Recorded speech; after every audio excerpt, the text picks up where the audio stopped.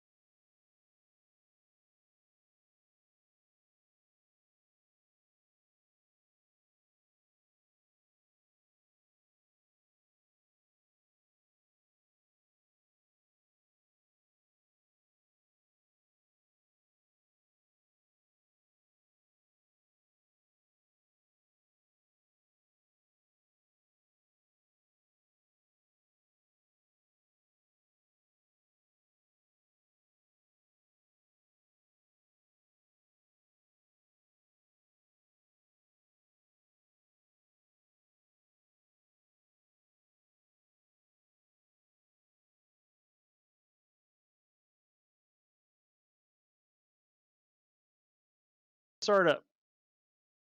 All right, we good? All right, welcome everybody. I'm your DM Cole for tonight. This is our first session of Rift in Time and Space. Everybody's at level 1. Welcome Stokes, Richard, Logan, Ian, Aaron, and Dave to the game. What's up? And we're going to start right here at the Hey, beginning. everybody. Hello, hello. All right, so we're going to start right here at the beginning.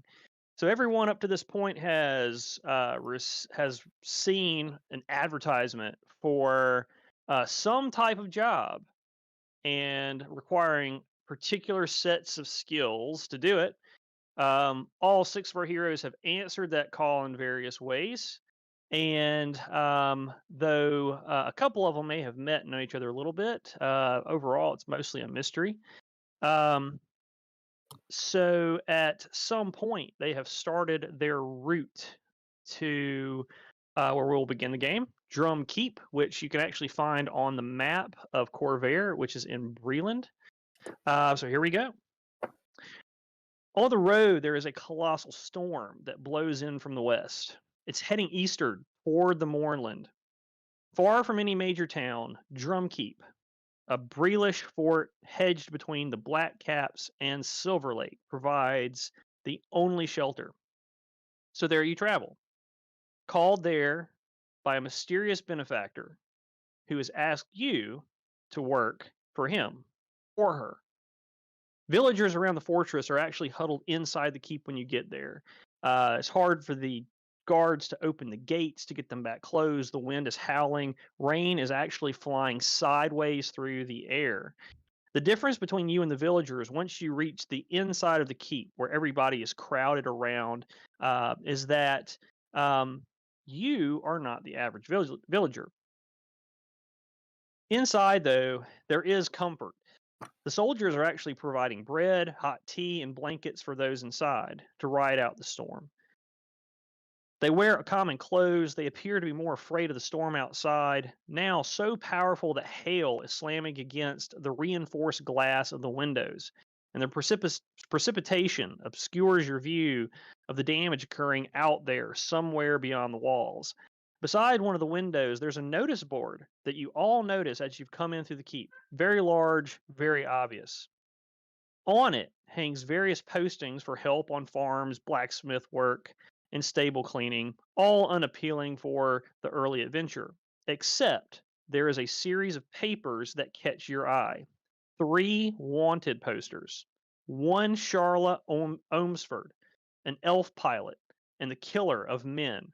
Another for Ugg Ugg, also known as the Beast, a rabid monster that eats all those who dare challenge him. And finally, a really, really big post for the great gang leader, Orlin Thistlecord, a brilliant but dangerous engineer and artificer who is wanted as a traitor to Breland. A middle aged man between 35 and 40 years old, wearing common clothes and sporting a dagger at one side and a thick black beard, introduces himself, walking up to each of you separately. He introduces himself as Amos Starlight. And while you're all not huddled together and you're in the midst of these villagers, he points to an area towards one side of the keep. Now, he himself is wearing ranger's clothes. He has a hood over his head, a sash across his neck, but you notice he has a thick black beard and a thick Bralish accent.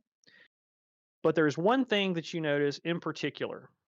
After he introduces himself and simply points to the door, you notice displayed very prominently a green leaf brooch, like the one that each of you has been sent and asked to wear at all times. He slowly walks away after he has approached all of you to the area where the door stands, leading into a hallway, and he waits for you at the door. He tells you all to meet him in about 10 minutes and has instructed the guards at the door, beside the door, flanking the door, to allow you to pass through. And he ends by saying, "There's gold in it for you." What do you do?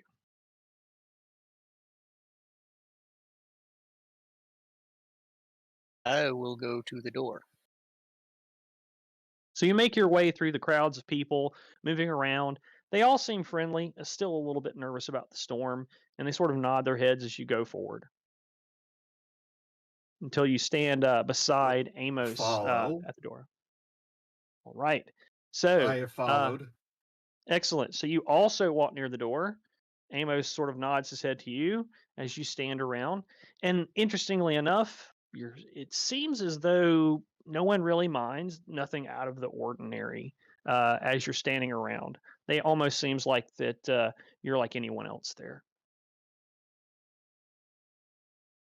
So Amos now watches the room. Analysis. This man appears to wear the same brooch as we. He does. Conclusion. Would- He should follow. At which point XR follows. So a Warforged individual approaches yet another Warforged individual. And Aaron, you're still a shifter, correct? No, I'm a dwarf. You're trained to dwarf now. Okay, sweet. I'm the shifter. Yuri is Oh, the gotcha. shifter. Yuri's a You're- shifter. Okay, so Yuri is the shifter. gotcha. So we've I'm got a now. more dwarf. You're the dwarf. That's right. So we've got now a dwarf and 2 Warforged standing by the door, and you all would notice that these are kind of crowded together beside Amos. Yeah, if So Exar. Oh, sorry. Go ahead. No, I was gonna say, as I had met both Yuri and Exar on the train, I'll look over at Yuri and I'll say, "Well, aren't you coming?" Yes, I am with you. And with that, Yuri also stands up and follows Exar and the dwarf. Excellent. So now most of you are there. Amos starts to pat one of his feet. He looks a little bit impatient, as if he's waiting for someone else. Go around the room very awkwardly and scuttle my way to follow. Okay, excellent. So you see a man sort of who stands a little movement and fluidly moving through the crowd, disappearing, and then all of a sudden he sort of appears beside you. You notice he has a mixture of features, both partially human and partially elvish. I also make my way. A massive dragonborn wearing armor stands up proudly and walks forward and stands with you as well. Amos looks around and he says, "Well, now that we're all here, come with me." So the guards beside the doorway, as you filter through into this hallway, where there are several sconces, where there are various, or where there are several torches lit, lighting the way. The other guards outside that door, protecting the people and helping move into the doorway, and everyone seems to be doing whatever they were doing before, talking and waiting to ride out the storm. So Aaron will take you, or Amos will take you around in this hallway, sort of in a semicircular pattern, and downstairs, where you're going to reach a very, very thick oak door. This oak door at the bottom has a giant iron knocker on it. And Aaron, Aaron, sorry, you say Aaron and Amos, they're alike. I apologize there. Amos grabs the knocker. Drunor. It's Drunor. Is Drunar. He knocks several times very loudly. The door opens up, and there is a guard inside at the door who looks irritated and frustrated, as if he's just tired of putting up with something. And on the other side of the room, across a very large table that has a big map on it, you actually see a balding man with jet black hair that runs around the side, sort of like a donut with a bite taken out. That's sort of like how his hair is. That's also graying. He's wearing mismatched colors, a breastplate with what remains of cooked chicken running down the front of it. And he has one fake eye that looks to one side of the room, which never focuses on one of you when he is looking at any of you. He has, as you even enter the room, you smell this horrible thing that assaults your nostrils, and you realize it is this man's halitosis, which seems straight from the 9 hells. He looks at all of you, or rather at 2 or 3 of you at a time, and says, "You want to earn a small pile of gold? I've got a job for you." And then, as I'm thinking about it here, I'm going to give you the handout for your first NPC, who introduces himself as John Stapleton. Since this is our first game, I'll note that there are things that you're going to see in the description at first, as you see it, and I will add things or change things or subtract things as the campaign goes from 1 to 20. So you only see a part of what you might see later on. But he is much, much uglier than this image actually portrays. So did everyone, can everybody see the Captain John Stapleton now? Yes. Yes. Yep. It came through. Excellent. Aye. Now, if ever, I don't give you handouts just as a means of how, even for every single NPC. I do have a lot of NPCs in my games that have minor to major roles, so you won't know what kind of role they have sometimes until later in a session or even months from now when you've leveled up. But if they have any kind of importance at all, I do plug them in, and I'll give you a handout that will change over time. Sound good?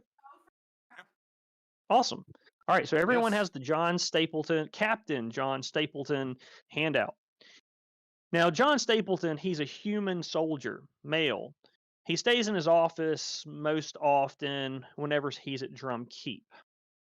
So he looks at all of you after asking the question. So you want to earn a bit of gold, right? I've got a job for you. So we start chapter 1, the Little Gnome Problem. What would you like to do here?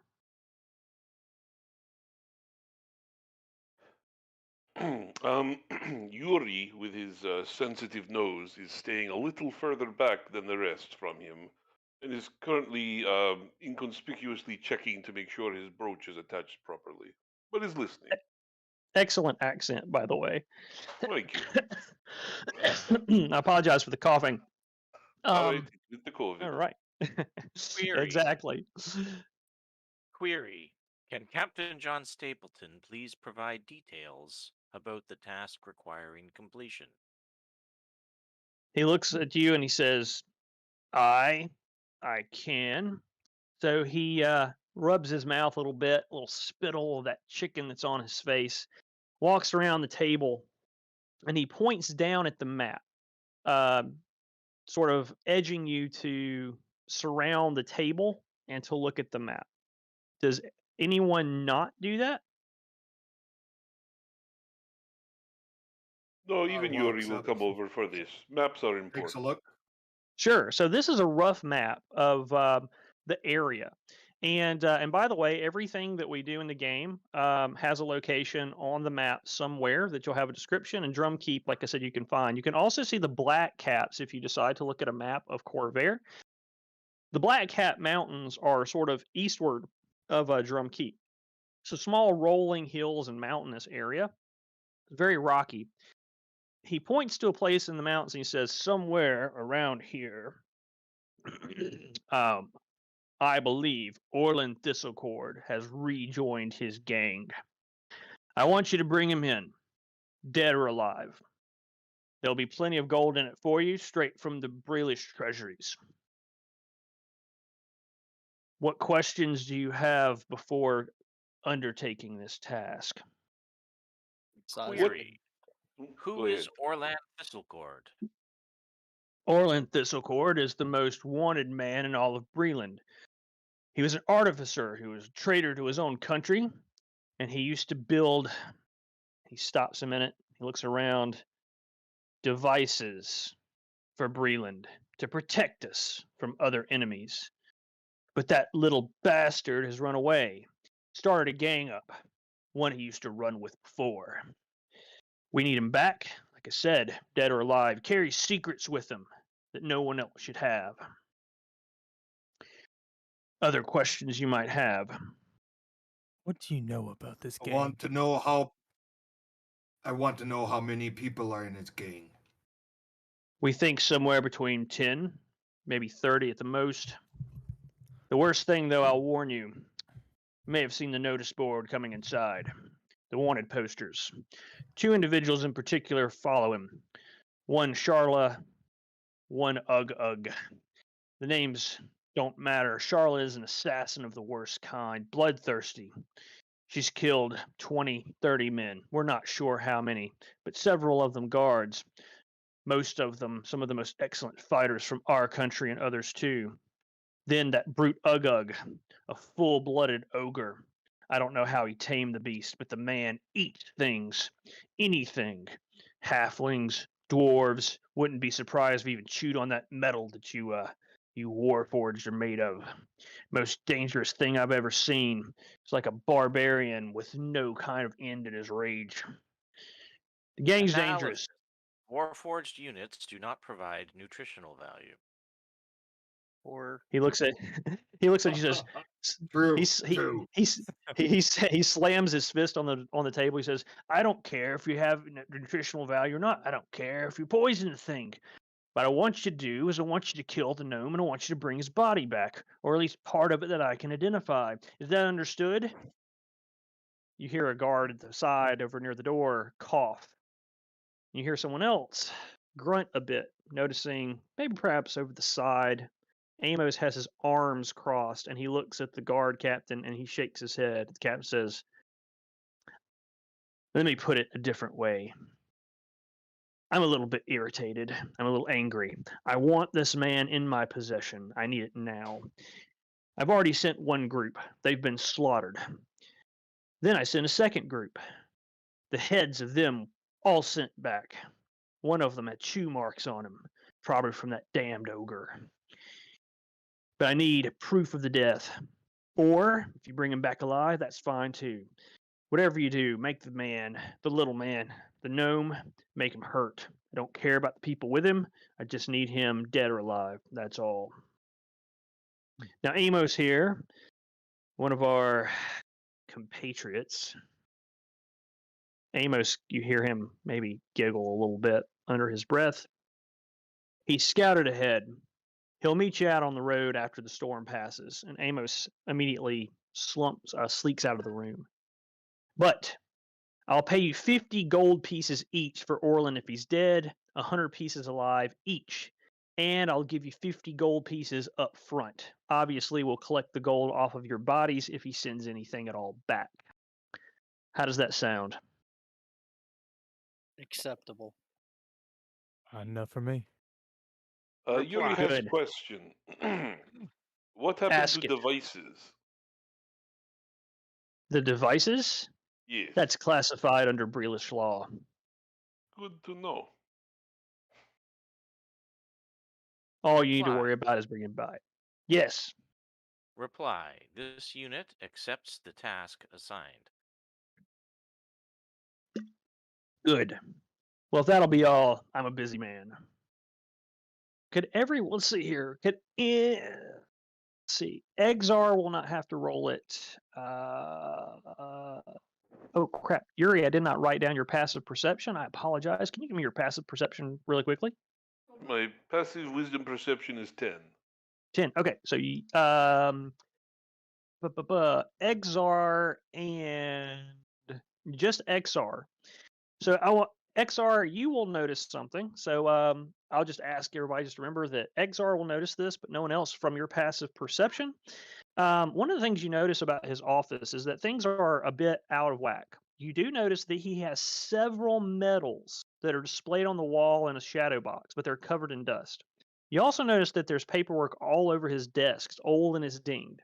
Yet this man wears an expensive breastplate, has an expensive weapon, and he doesn't seem like the kind of guy that would write much.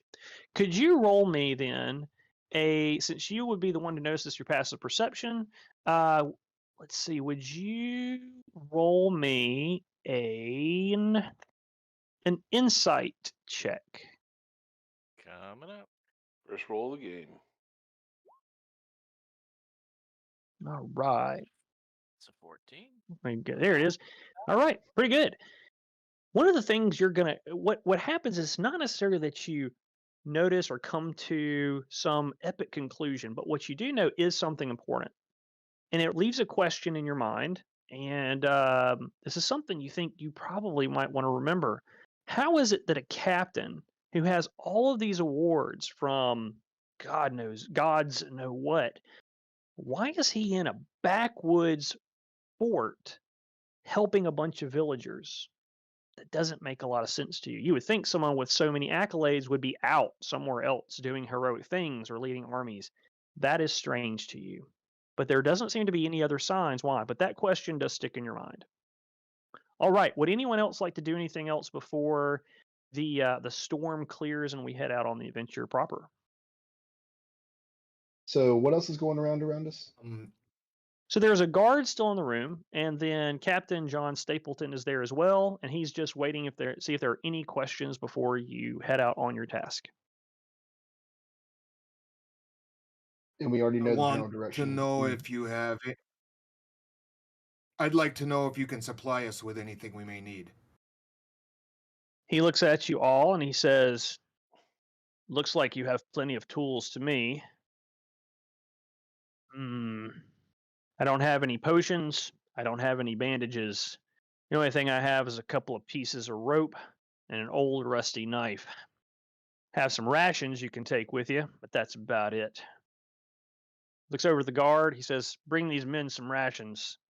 Guard leaves, comes back just a few minutes later, and he has enough rations for roughly 10 days. So you can add an extra 10 days rations to your supply. Also brings one rope. He said, "Sir, we only had one rope. I'm afraid it's just a 50-foot regular rope, but hey, if you can use it, good enough." Now, I just gotta say, back in my day, that 50-foot of rope, you could do some wonders with that. 50-foot of rope, and what'd you say you had? One of them daggers? Man, He you looks could at feed the world you with and that. he says, "I've never heard an accent quite like that, but yes. You can certainly have the rope." So he'll hand the rope to you, Richard, and or to Panjed, and say, it's all yours." And then he hands out Alright. the rations for everybody as well. Character sheet added. Captain Stapleton says, "All right, are there any questions? I have to get back to work. I'm very busy." Which XR, you would know he probably isn't. Much appreciated. You'll have a good It's one. like, "Good. Don't get yourself killed. Oh, just walk out. one bit of advice before you all go. Ugug usually is the first at line. Giant ogre. And when I say ogre, I mean actual ogre, not half ogre, not orc, gigantic ogre. Best to kill him first on sight. Don't let him get the upper hand on you." Good luck. Is there anything valuable in the room? Roll me a perception check. All right. Let's see. Yeah, it was to be perception. Oh. Oh, so you look Oh. around and nothing really seems very valuable here. Most of it is just pens, papers, dried ink, that kind of thing. No gold or silver or any kind of money, jewelry, anything. If anything's valuable, it's the breastplate the man is wearing, though it looks old and beaten, and you're not even sure that it would be worthwhile to try to take it off of his body. Bollocks. I'd like to roll an insight to see if I feel he's being entirely truthful. Sure, go ahead. All right.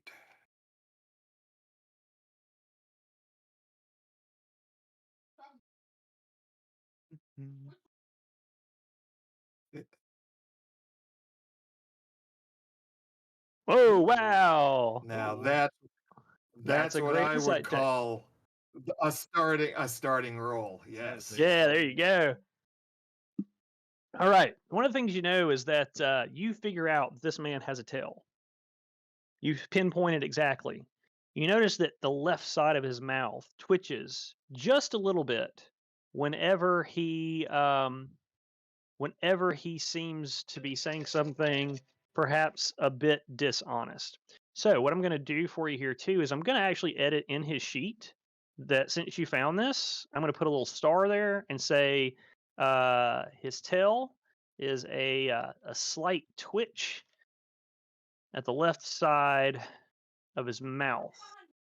Only slightly. That way you guys have that for his character. And what you notice about him is that he seems to be hiding fairly well much of the what is going on with the group. He is definitely telling the truth about the devices. He is definitely telling the truth about treason. What you can't get a fix on, though, is that what exactly the roles are of these individuals. When he talks about how terrible Ugg is, or how terrible Charlotte is, or Orlin, or things like that, he's not telling the truth. You also notice he is definitely not telling the truth about those heads being sent back, or the bodies of these other adventurers being sent back. Unfortunately, you don't know why. All right. Anyone like to do anything else? Question as to the amount. Analysis. Warforged units do not require rations. Query. Would the other members of our company like to take 2 each of the rations allocated to this unit? And this one. Sounds fair. That is Right, so acceptable. Food yeah, is so always good. 4. So 4. So that's 2 each plus there's an extra 2. So we want to just call it 2 extra rations per person, and then somebody can stuff the other 2, This I guess, in their bag. This Sure. unit offers 2 rations to Amos Starlight, who will guide us to Orlan Thistlecord. Excellent. So next time that you see Amos Exar, you can hand those to him. So he would probably appreciate that. All right. So the guard sort of motions you out in the hallway. You go back down the hallway that you have come from before, and Amos is still nowhere in sight. And as you start to walk out of the door, one of the guards sort of leans in as you're walking out. You hear him whisper, it says, Amos is already on the way. Once the storm passes, you can meet him on the road. And then he goes back to guarding and he says nothing else. Though you'll notice also that he is also wearing one of those leaf brooches. Interesting. The storm will pass in just a couple of hours. Sorry, Uriel's Eh. question. Was Captain wearing one of those brooches? He was not. Good to know. So you each are wearing one. Amos was wearing one, and this one guard was wearing one. After he says this to you, he noticeably grabs it off of his figure and he shoves it away.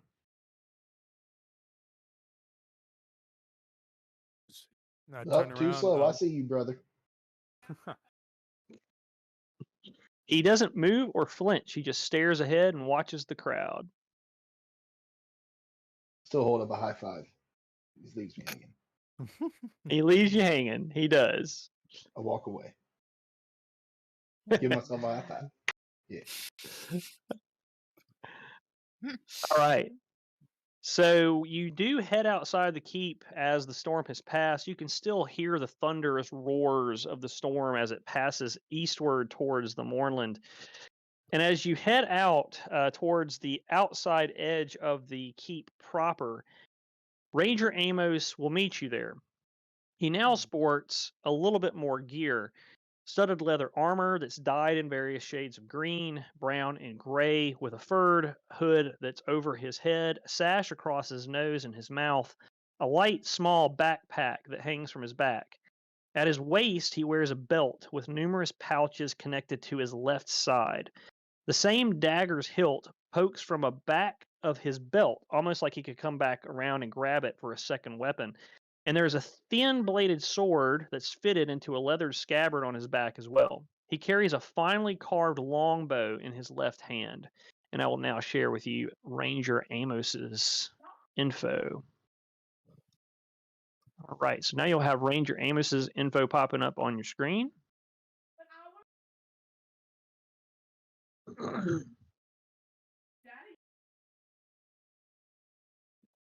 Right, so you're outside the gate with Ranger Amos. What would you like to do at this point?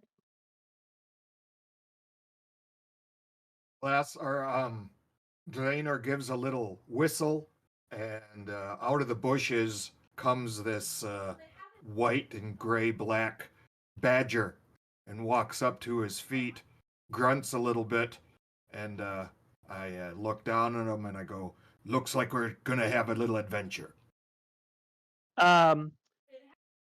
Amos is going to reach down and bend down the ground. He pulls the sash down. You can see he's got this big grin and smile on his face. I will roll for this for Amos real quick just to make sure everything is above board. Let's see. And I'm going to roll at advantage for him. So he reaches out, and maybe the badger kind of sniffs at him and kind of backs up just a little bit. And he looks up and he says, "Is this little guy yours?" Yeah, aye, he's me little bugger. She'll be traveling with us. I hope that's all right. Oh, that's fine. He says, "Is it all? Do you think you can help him? I would like to make sure that he knows I'm okay." I can see he's a little skittish. He's referred to the Ranger Oh, danger. she'll do whatever I ask. So he reaches out again. Everyone, this is Keg. What Hello, up, Keg? This is Keg. He says, Keg? "Hello, Keg." Let's see how he Say does. hello, again. Keg. There he goes.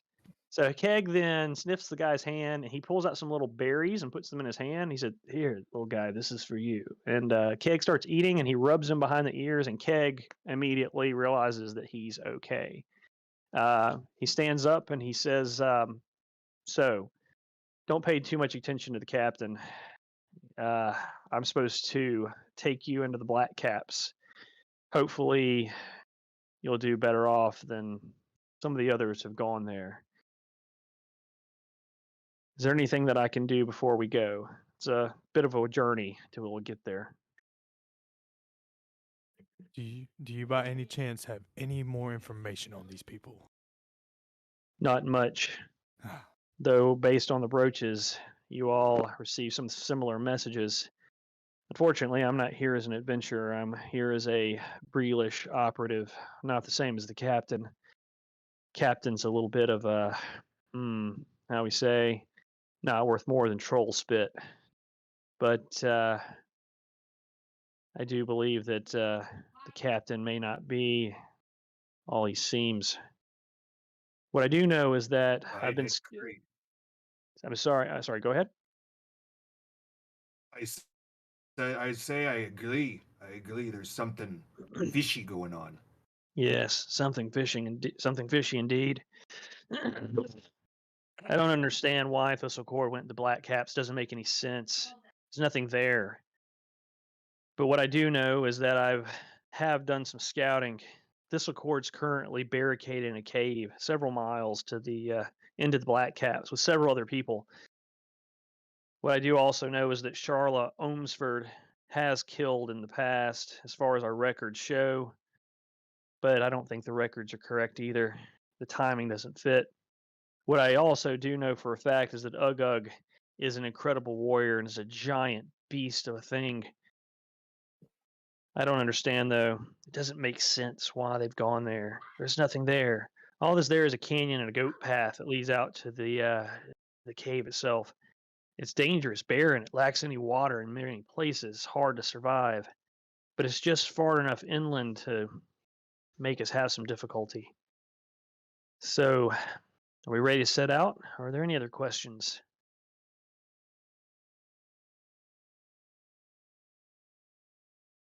No questions from Anvil. None from me. Well, Yuri just, just I'm shrugs his ready. shoulders. He's ready just to some go. general knowledge. Is there anything to watch out for on the way we go stuff? Like, sand traps, Keekle bears? Yeah, sand traps, the ogre, perhaps some wild animals. We may or may not see them. They're in and out, just depends. The area is harsh. It's strange. But this time of year, with the storms rolling in, there could be a flash flood or it could dry out instantly. Weather is not your friend. Just watch out for the little things, the scorpions, the spiders, the snakes, anything that could bite. Lots of venomous creatures out there have to kill their prey pretty quickly. Usually, if you don't bother them, they won't bother you. So, yeah, I don't think we'll have to worry about much. Just anything that Orlin can throw at us. Though something still doesn't fit. I can't place my finger on it. Anything else? Analysis. If our company may find itself in battle, it might be helpful if we know each other's names and tactical advantages. This unit is called XR by humanoid companions and plays a role of battlefield support in combat. This unit saw very much action during the last war.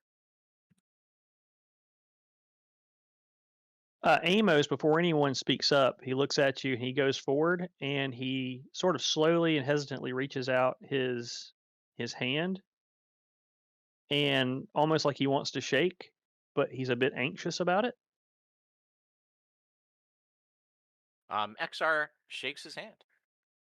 He grabs your hand like firmly on the wrist, and then he gives you this hug, right? And it's maybe the most emotion that you've ever noticed someone give you being a Warforged. And he said, "I'm very sorry. I was there too. I lost both of my parents during the war. Perhaps if we learn to trust each other at some point, of course, we'll have to prove it to each other. We can share those stories. But I understand." And then he sort of, he maybe kind of dries his eyes a little bit. Strange because he seemed, tough and ironclad at first, but it reveals a bit more of his character. He says, "Sorry, memories. What else? Anything else before we get on the road? It's a long journey, and I want to make sure we make it there before nightfall." Query. This unit would like to learn the names of his companions, as well as their tactical strengths. Anvil also saw. I've introduced. Go ahead. Anvil also saw large-scale conflict in the last war over several different campaigns. Served as units armor and frontline support. What was the name? Anvil. Thank you. Amos says, "Veterans. Interesting." I'm a veteran, but not of your war. I'm a veteran of Sol Udar. The Dol Udar battle, the fight below, in my homeland. I've fought as both combatant and as support from a distance. I know a bit of arcane skill, and I believe that if all else fails, I use my axe. But I have other skills that I'm hoping may be helpful to us as well. Amos says, by the gods, you may have had it worse than anyone else. The Delkir, you say? Aye, nasty bastards. He goes and puts his hand on your shoulder as well. He says, I am sorry, but I'm glad you've lived. Aye, we fight, we live, we will take back our lands. And you never leave a man behind, from what I hear. No, only the dead ones. The enemy dead, not our own. He laughs a bit at that. Who would like to go next? I am Visar. I do not know of such war because I was not in it. I have come on this journey to gain riches and wealth. I don't trust easily, but I do think we as a group will be very hardy on our adventures.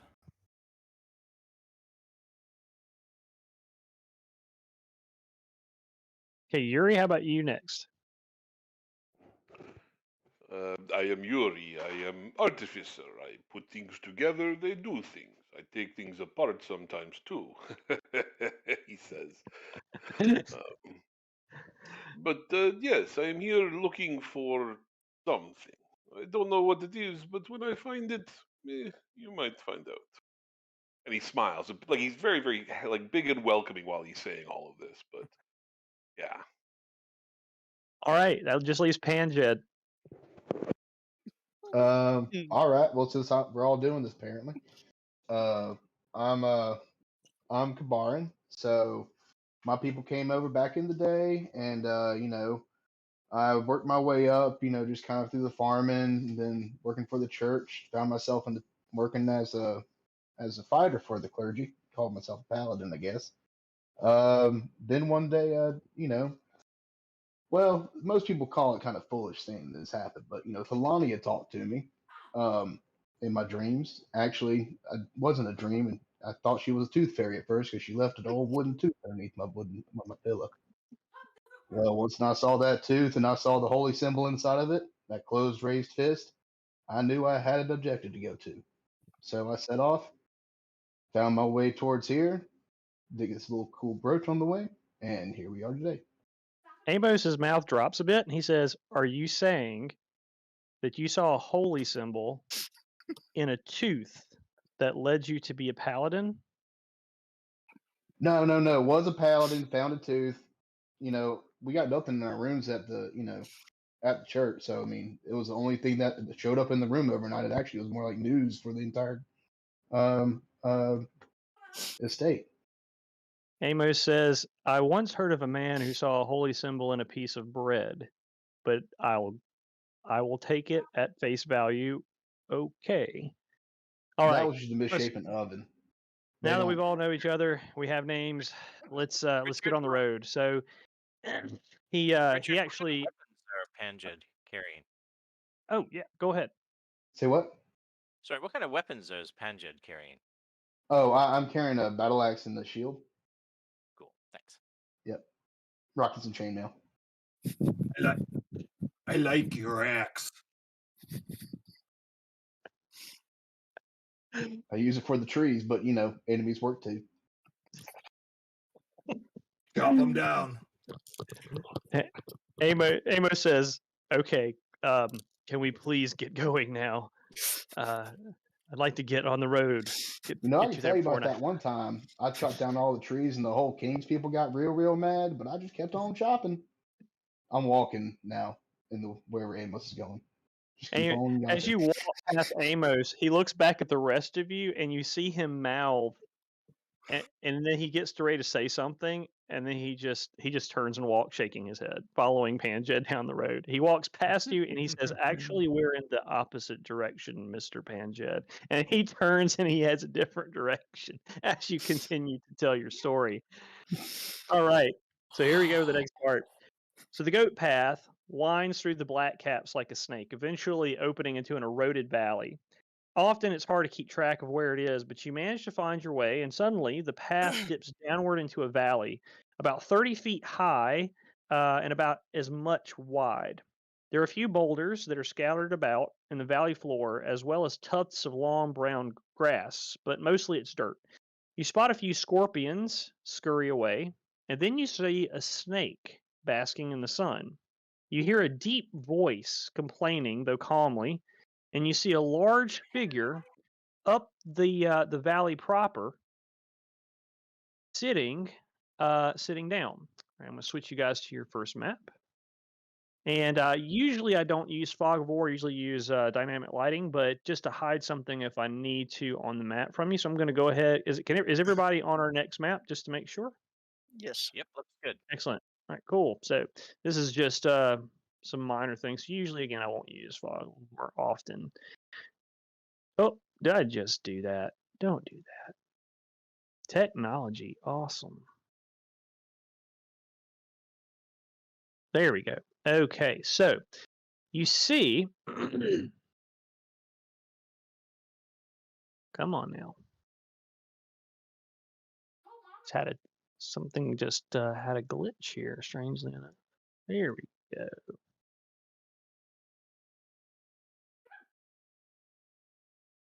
You tried using Roper to fix it? Yeah, I I'm got trying to click on the object here, and it's not letting me do it. There we go. Sometimes my internet likes to glitch out and be like, no, you can't do that. All right.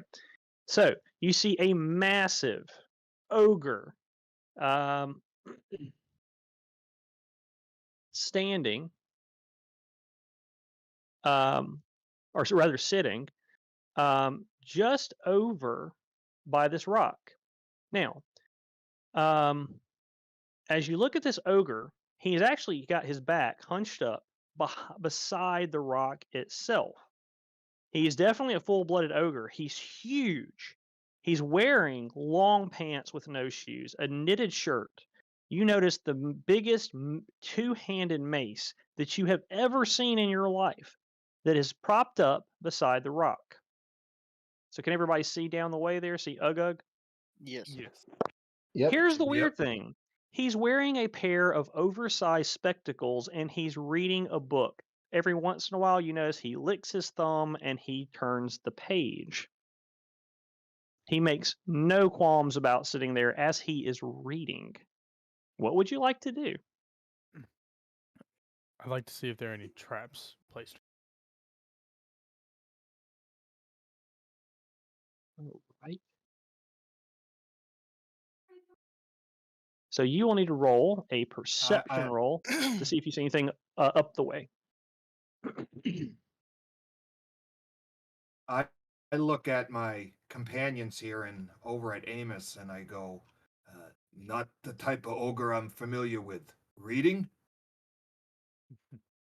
Okay, and Logan,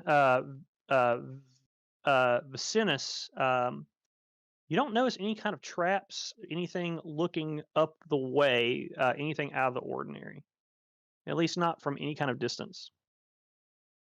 All right. And the ogre continues to read.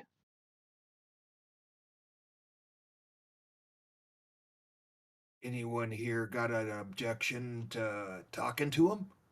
Negative. He does not seem to be the threat that the captain made Amos? him out to be. Try it out. I don't read those. No. So. Analysis. Appearances can be deceiving. Reply. Addressing the creature to negotiate our passage is worth a try. You must keep on I our guard. if agree we with try. you, XR. Caution is advised. Amos. You hear. Amos. What? Oh, go ahead. No, I'm curious what Amos's thoughts are with a reading ogre.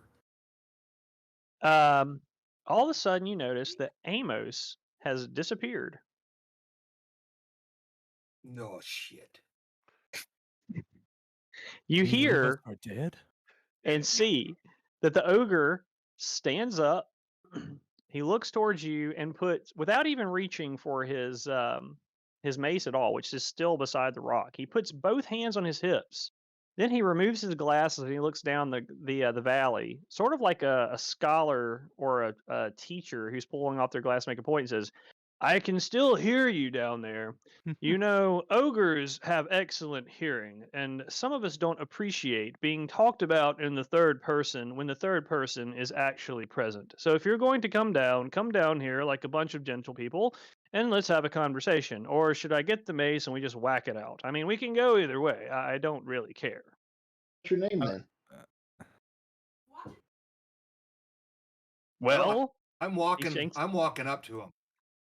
I will approach as well. I look around it as them three go forward. I look at everybody else. I'm like, fuck it. Yeah, Yuri will stay with group. Makes the wisest choice.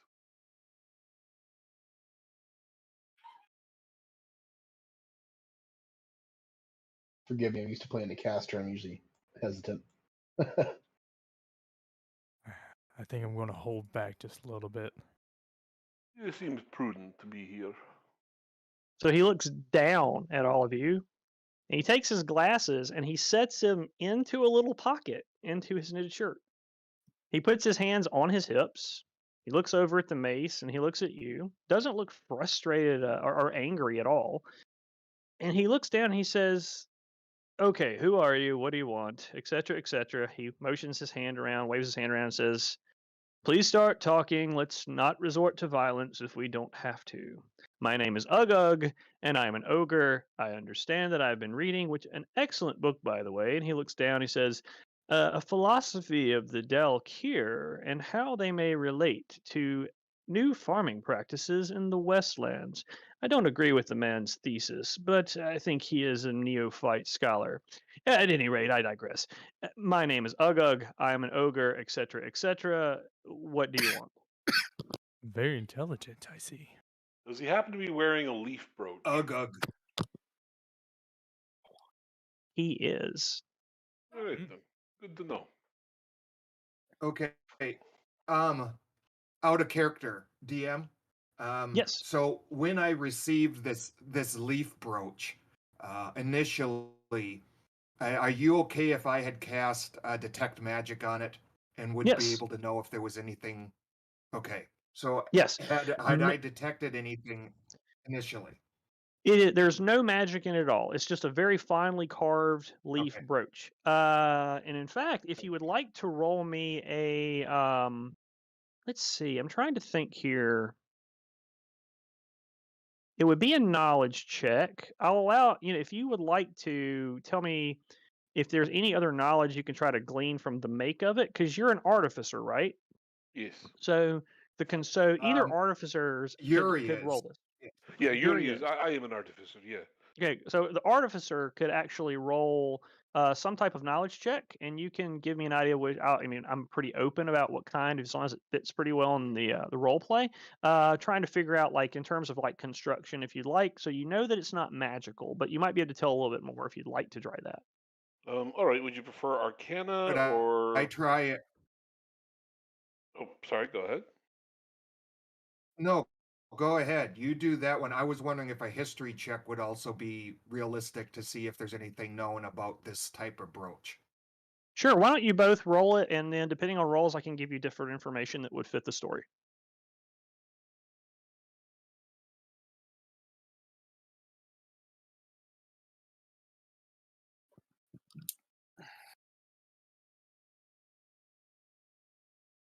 All right, so we got a history 15, and Yuri, go ahead and roll yours as well, and then I'll tell you both what you know. Oh, did it not? It shows up on my screen.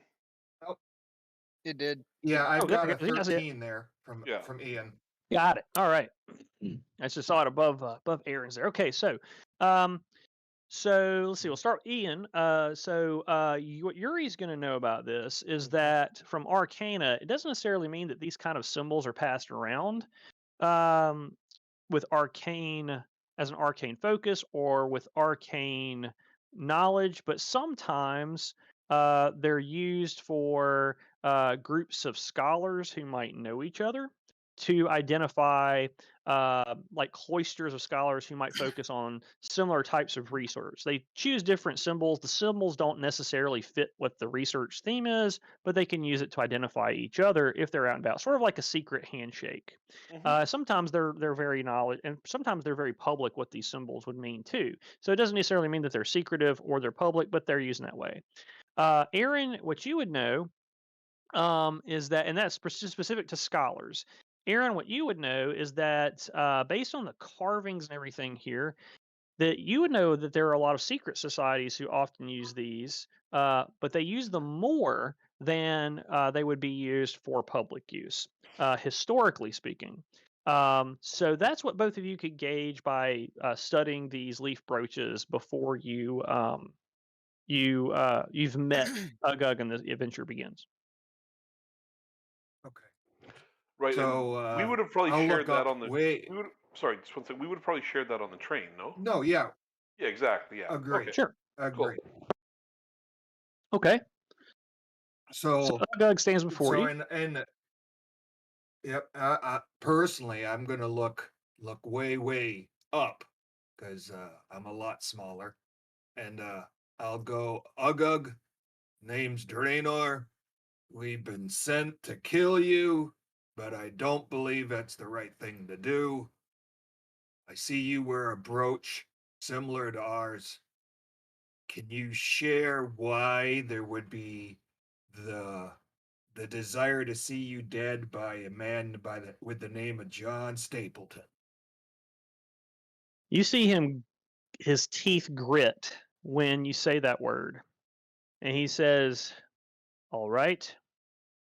Those are actually two questions. So I'll answer them in order. I don't know who sent the brooches, only that someone is trying to tell us something or gather people for something. I know perhaps about as much as you do based on the question. However, John Stapleton is, how would the smaller folk, the humans, the dwarves, the elves say it? He is what he says something in the language of giant. Does anyone speak giant by the way? Nope. I do not think so. Nope. So it's a very guttural sort of sound that he voices. He says, he looks around and he says, no one speaks my language. I'm not surprised. He says, a rough translation of the phrase, Captain John Stapleton is a dickwad. Yep. No, that one. I know the name Dick. I know the word Dick Rod. Yeah. Yes, it's such a vulgar term, but it sounds less vulgar in the giant. So, Reply. This unit has been tasked with apprehending the fugitive Orland Thistlecord. Analysis. Ugug appears to be a sentry. Conclusion. It is unlikely that Ugug will allow this unit and its companions to pass without violence, contrary to Ugug's statement. he says, okay, I can understand that. I'm large, I'm an ogre, and you're making an assumption, Mr. Warforged. I would imagine that people make assumptions about you as well, being that your kind were created for war. However, you have approached me without attacking, so perhaps you are more wise and more understanding than those people assume based on your looks. Would that be an accurate assessment as well? Analysis. Unknown. Reply. Hmm. This unit has not been tasked with eliminating the ogre Ugug. This unit's mission is to apprehend Orland Thistlecord, if alive, if possible.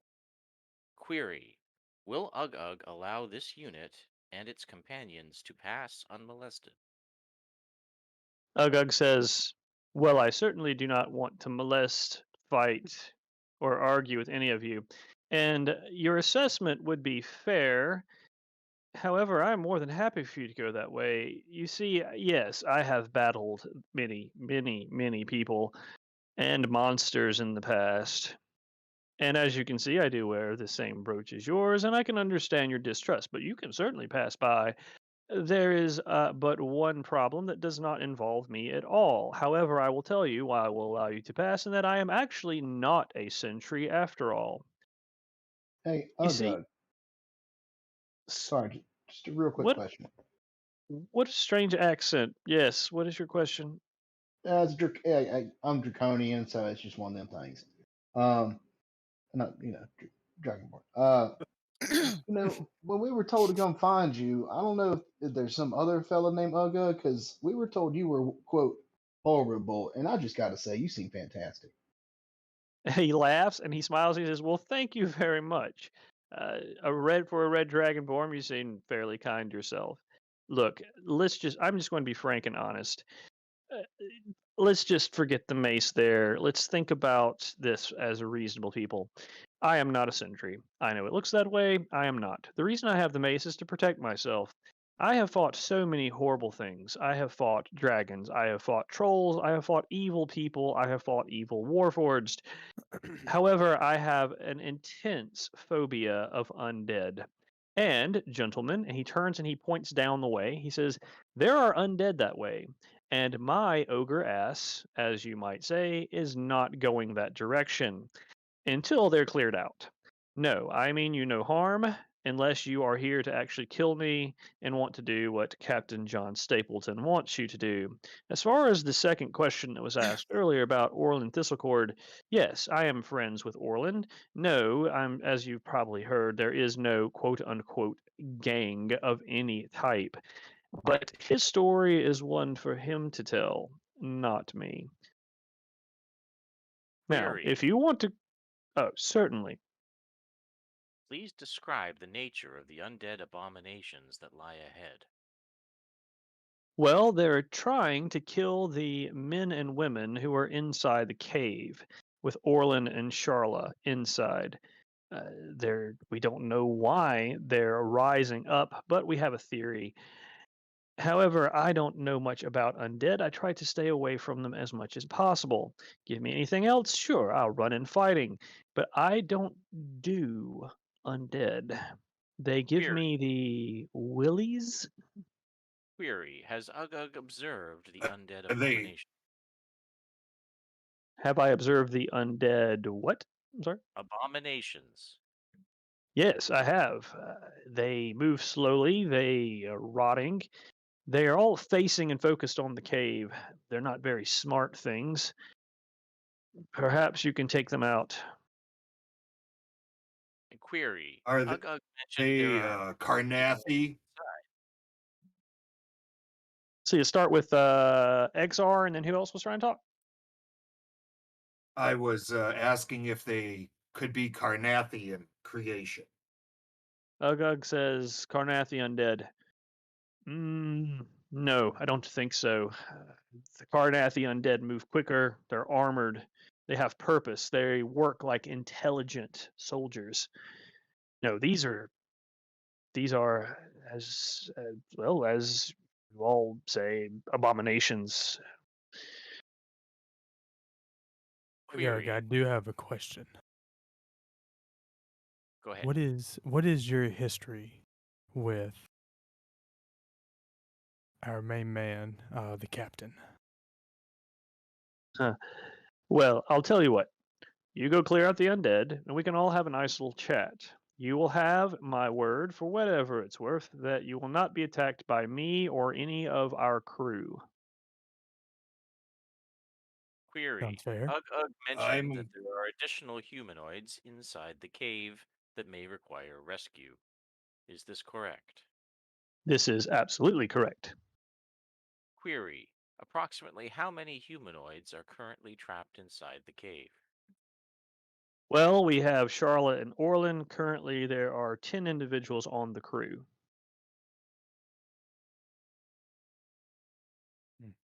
Do you know how many undead we would face? I can't tell you. The last I saw could have been half a dozen, could have been a dozen. Once I saw them, I ran away. Well, I haven't had a fight for a while. I'm up. Maybe fun. We should This help these unit- people. Sounds like a task I can do. Agreed. This unit's prime directive is the destruction of undead abominations and the necromancers that create and cavort with them. This unit is eager to dispose of said undead. Ugug says, well, fine. That sounds fantastic. Look, really like to keep reading my book and staying away from the things. Like I said, they are very much focused on the cave, which is on the other side. So perhaps you can get the jump on them if you're quiet enough. If not, you can blow through them. Just let me know when you're finished. Yeah, okay, will do. Is there any way I could get a vantage point, or could I see them from this far away? Or is there like too many bins? So Ugug will. Are you asking? Would you like to? Are you asking him that, or are you asking me Well, that? if it's common sense enough that it's too windy for me to see from down here, I was going to ask him if he could lift me up. I'm just not. I don't know what the scale is here. So Ugug will say to you, that's an excellent question. I understand. You have to know the terrain. No, actually, what happens is the way will straighten out in about 100 yards, and then opens into a small field with some grass. It's surrounded by cliffs. Very large cave right in front of you. Huge cave. I mean, it has to be big enough to fit well. I won't tell you what's in there just yet. You'll have to see it for yourselves. But there is a cave there. But yes, I mean, it turned the bend stop and move straight. Yes, does that help answer your question? Smart and mysterious. I like it. Thank you. He laughs a little bit. He sits back down. He pulls his glasses out, put them on, and he reopens the book and continues. Licks his thumb and turns the page. Well, good luck to you. Please don't die. And God's speed. I start walking. Cool. All right, Uh, I've got your character's copy. Folks, So we're whoa! Get back here! Get All right. back here! We need a little thinking before we rush into this. Oh yes, that's right. Now, That's right. if you want to go in guns blazing, I can't promise that I'm right behind you. So let's talk this out. Sound like a plan? Oh yeah, yeah. All right. Anvil and is it Panjet? I'm not quite sure. Panjed. All right. You guys appear to be our muscle, correct? Affirmative. Appreciate it. You're gonna go in. You're gonna basically be mano y mano undead, so to speak. XR and Yuri, you have distance attacks available, or do you want to get in the middle of it, Yuri? Yuri is much better up close. Okay, then Yuri, I'll let you get right into the mix of it as well. Appreciate it. Vicar, is that what you? Yeah, you betcha, my friend. Vicar, how do Yes. you approach battle? I like to observe first you have before I make my range? move. I think we all need to do that. Are you a ranged weapon? Are you looking to get in close? How do you prefer?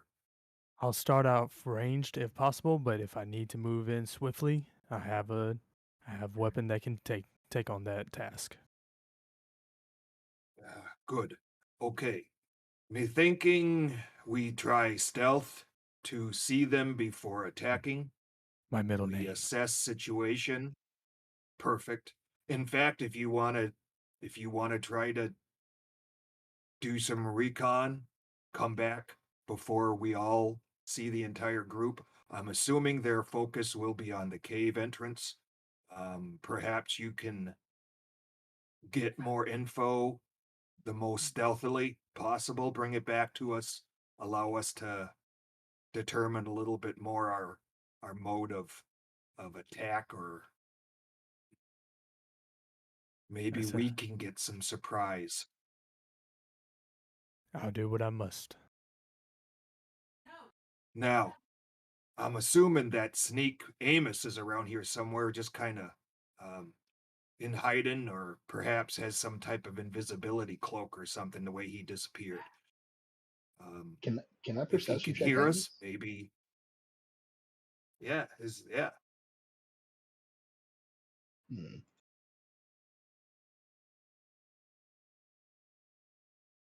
Is there any way anyone has the ability to potentially figure out if someone is around us in hiding?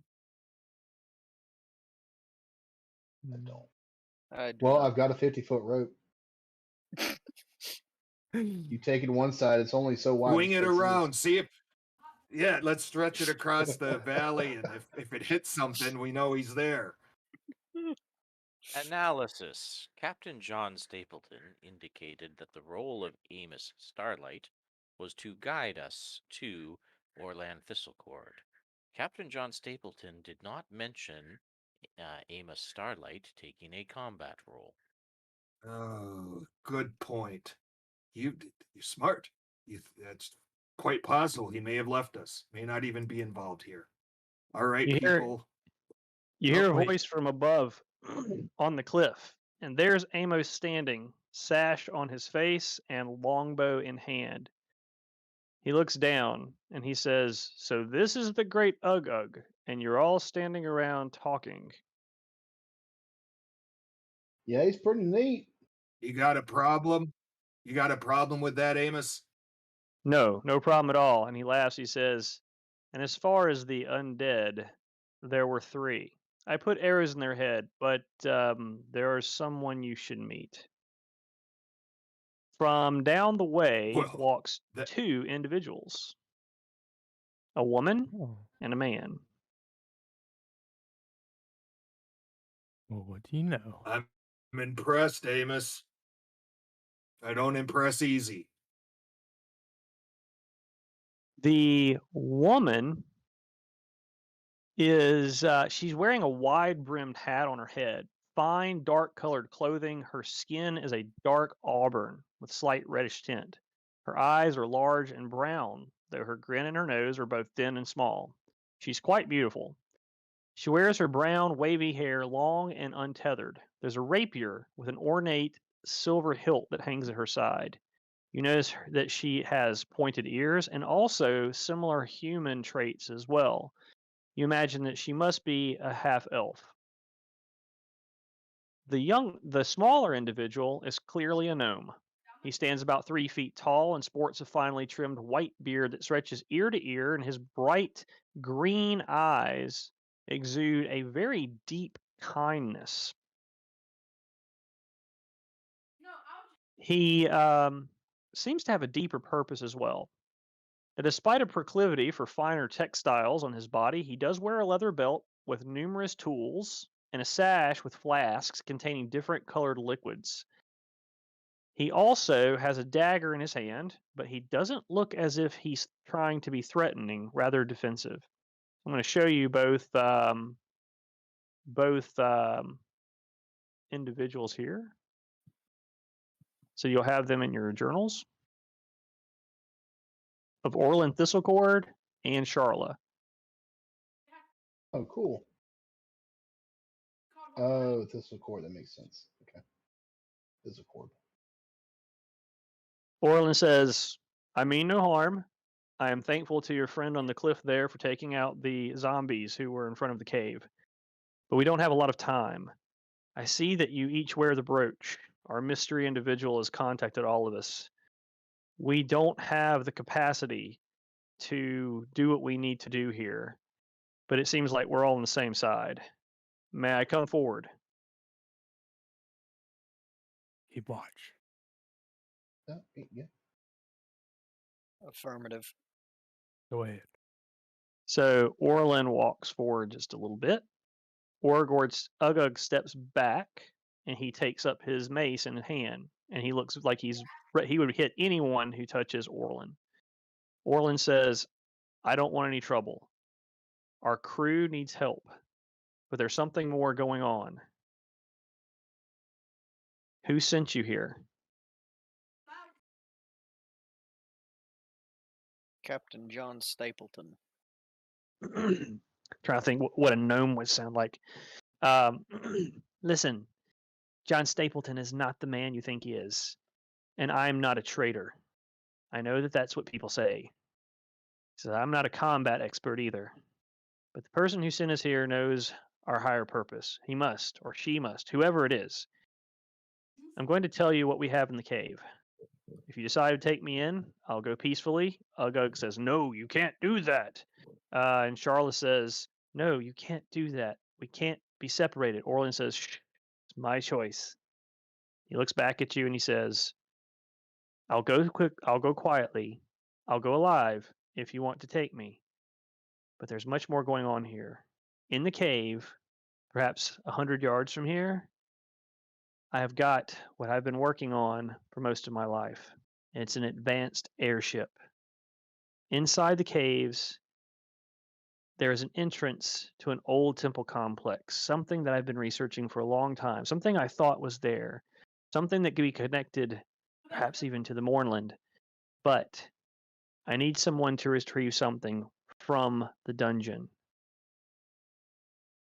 I believe that inside those caverns, through those doors, and inside that temple complex, that there has been research of some type to create a special type of elemental gem that will allow our airship to move faster and stronger than any airship in any fleet in this world. I've been developing it for years, and the reason that you think that I'm a traitor, the reason Stapleton says that I'm a traitor, is because I've been blackmailed for years by the Brelish government. So, what will it be? Would you like me to go with you? Or would you like to try to help us? I'm very intrigued on that gem you speak of. It has no monetary worth like a diamond or a ruby. It's a powerhouse of an elemental being. If you've ever seen airships before in the cities or flying over the land, the strange glowing ring that's around them, it's power that comes from an elemental gem. It houses an elemental itself inside the gem. Somehow, I believe whoever was here before us was able to put intensive energy from some type of powerful elemental, perhaps something stronger than any of us have used before. I've also used the ship's design itself to flow that energy into an energy ring in a much more efficient way. If I'm right and we can power the ship with it, we could go twice as fast and be more maneuverable than any other airship out there. But Breland wants it for itself. You can assume why. There are a bunch of war-crazed individuals. I see. So, what is it going to be? What do you know about the cave? How much do you know about it? Very little. We've explored to the entrance of the temple complex itself. I believe it was some type of cult lair. I don't know what they were using it for, but the research seems sound. There's nothing towards the entrance of the temple complex itself. The entrance is actually hidden inside the caves. You can go all the way there, but once inside, I can't tell you.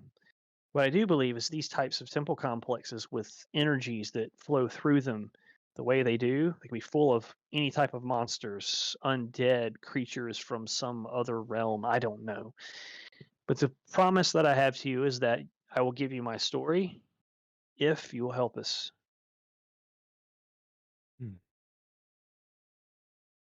Exploring temples is more of Yuri's style than arresting gnomes. I would like to see temple. I was saying, Yeah, my character as would do I. definitely help. Orlin, do you know anything about these brooches we were all given? I don't know. Someone reached out to me saying they needed my skills for something, saying they discovered something, but I don't know who. They said that they knew the truth about me and Charla and Ugug. We're not criminals. We're not a gang. We're the crew of an airship. I'm an inventor, for God's sake. I don't have any interest in any of that stuff that they claim that I am or that I've done. None of us. I mean, look at Ugug. He's an ogre with a penchant for reading books. Ugug says, well, if you're going to be judgmental, I would really prefer. Charla says, shut up, Ugug. Not now. Yes, ma'am. Orlin turns to Charla and he says, obviously, I can understand your trepidation. However, I can tell you this. Charla, give it to them. Charla says, Orlin, no, we can't. Orlin says, yes, give it to them as insurance. Charla says, all right. She reaches around her neck and she pulls a small slot with various indentations in it. And she holds it out and she says, take it as insurance. You can tell she doesn't want to, but she holds it out anyway, dangling this little metal cylindrical thing hanging from a chain. What's its purpose? What is it? She looks around and she says, you don't know? Orlin? Orlin says, it's the key to the airship. It won't work without it. So we were essentially stuck here without your help. Cole, can XR do an insight check? He wants to know if Orlan strikes him as trustworthy. Absolutely. I'm going to give myself guidance as well. One of the best ones. Yeah, there you go. Nice. Oh, yeah. So, not only is he being seemingly completely honest with you, he seems very concerned every time he's and worried, like almost like a mother to a child worry, every time he says the word crew, Charlotte, or Ugug. Though when he talks about himself, he doesn't seem concerned. He's just focused on them.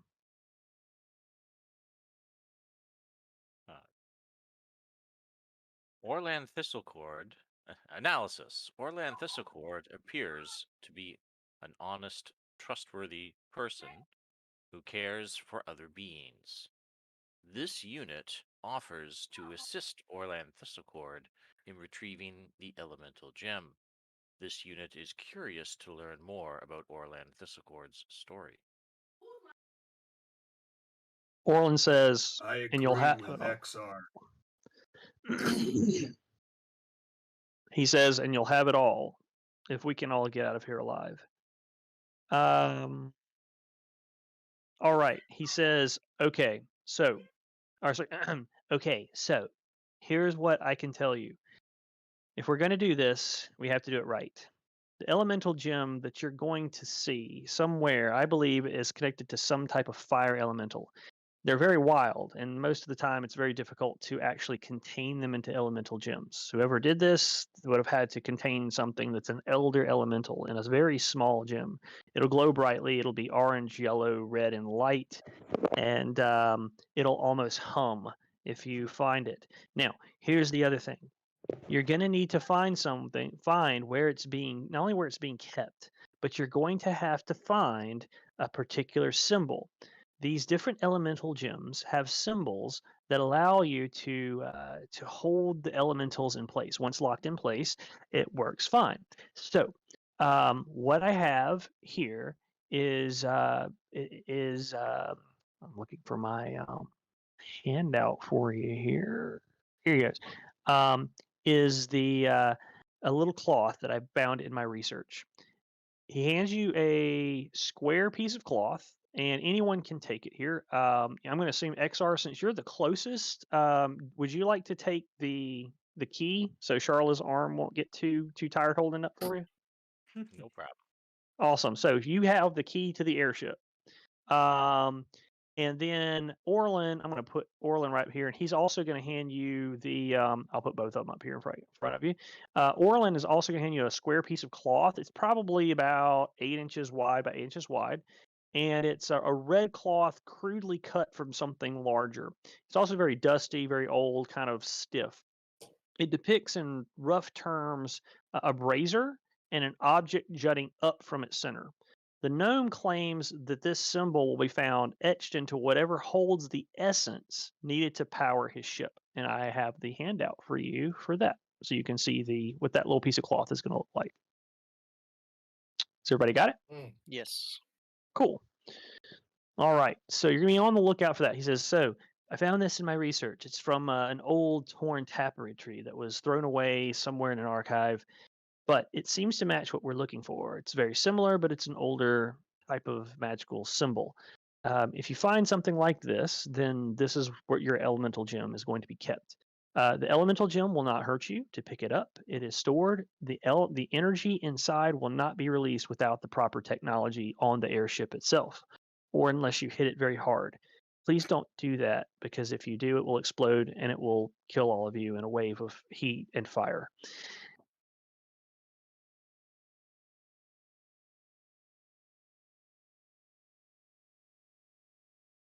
Okay.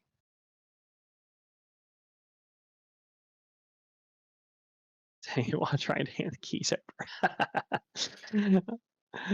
So while they're talking, I've been standing next to Ugug, and I look up at him and just kind of say, if we get a chance, I'd like to talk to you a little bit more on your opinion of that Delkir technology you were reading about. He looks down. He says, little dwarf, if you survive and we take off from this wretched canyon, I can tell you all about my readings and experience with the Delkir. We perhaps have knowledge of them that would be interesting to both of us. Does that sound fair to you? He sticks out like his pinky.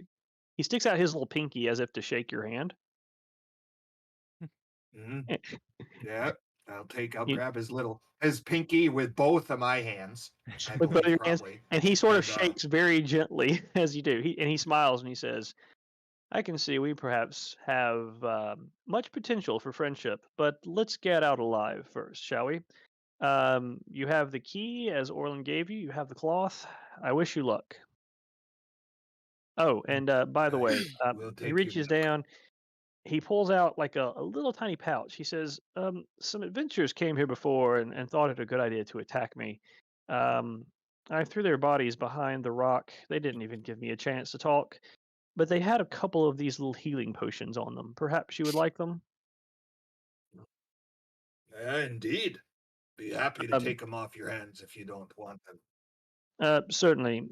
He says there are only 2 that didn't break, but they will be useful to you. We'll make sure everyone is safe. The crew is not our crew is not a fighting bunch unless we absolutely have to. So, but I think we'll be okay now that the undead are dead again, whatever that would mean. So, at any rate, good luck. So he hands you 2 common healing potions, 2d4 plus 2. So you, anyone can have, or you've got them. Drunar. So, go ahead. I'll turn to the group and say, if you don't mind, I'll hold one. But if there's another one out there, another one of you that want to hold the other one, I'm more than happy to share. I will take it if you don't mind. Yeah, I'm good. I think that's all right.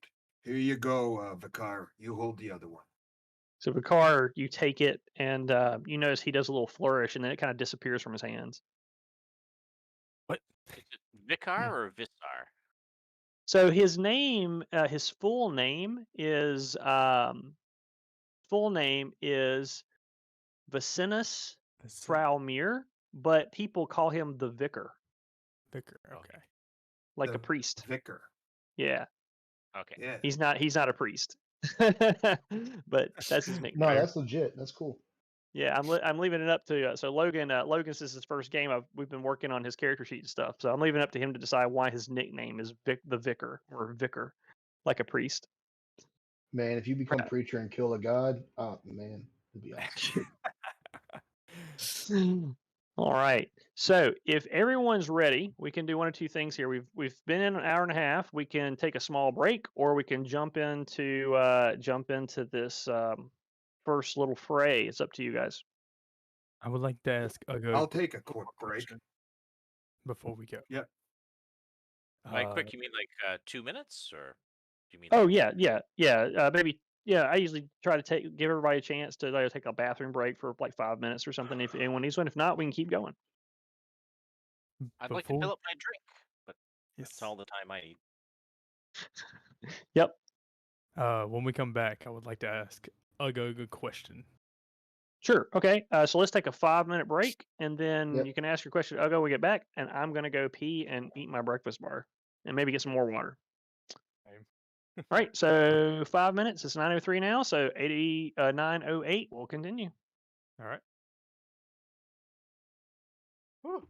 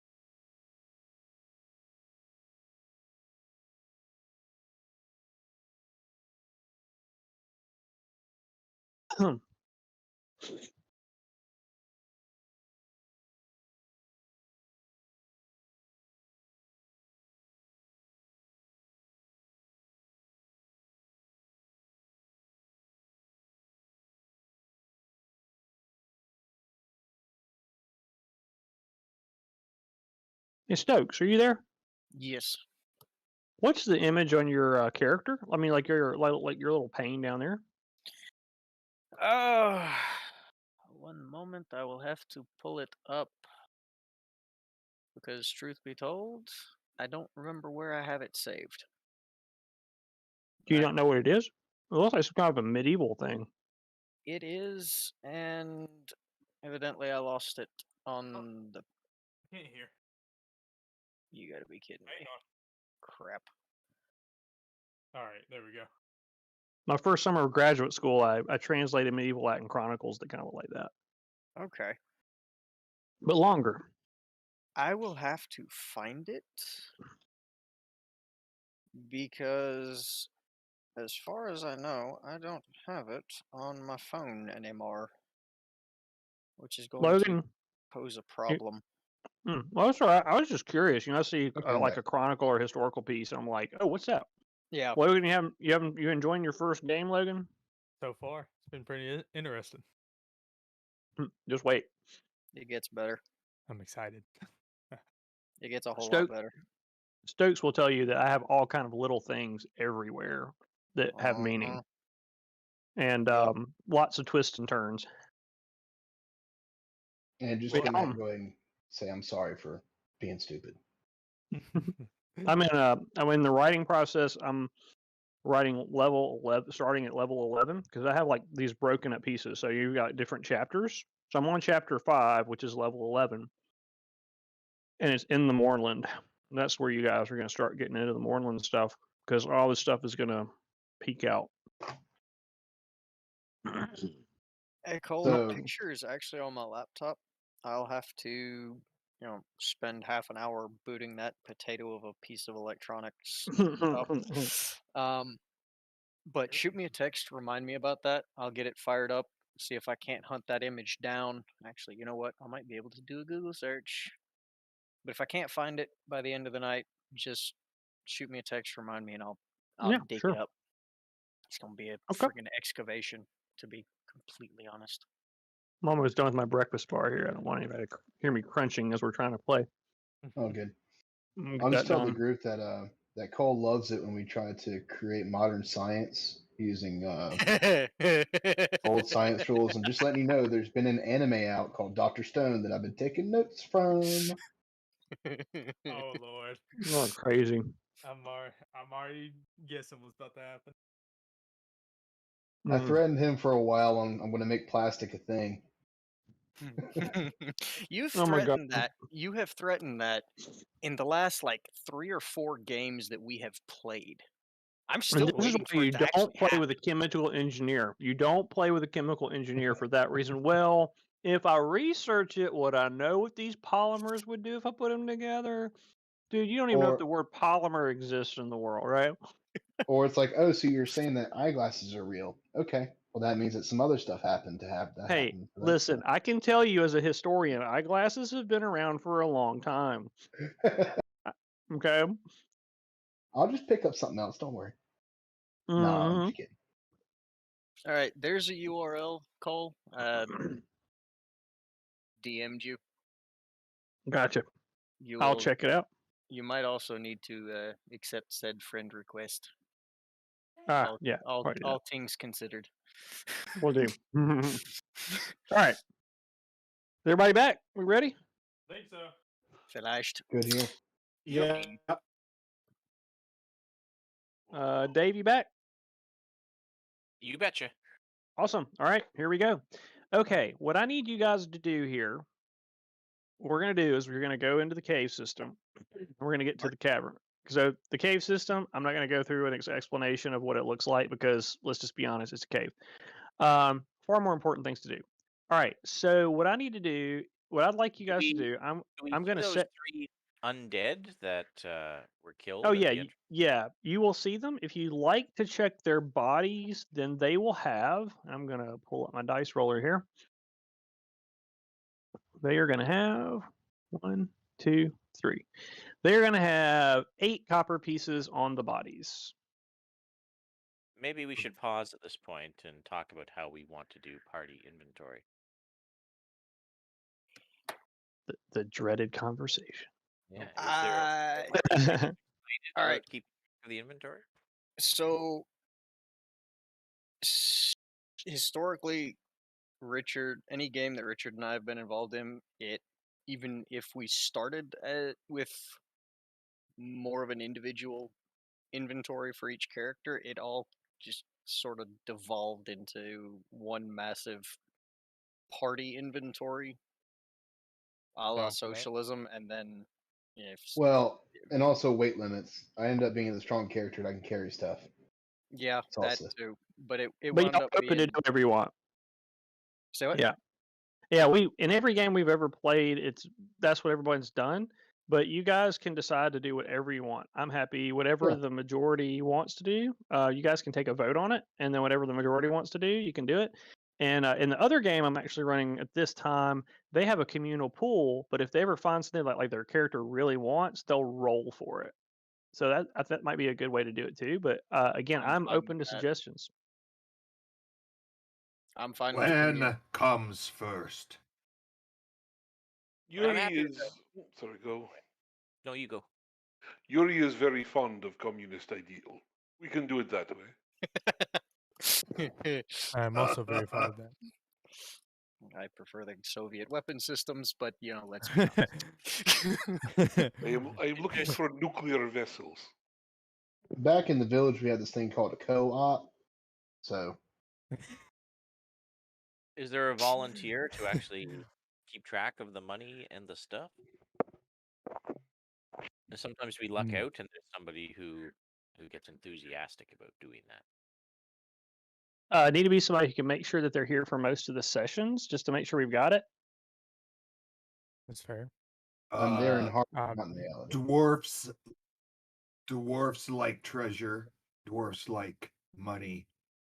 This dwarf will maintain a list of inventory, and if they would like, can keep it a tally under clips and highlights of what we've collected and what we have available.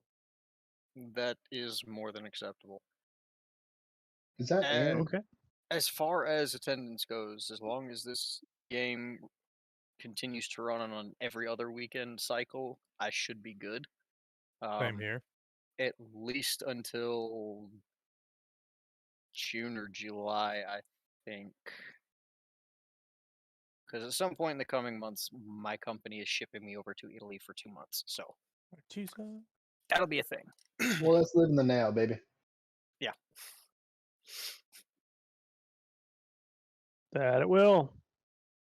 All right. So, all right. So it seems like we got a good plan of action here. I'm gonna look at one little thing for like half a second, and then we're gonna jump into some crazy stuff. Real quick, I'm just trying to get info. Glass Madra, is that Aaron? That's Yeah. me. That's Draenor. Yes, What's your character name again? Draenor. Draenor, thank you. Drannor. Awesome. Draenor Narathun. Draenor in, got it. All right. Draenor, where's your badger right now? My badger's at my side, like she always Cool. is. Oh, Gotcha. you had Keg. Okay, cool. All right. So Yep, kegs me familiar.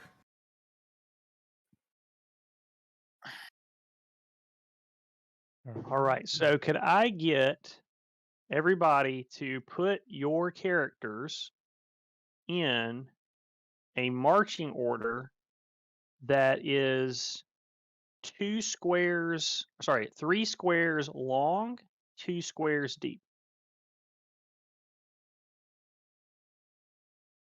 If you ask me, I think our bigger, stronger individuals towards the front, or maybe front and back split. So 2 tall and then 3 wide. Yeah. So So Two- Ugug two- up front. Ugug's not going with y'all. Oh, come on. How about Amos? Is he coming? Amos will jump down off the cliff and he says, "I'd like to keep an eye on our newfound friends, if that's okay with you." And he looks like he can Amos. handle himself. Understood. He says, "Don't worry about the All ogre." right, so it's the 6 of us heading in. I'd Gotcha. say Okay. that looks like a fairly Cool. safe All right, so I'm going to put you in the same order, marching but order. two tall and 3 wide. They look good. So that same So- thing, but just so horizontal. Is north the direction that we're moving? Yes. Okay, so I want to be up front somewhere. Well, Yeah. when I put you on the next map, You're going to be Gotcha. going into something, moving westward. Yes. 10-4. Okay. Gotcha. That works. Cool. Alright, before we Awesome. head on Alright. out, Yeah. that question for Ugug. Okay. Question for Ugug. That the history between you and Captain. And we still holding off on that, or since everybody's now here? He says, as far as the history between me and the captain, yes, we're going to wait on that. Just a little while longer. You get out, and I'll say you've earned it. All right, that's a deal then. All right. So you head north up into the little region. You'll find the field. You'll find the 3 undead. You'll be able to search those bodies, find 8 copper pieces on the bodies. They're heavily rotted zombies that you find. Then a massive cave.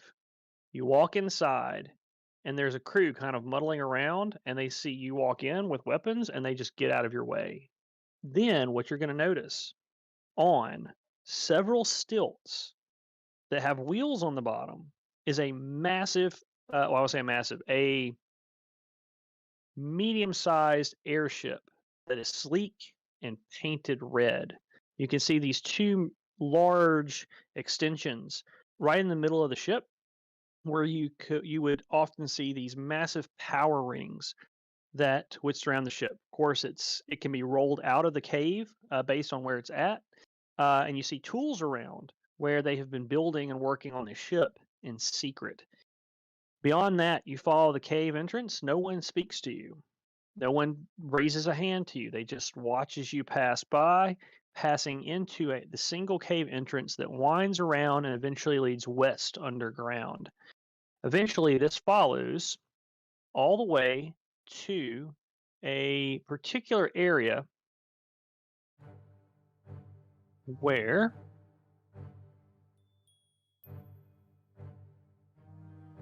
you're going to find yourselves that you follow the way down to a set of stairs, and then inside you can see that this leads into a room. There is light in the room in a few places, and you can see wandering around that there are 4 skeletal soldiers that are staying but looking straight at you from the room beyond. A stairwell leads downward and then into a larger sort of room here. You see splatterings of dry blood in the middle of the room beyond the steps themselves. And immediately you notice these skeletons, of course, that are standing there. All right. Question: is that a railing around Yeah, the so steps? these right here are railings. Okay. All right. What would you like to do? Oh, I should also note. Yeah, you should also. I'll tell you one other thing though too. The place does smell of dust and mold, but it's very hot, which is unusual because usually these places are very cold. So, but it's very hot down here, like humid too. Okay, that's all I got to say about that. Feels like a fire elemental. Feels like a fire elemental may be present. And Aaron, you know what? Dran would probably know that this even feels almost like a forge, but this place doesn't look or feel like a forge at all. Yeah, that kind of heat. Arcane forge. Aye, indeed. And I would say, from your background, you wouldn't have to roll. You would know that automatically. And the skeletons are stationary, but they are armed and dangerous. Yes. So and each square is 5 feet. Yes, correct. Okay. So I will, before we go any further, I am going to extend my right hand with my index and middle finger pointing, with my pinky and my ring or my thumb touching, and I'm going to cast True Strike on the very first skeleton. This one right here. All right. Yep.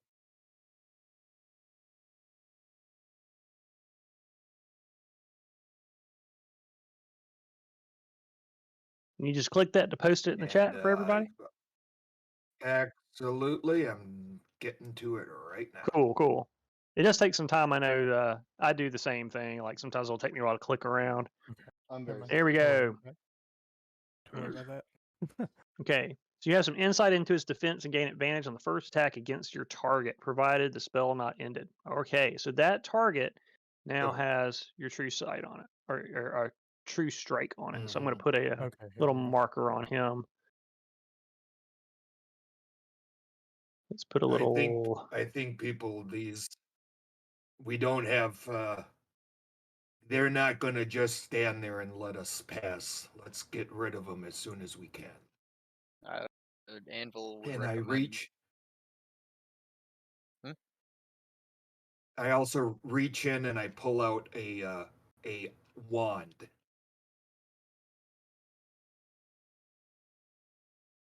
All right. Undead abominations must be destroyed. Oh, you're Anvil- good at this, I believe, XR. This is what you were made for. Anvil will recommend that Panjed and himself take position side by side there. Are you the guy that just went to the stairs? Yep. Yeah. I mean, if we can go. I mean, Yeah. have we been seen yet? All right. Once you move into the room, Okay. that's when they'll move. Okay. So, do I see anything else from here, or than what we see on the map? Let's see. Say it one more time. Nothing. I guess, asking for a description of the surroundings, but you've already done that. So, And these things good. right here are pillars. Yep. Okay. Yeah. Once you move in the room, they move. All right. Y'all want to roll? You don't have to roll for initiative because they're standing there. Your first move is going to be the start of the round. Does that make sense? Okay. Okay. The surprise. We have the surprise for our first action. Right. Cool. Even though they can Okay. see you, we're going to treat it like a surprise round. Okay. Do you want us to roll initiative? We can go ahead and roll it for after the surprise round if that's what you guys want to do. Yep. Or Sure. you can decide to move in. Usually what I do is as far as like shooting into combat is only if like your enemies or if you're blocking or if say like somebody in your own team is blocking, you may have to roll at disadvantage. So I want to throw that out there before anybody jumps into the fray, start shooting things. Unless it's something like magic missile or something. As long as you have line of sight, then you wouldn't have to roll at disadvantage. And of course, if you've got the upper hand and you're shooting down, then you've got advantage on your long range attacks too. So just sometimes that causes a little confusion. Different groups do it different ways. So I'll let you guys do that too. So we can go ahead and roll. We'll go ahead and roll for initiative. And what I'll do is roll for my skeletons. Yeah, I got an out of game question. Yeah. My initiative says 1.12. Does that mean anything? I can explain that to you. The point whatever is actually your dexterity. It's your dexterity score, and the Okay. games, online games, quite often they'll use it to break ties. Oh, okay. So yeah, so if Makes you and I sense. both roll 12 and I'm 12.12 and you're 12.18, then you're gonna get to go first. That's what it means. Okay. That's actually pretty cool. That But makes actually, that makes a lot of sense. Makes a lot of sense. Yeah. Actually, I'm going to do this just a little bit differently since I've got one. What I usually do So- in games too is I just roll like one initiative for each group of monsters. That way, they just all go at the same time, unless they're different ones. So that's the So, skeletons initiative. Cole, Yes.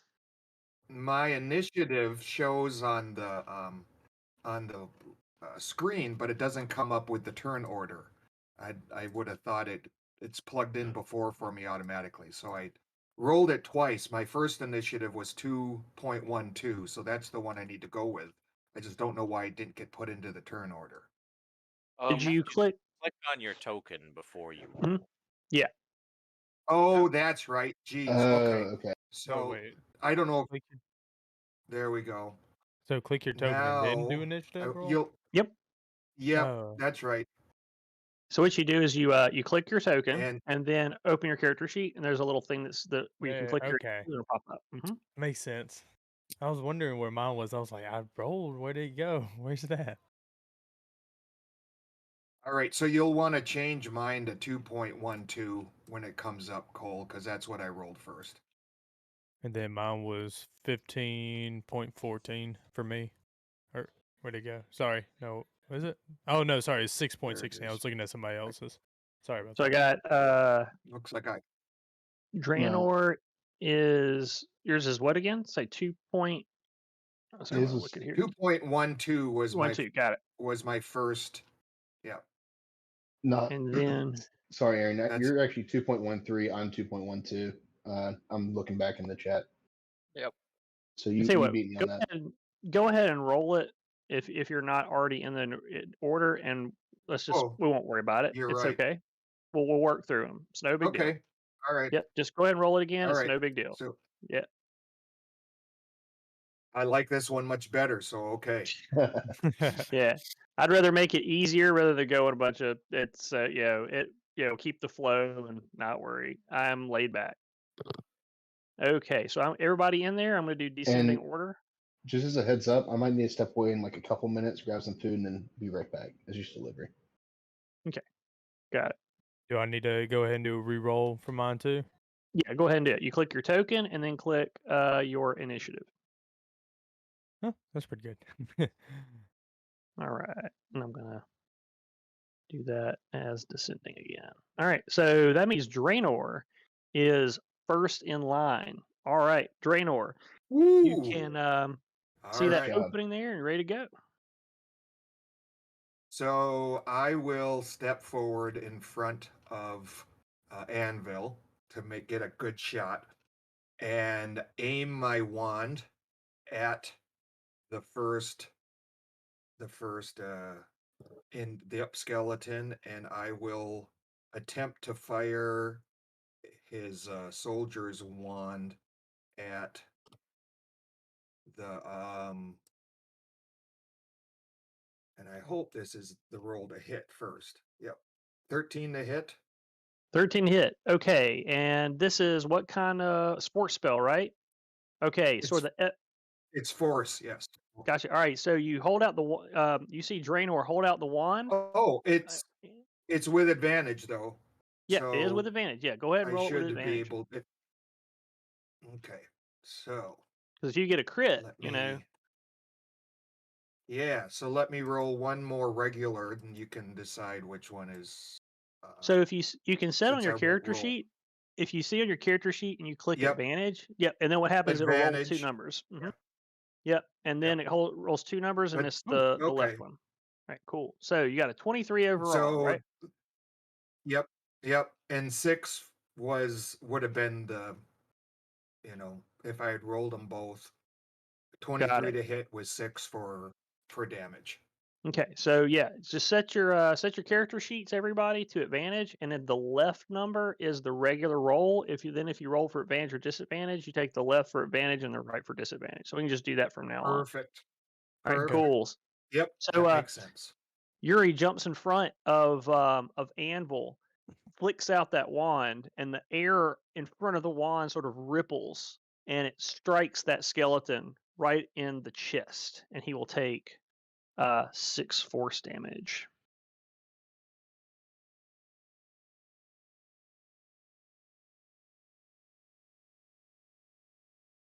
Come on, math. Then I will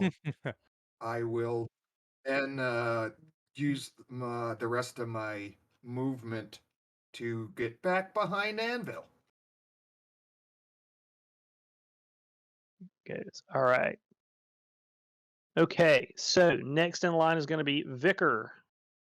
All right. So what I'll do? Who's in front of me? Anvil? Not Anvil. Sorry. Panjed. Panjed. Panjed. I can't freaking talk. All right. Anyways, I'm gonna pop in front of him. So we'll move right in front of him, and what I'll do, I'm gonna throw one of my daggers. Yeah, I'll hit the. I want to go for the first one. I'm gonna throw a dagger at it. Okay, so you'll just click your attack, the dagger in. So you got 20 feet of range before it's disadvantaged. So 1, 2, 3, 4, 5. He's at 25 feet. You'll have to, if Okay. you want to do it at regular attack, then you'll move 5 more feet up from where you are, So should be right up there. Yep. all right. So And you we'll are do at the that. top of the stairs. Yeah, you're at the top of the stairs. So having the high ground, you would Oh, get okay. advantage. So yeah. Now, Okay, anytime cool. you get advantage on the attack, you get to add sneak attack damage. So you throw the dagger. If you hit, yeah. Crunch. So So let's see. So click dagger. oh, you throw and you rolled a 6 on both times. That's 6 on tragic. both. That's tragic. You throw the dagger and it flies spinning past both of the first 2 skeletons and hits the floor. And then Sad day. Sad, sad It'd day. be like that sometimes. It do be like It that. does. Dude, it I can't does. believe. How do I roll a 1 twice? What? I don't know. That's How? wild. But it happens to everybody. It Um, did. 5, 10, 15. And Can you do I? have enough movement that you can move back. Yeah. Okay, I'm gonna pop back in. Pop All in right. formation. So it looks like XR is next. Okay. No, XR is not next. Oh, see, Actually, we it's got not even skeleton. Yeti. Sorry, there's the skeletons right there. No, I'm sorry. I'm going back up. Apparently my eyeballs are not working tonight. Yuri is next in line with a 15.14. Yuri, I apologize. Please go ahead. Not a worry. All right, so I can sidle past all these people. Yeah, you can move through your own people. Okay. It's just when you try to attack, if like say Panjet and Anvil there in front of that skeleton, you're trying to shoot them with a bow or something, then it might be a disadvantage because your own people are in the way. But you can move through your own allies. Okay. Then what Yuri's going to do is just sort of shoulder past everyone. So that's 5, 10, 15, 20, 25, 30 feet should put him here. Oh Right? boy. 5, Yep. 10, 15, 20, 25, 30. And then And he's these are going... arm rails. Yeah, that's fine. I'm down Yeah, at the bottom of the stairs, yeah, and I'm facing the folks there, yeah? Mm-hmm. Yeah. 5, 10, 15, 20, 5, 10, 15, 20, 30. And what you're going to see happen is Yuri's going to just sort of unfurl his hand, and everyone's just going to see like the tiniest little mechanical green dragon kind of slither out from his sleeve. And it just sort of sits there and looks pretty for 1 second, and looks at the row of skeletons, and then it opens its mouth and belches out a 5-foot wide and 30-foot long column of acid. Damn. Oh, Shit. Nice. all right. So each of the skeletons in the thing have to make. So all these 3 skeletons here will have to make a DC 12 dexterity save. Or Yep. at the start of their turn, they'll have to roll for acid damage, 2d4 acid damage. Okay, deck save. So I'm going to just go from right to left. 1, 2, 3, 4. I get 3. It's just the 3 of them. Yeah, it's 3. just 3. the- Sorry, yeah, 3. so they all 5, fail. 5, and 10. They all fail. So yeah, they must succeed. So they're covered in acid for the spell's duration, which is up to a minute. It's a concentration spell, so I have to keep focused. All right, I'm gonna put I'm gonna bro, all my icons are gone for some reason. That's weird. All my little icons are gone. Huh. I'm just gonna put a purple dot on each one of them. Yeah. Okay.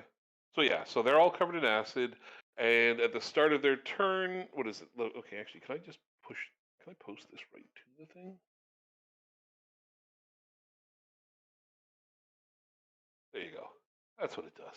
See, glad I got Tasha's today, right? Yeah. Heck yeah. I was like, I was gonna get it anyway. I was like, that's a good time to get it. Good. I'm glad you could access that today. All right, cool. So how much damage are we looking at? 2d4 at At the start of beginning. their turns. Yeah. So they Got it. didn't take any now. They take it at the start of their turn. Yes. Exactly. Yeah. And they can Got it. spend an action to scrape or wash the acid off themselves or another one of them if they so choose. Okay, if they so Okay. choose. Got it. And All so right. with that, Yuri just sort of falls into a defensive position because he now knows that he's, ready for the retaliation hit. Got it. All right. So, so now we go from Yuri finally down the skeletons here. So, the undead, they seem like they're not really intelligent creatures per se. Like they're gonna do something like intelligent, so they don't wipe off any of the acid. So we're gonna go ahead. It's at the was it the end of their turn or the start? That Start is of their at the turn. start of their turn. Yep, got it. All right, Yuri, do you want to go and roll those 2d4 dice for me? Sure, I can roll that.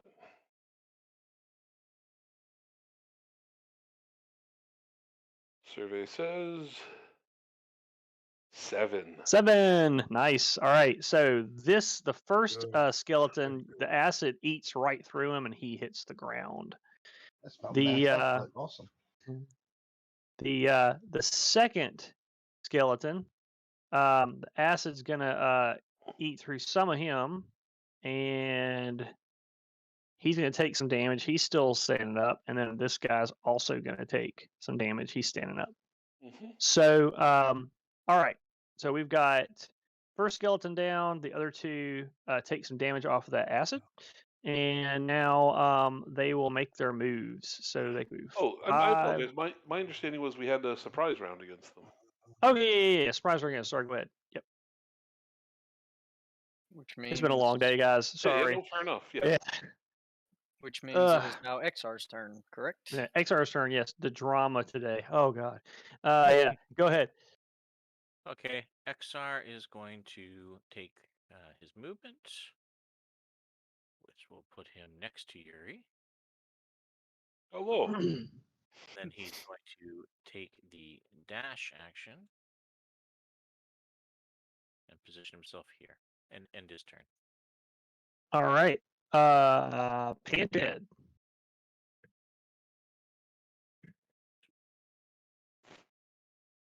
Sorry. Oh, he let's was see. it that he could hear but couldn't speak because his. No, I'm good. Oh, My bad. Let's see. See, can I get to that guy within 6? Which. Yes, you would be standing on the corpse, but you can either stand there or on top of the corpse. It doesn't matter. Yeah. Yep. Corpses are just gonna be Okay. difficult terrain. Yeah. So double. Cole, did we double. have did we have a decision on the flanking rule? I usually don't do flanking. Like Unless it's like a character thing. Yeah, unless it's like a character thing. With because that way the rogues can have it exclusively. So yeah, I just usually don't do it because it gets confusing. But you could definitely stand on the corpses of your enemies. Okay, Panjed. Sorry, my Crunchy. earbuds died Just again. send some of those chicken wings over to my house.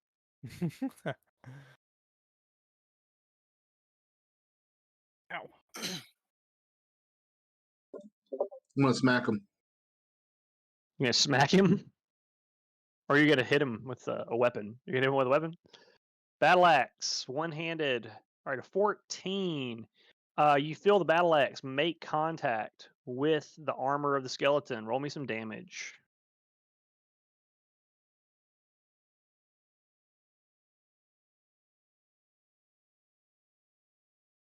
You rolling for your attack.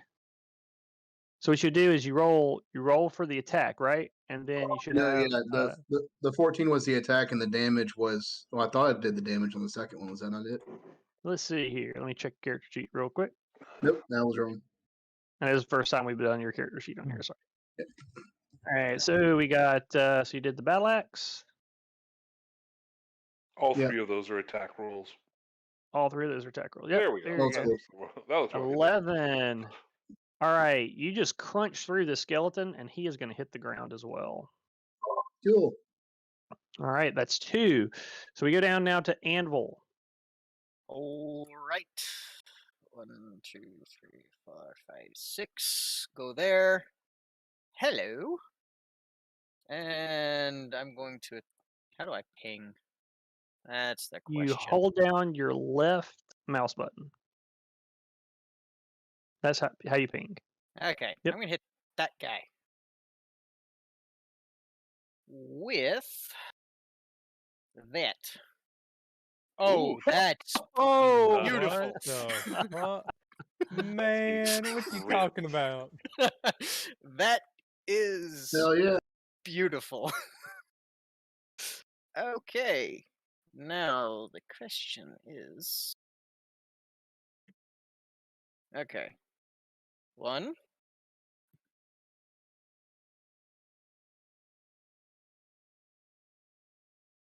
Here, looking for a damage roll. All right. I gotta do that over here, don't I? 2d12.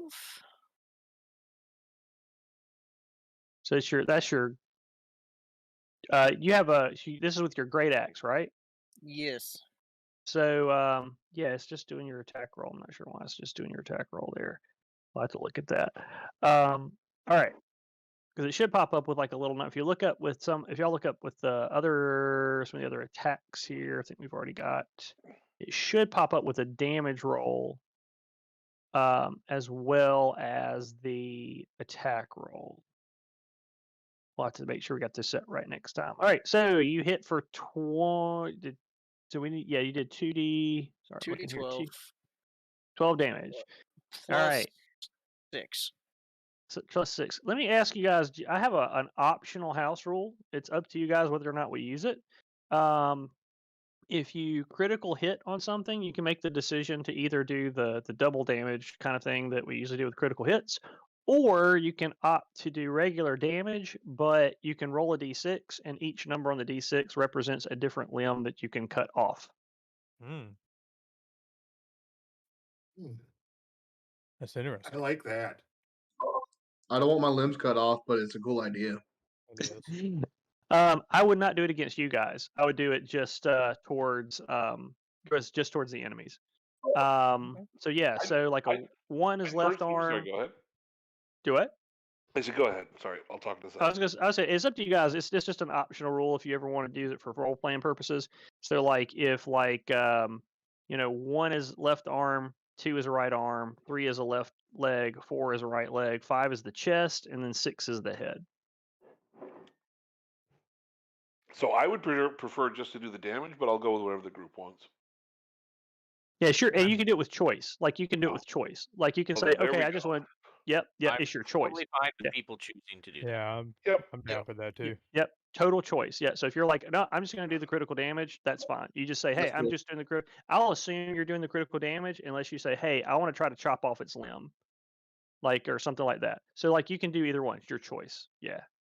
Alright. And then and we don't even have to have that an optional rule like that even in there, but you get to choose either way just for role playing purposes. I'm just gonna go with the crit. Sure. All right. So that'd be 2d12 plus 6, correct? 2d12 plus 6 is 18. Crunch. Crunch. He hits the Probably ground as 2d12 well. plus Oh, 3, and Cole, Yes. I wasn't even raging. Damn. Nice. All right. All right. So now we go back to the beginning. Dran.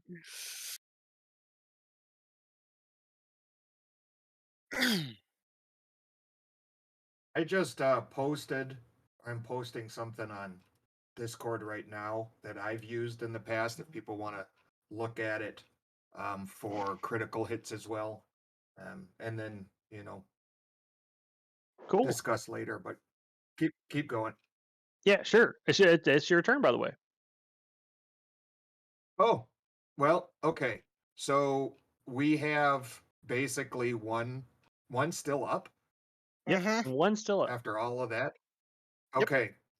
So I will move. Well, I guess at this point I am going to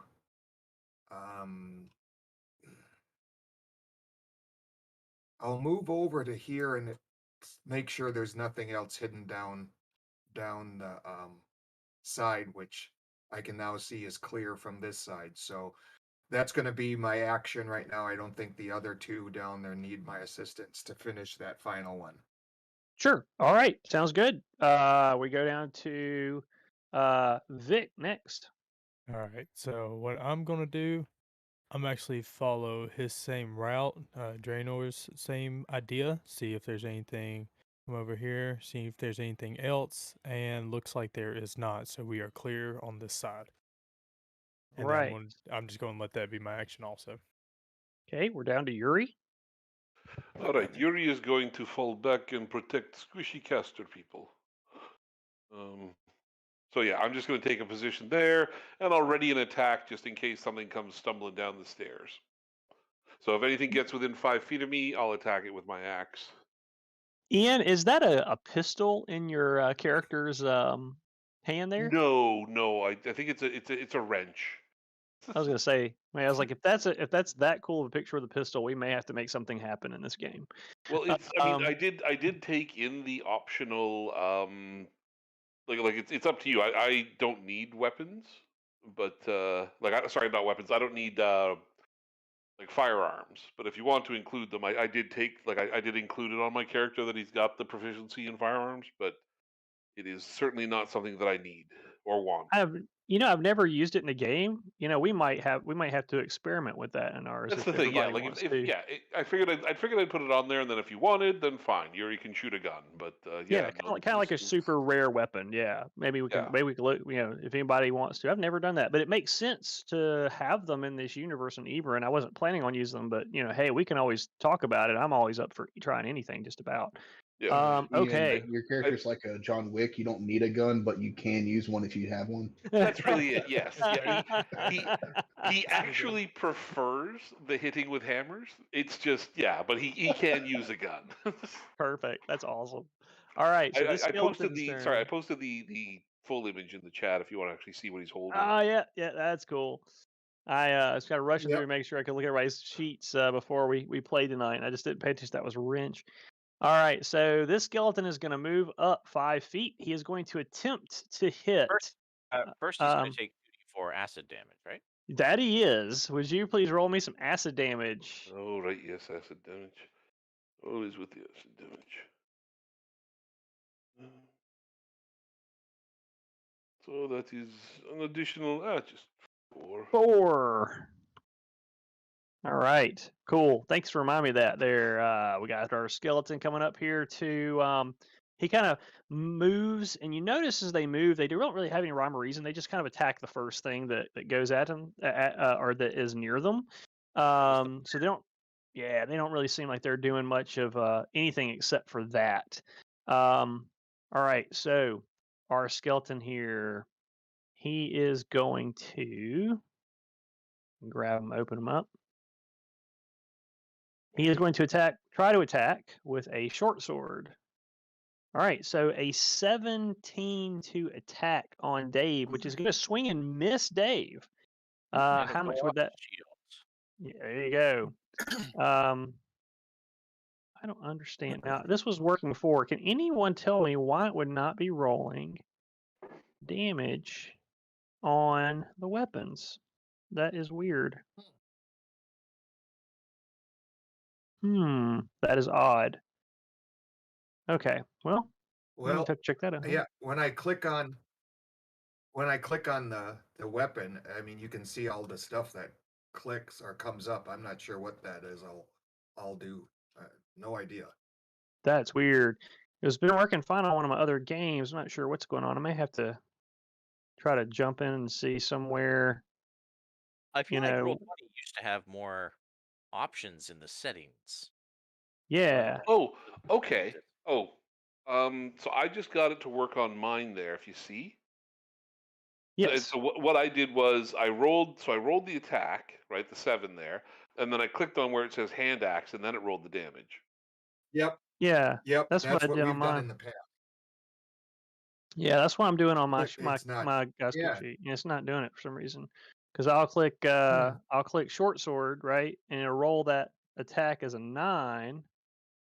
but it's not allowing me for some reason this time around to roll the weapon to hit, and I don't get that. That's very strange. That's weird. Well, Yeah, mine comes up. Mine comes up both with to hit, and if it does the damage. So yeah, that's Huh. weird. That is weird. It was doing it fine last week. Hang tight. We'll see what's going on with it maybe later. Question: when y'all are getting it to work, did y'all fill out the range of the attack? I just dragged and dropped mine over. Was that what? Yeah. Yeah, like See, yeah. Yeah, what's weird about mine is, see, I'm using the like I opened the skeleton up, which is part of the actual monster manual, right? So I should be able to click, like, I can click a strength, or I can click short sword, I can click short bow. I can do any of that stuff, but it's supposed to come up with the attack and the damage, and I don't understand why it's not doing that. So is Vicar doing it from D&D Beyond?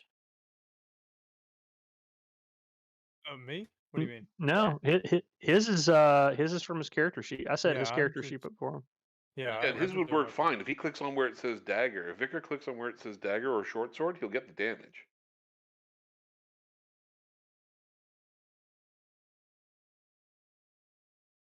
That's weird. Vicar. Yeah. Click on dagger. For now, you go ahead and click on dagger. Sorry, I mean in the chat where it shows at the bottom of the in roll. the chat. Yeah, Yep. Yeah. There you go. In the chat. There you go. There you go. That's okay. Yeah. That makes sense now. I was wondering about that too. I was like, I was doing that for myself. I was like, how are they fucking doing this shit? I was sure that it was working differently the other time I did it. Okay, we got it now. I was like, what? Doing that? I thought it did it last time. I was like, it's doing it with the spells. So Cole, yeah. There you like, go. Wait a minute. Yep. I was Now like, you wait got, a minute. Now we've got it. Oh gosh. Like I said, sorry guys, long day today. Okay, so you this guy, he takes the 4 acid damage. He misses Exar, and then we go back down to actually Exar in the next turn. So Exar is going to lock eyes. You gotta love. Going to lock Go ahead. eyes with the creature and kind of make a beckoning motion with his hand as he circles around behind the creature. And he is going to use his action to take the help action, occupying the creature's attention and granting advantage to the next attack on it. That's dirty. All right. And I love it. Oh, buddy. Oh, boy. Okay. So let me see. The skeleton's going to do this. He's going to roll at disadvantage to see if he can fight that, which he's probably going to totally fail. So I'm going to make that a wisdom save at disadvantage, which is a 10, and he will fail. All right, so we go next to Panjad Franken-Caberdon. You want to go ahead and slap? That's all. Yeah, Jeff and Caberdon. Time to hit him. Crunch. Advantage. Crunch. All right. I assume 19 hit. So yeah, so you rolls at advantage, and then it's the left number that you're going to take.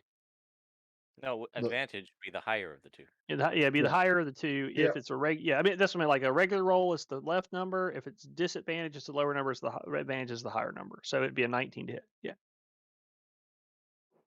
So you swing that big battle axe, and you literally lop off his head, and he just kind of crumbles to the floor. And then now you're looking at Exar, just right there next to you. High five. Oh, you literally are high-fiving. Yeah. All right. Nope. All right. Oh, backward. He's got his Exar. He has his hand up there to try to high-five you. Okay. Yeah. Okay. Let's do- If he's within range, XR will high five in a very So- stilted, robotic way. So just to Nice. kind of summarize what just happened here, it's only been 2 rounds, right? Not even 2 rounds.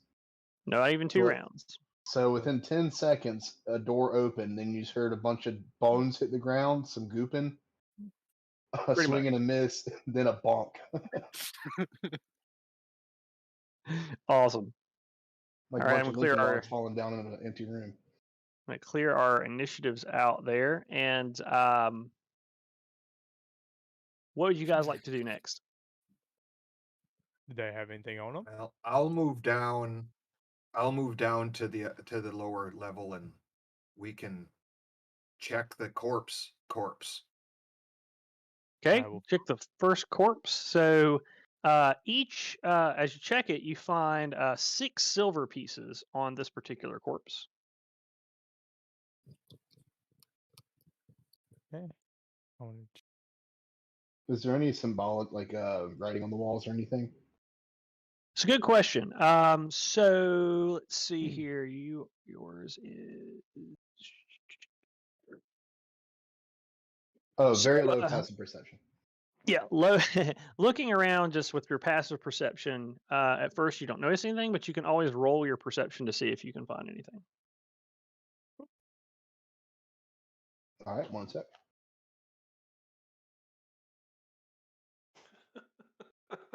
So my character, Draenor, has Not bad. stone cunning as a trait, and he has. Let me put it out here for you. If he does a history check, the origins of the stonework to determine, where we are or any history. So he's going to roll a history and just see if, with advantage, see if we can learn anything. Not to meta too much, but do you want to pair that with mine in case I find anything with a 19 perception? Yeah, I'm more happy with that. Okay. All right, so you have 24. All right, so you begin to walk around and examine the walls and the actual cuttings. What you notice here is that this room in particular is very tall, and the way that the room is actually carved out of the actual stone doesn't have necessarily the intricacy of dwarven design, but it certainly is older and very sturdy. What you do see also is that there's the lack of color in the room itself, rather than the having more ornate designs. Is that you can guess or you would know for sure this is not anything this is actually dwarven built. More than likely, it looks like something that's human built, but also for perhaps a purpose. As you both examine around, you don't see any kind of paintings or etchings or strange markings in this room in particular at this moment. What you do notice is there is a double door on one side over here, and then there is another door that is down here. Okay. And where is the light, or do we have an illuminated room? Let's see. Are you seeing light on yours? Yes, I'm I seeing some have dark shadows. vision. I mean, I just So the area down here is like a darker shade of gray, and you might see a little bit of light shining through cracks on this particular wall. okay. Yeah, I don't see anything into other rooms. I'm just wondering if the room we're in, how it has been illuminated. Is there Oh, like good question. Yes. magical globes or Yes, there's magical glow in the room itself, and it looks like not even a super condensed ball of light, but almost like little small mists of light, almost like if you imagine the light has been stretched out and become dimmer, but giving some light in the room. okay? Did the other corpses, did all the corpses get checked? Was it a total of 6 silver? The only one has been checked. Do you guys want me to just go through and just say, "Hey, this That's is what what's I on all thought. of them," or I can Sure. go one at a time? Sure, we'll just do that. All right, there you find 8 more, so 14 silver pieces total. You don't find anything else Okay. noteworthy on these corpses. So we have searched all the corpses by now. Yes. Cool. Query. Yuri, does this exit appear locked?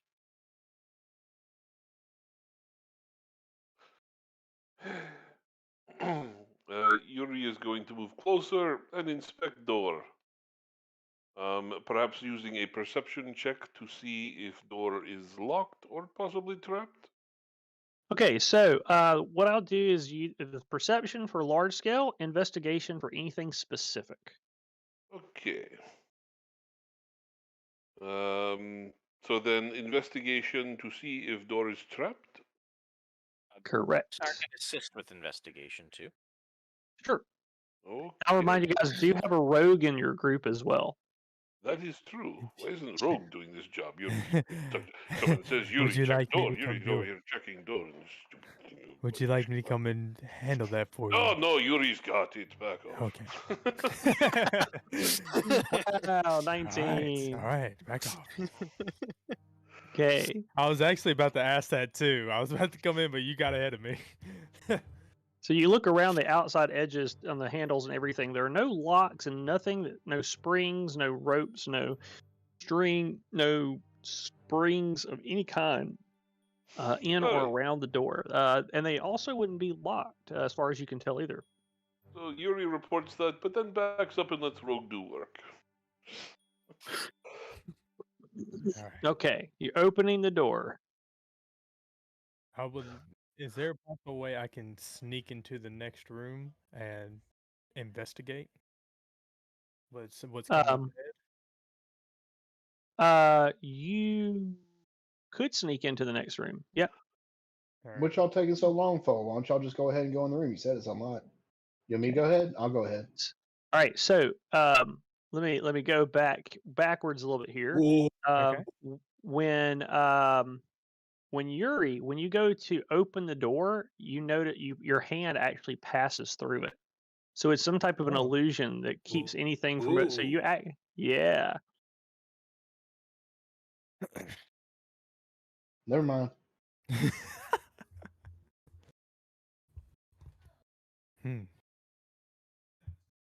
What kind of trickery is So this? it looks like a door, but it's not a door. Can you go through it? Oh yeah, your hand. Yes, your hand when it passes right through the knob, so you could actually walk straight through it. Okay. So what I'm so going to it, do it here, actually enters through the space. Got it. Okay.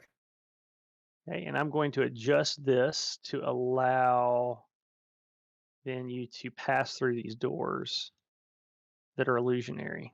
Oh, there is a door up to the top too. There's 3 doors. There's one here, and one That's here. what I thought. Yep. I thought it 3 appeared to be doors. doors in Can the I hollow clap to three see if it turns them walls. off? Okay. Sure, when you clap, there's a bit Yep. of an echo in the room, and it doesn't happen. Nothing else happens. Okay. Mhm. Next time. All right. So you say XR there's moves through the door. doors. I will follow. Whoa. All right. When you move into this area, the hall stretches out dozens of feet. Now, All right. the tiles on the floor, and can you move your character back like 1 space, Dave? All right, cool. Because one of the things you're going to notice when you pass through here is that the tiles on the floor are 2 different shades of gray in no particular order. You smell something strange, like burnt chocolate. Can I see if any kind of trap or anything is along these floors? Okay, so Any you're going to kinda- roll.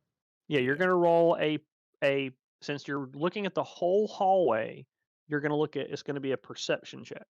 All right. Is that Logan? Yes, that's Logan. Okay. Yep.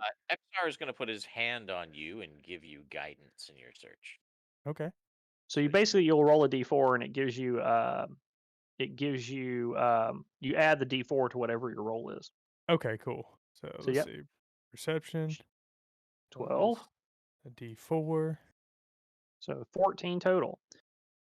So you look as you kind of peer down the hallway. And let me ask this: if you don't want to, this is fine. Logan, or rather, Vicar and Panjed, do you guys want to switch spots so Logan can or Vicar can actually peer down the hallway a little bit better to get a Fine. view down the whole hall? Let's do that. Cool. So you're peering down the hall. You see him, this guy in the leather armor piercing down. He gets near the floor. He kind of examines. You see him tap the light square just a little bit, right?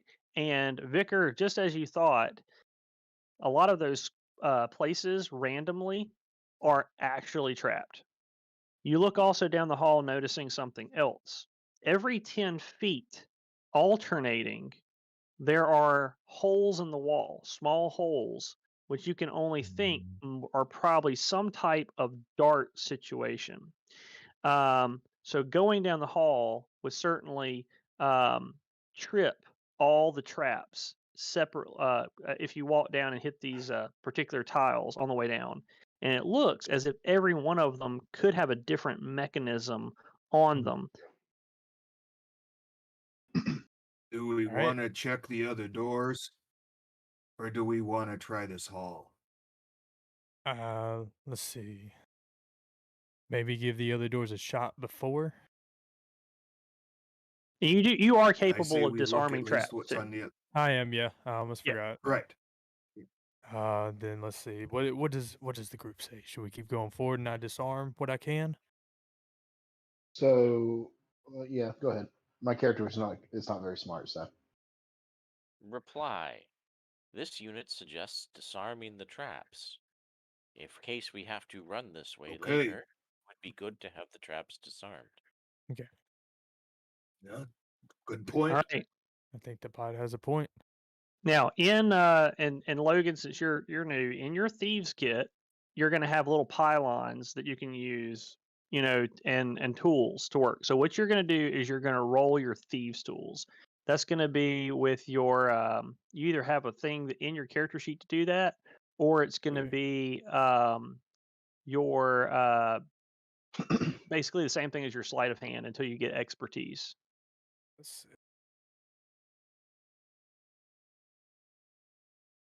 Trying to see if I can find it because I thought I saw it before. Okay, I don't see anything. All right, let me see if I can help you out a little bit. Yeah. Okay, so I have another character sheet. idea if that doesn't work. But go ahead. So yeah, you should have your basically your thieves tools use your dexterity, and you do have expertise Proficiency. yeah. So you're going to double your proficiency bonus. So basically what you'll do is you'll roll your sleight of hand here, and okay. Okay, so it's just like I just yeah. roll sleight of hand for Yeah, my it tool. should be double Okay. your proficiency though. So this should, Oh, yeah. yeah. It would Yeah, be you did great. 5. He should have probably +5 on his roll. Hmm. Yeah. So he has a proficiency bonus of 2 plus 3 is 5. So yeah, you should have a +5 on your roll. I do. So that's going to be And that'd he be a got 35. Yeah, that's a yeah. So Crazy. so you actually are able to get down on the floor and examine one of the tiles in front of you that's trapped, and you easily find the mechanisms to disarm the trap. But you also find that there is a triggering mechanism that looks like it leads into the floor farther and connects to other traps. So by cutting this and then pinning it, you might be able to actually trigger all the traps at once, and then they would be disarmed. So you finagle with it, you do some cutting, you all see him put something in his mouth, put his finger up, like, hold on a second, and then like he works some more, takes it back out of his mouth, here's some fiddling, some clicks, and then a whole bunch of darts all the way down the hallway fire at one time and just bounce into the walls. And you have successfully disarm the trap. You are very pleased with yourself. Ooh, wonderful. Then, as soon as you say wonderful, you you. hear a giant sliding noise, and Uh-oh. something drops out of the ceiling oh. down at the end of the hallway. Buzz It is boy. a gelatinous ooze. Oh, What the hell is no. that? Do not touch. That's danger. I do want And to ask. certain Also, now the smell of burnt chocolate is very intense when you realize that it is the ooze that actually smells like burnt chocolate. oh shit. Disarming the traps opened another trap, which dropped the ooze on the floor, and there is a dissolved body inside the ooze itself. Roll for initiative. Shit. Don't forget to select your character before you roll. Oh shit. Uh-huh. That is exactly what I did. There we All go. Can y'all hear me okay? Yeah. I'm testing out a new mic. Yes. Yeah, you sound fine. Cool. Yeah, Exhibit made this trap. Traps on traps on traps. Did I? By the way, did Oh. I forgot to say this, but I'm going to go ahead and ask you, Cole. Did I pick up the dagger that I threw and missed? Yeah, the just first time? you just want to tell me that next time, and just Yeah, make sure that that's- you've picked up the dagger. That's fine. I meant to tell you that earlier, but I just totally slipped my mind. Yep, no problem. All right. All right, so I think we've got everything. Everybody roll for their initiative. Yeah, I messed up my Cool. first one, but I'm still last either way. All right, Anvil is going to be up first.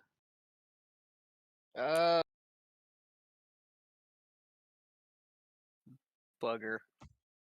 Okay, this is not gonna go well. We're gonna do this. Does an 11 hit? Tell me, you're throwing a javelin. It is an 11 hit.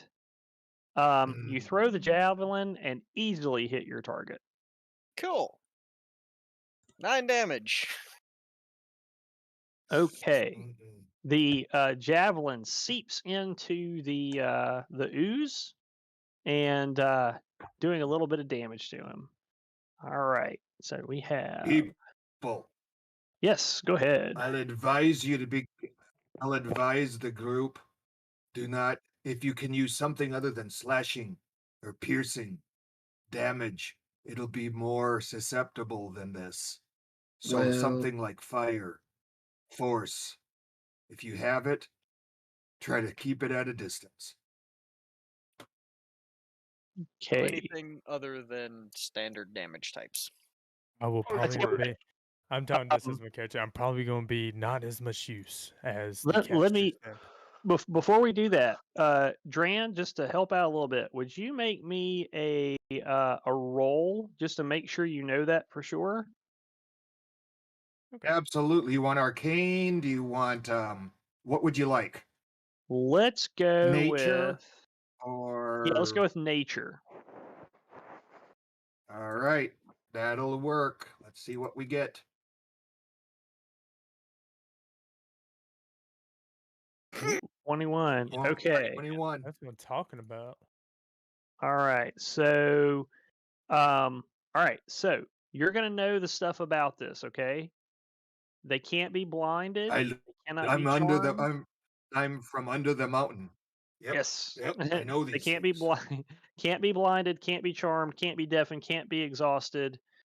They can't be frightened. They can't be knocked prone. But they don't have any kind of damage. Resistances or anything like Okay. that. Cool. So yeah. Okay. So Okay. I am actually. Oh, at I'm more use. thinking of oozes. Good. I Yeah, was yeah, thinking this- of, so I this- was yeah. thinking of an ooze versus So- a cube. Yeah, so this is Yes. considered a large ooze, but you're right in that you've got those condition immunities. So anything with Yep. those, but I actually was trying to help you out there a little bit, just so you know. Yes, I Yeah, appreciate yeah. that. Yeah. So anytime you want to roll to try to, if you remember something, if it's something like really foreign monster, you might not know anything, but definitely I think, some of y'all may have seen these before. So yeah, so I'm totally cool. It fits the story and the background. All right. So we are at Anvil, right? You threw your javelin. You did some damage to it, and Yep. now we're at Dran. All right. So I will now. We're in tight quarters, so I will squeeze past my larger companions. I will look and I guess I hate using spells right off the bat, but definitely have an issue with cubes. So I will shoot a fire bolt and attempt to hit.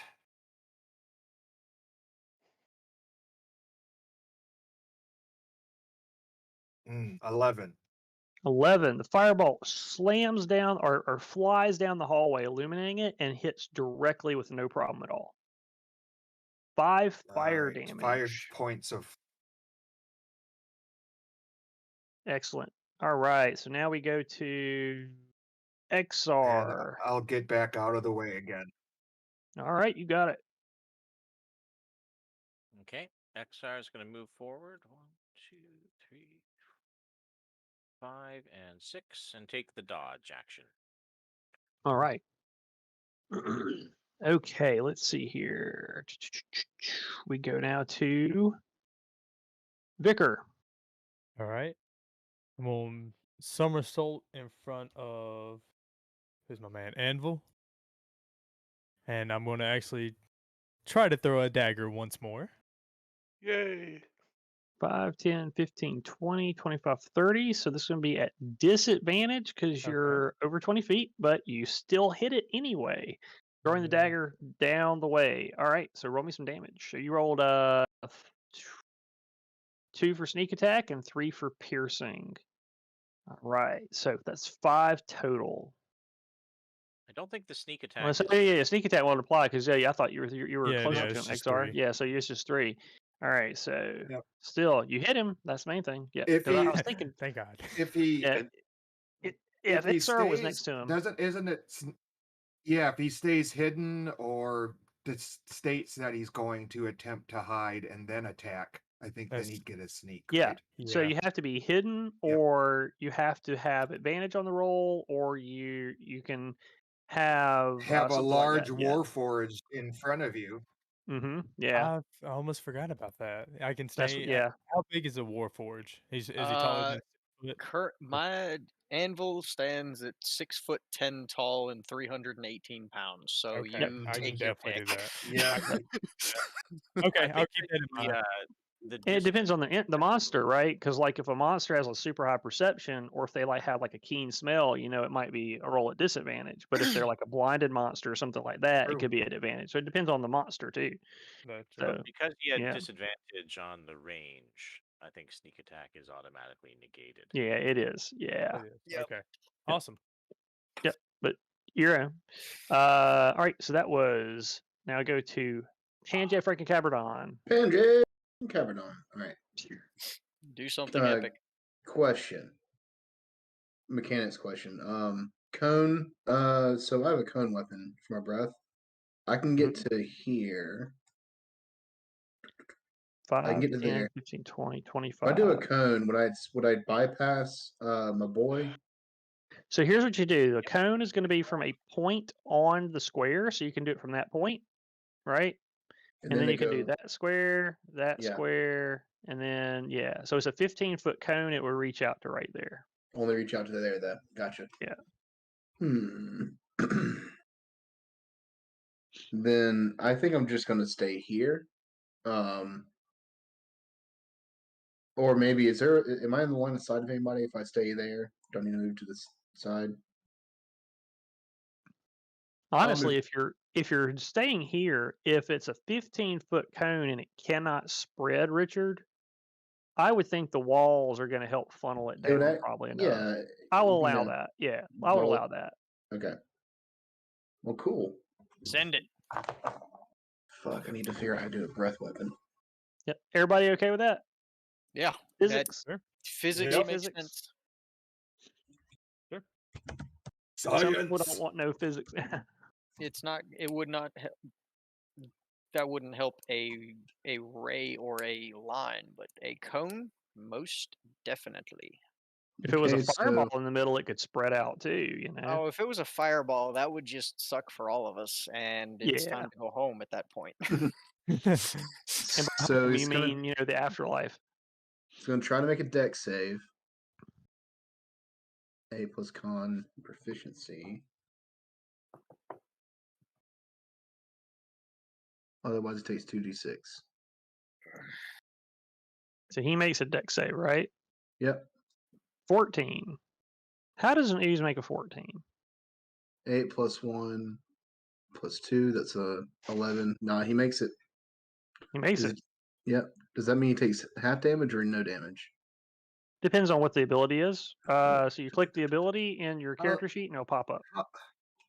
Couldn't figure out how to add this ability How to the could character he sheet. avoid it?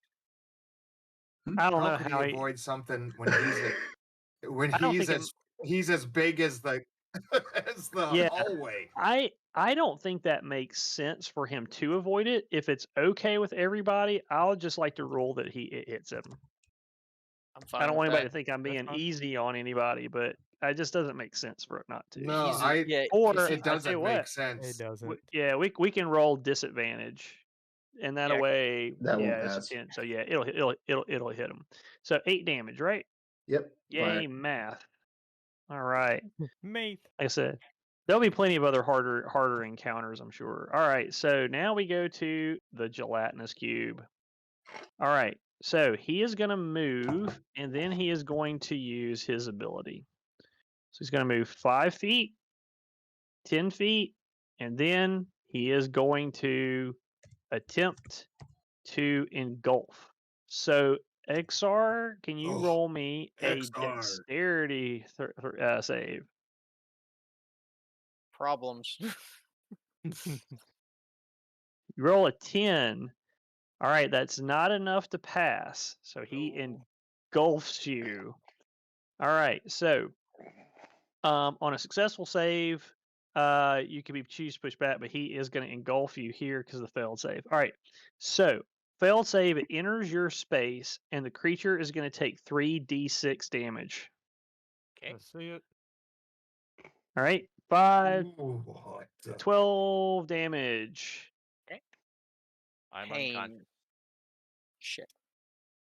Get him out. All right. Yep. So you are currently down right now. You're currently down, but not dead. All right, and that is acid damage. Okay. Now, it now goes. That's all he can do in his turn. It now goes to Yuri. Okay. Are you close enough to pull him out, Yuri? Oh, no, not even.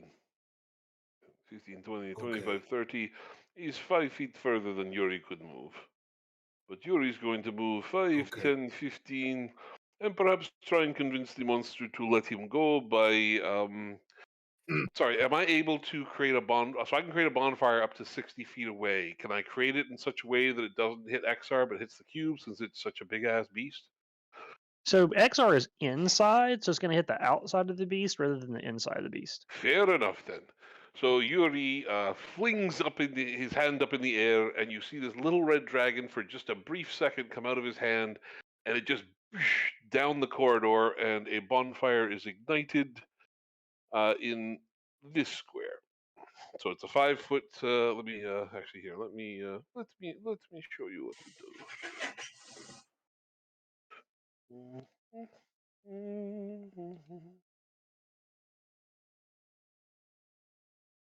Now, Yuri, you were taking the dodge action. Does that do anything for your dex? Not for a saving throw. Not for saving. Well, Okay. okay. Yeah, that would be a saving throw. Yeah, okay. I was thinking. So yes. So cube must make dexterity saving throw of 12. Yeah. Yeah. That is the dexterity of a cube. Yes. So, That makes Yes, sense. that's right. Makes a lot That of is the sense. dexterity of a cube in a 10-foot wide hallway. -4. Good Yes. God. Cube. Yeah. so the cube immediately takes 5 fire damage. 5 fire damage, Yep. and it's gonna roll a strength save at. Actually, let's do a con at Damn. disadvantage. Ooh. Damn. Gosh. Why is it rolling a con Um, save? Well, let's do a con. Maybe it would be a strength save. Well, I'm trying to think what it would do because if it gets shocked enough by the fire, then it should have to make some kind of save, I think, in order Like a to gut be able to punch. hold on to its prey. Does that make sense? Yeah, fair Yeah, Yeah. like getting punched in the gut or something. I don't know. And How about I'd you say guys help me out? You think It'd be either strength or or. con? It'd be either Let's go or. with strength. A 3, yeah, he spits. He spits our friend out. Okay. Nice. Okay. Excellent. Here We're we gonna go with that.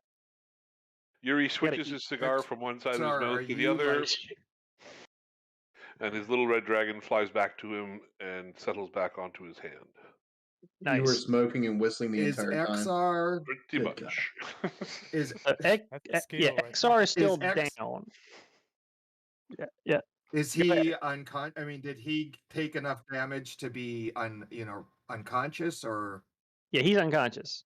is he still got points? Okay. He'll be rolling death saving throws on the next one. I got Okay. you.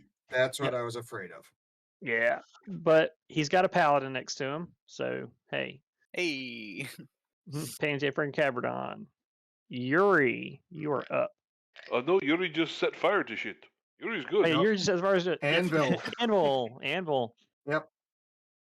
All right. Go for it. 5, 10, 15. I'm going to use. Fuck. Okay. I have an idea. That's a new spell. I Yeah. do not think it will work with this thing. If I grab XR and drag him out, is that going to provoke an attack of opportunity? Nope, because it's an unwilling movement on my part.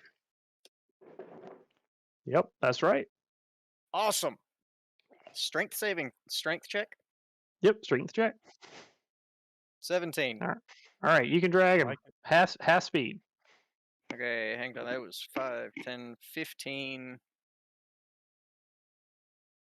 So we'll 25. say And that's as far as I can go right now. I'll okay. take. Thank you. And could I stand over him? Like Yes. that. Okay, I will move there. And I will proceed to wait. So that pulling him would be your action. Okay. Yeah, I'll proceed to wait then. Okay, we're down to Draenor. Okay. So I will take movement here. I will, as a bonus action, use my healing potion on XR, because you had mentioned, I think, that potions are usable as a bonus. Yes, I'm going to let you guys In use them as your- bonus actions. You can shove it down his throat.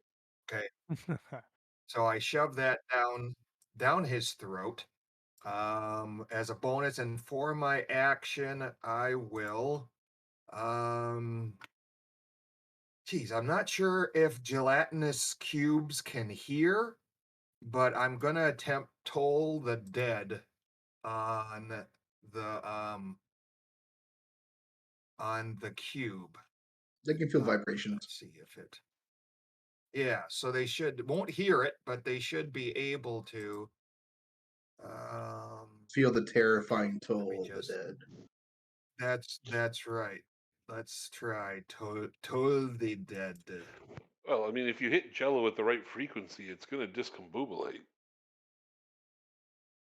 13 to hit Yep. and only 2 Good job. necrotic. That kind of sucks. Good hit. You don't need to roll a death saving throw, XR. No, Nope. that was my, Nope. that was my I gave healing. you a healing. Yeah, no, I'm trying to Oh. add hit points in D&D Beyond. That's all. Okay. Hey, Okay.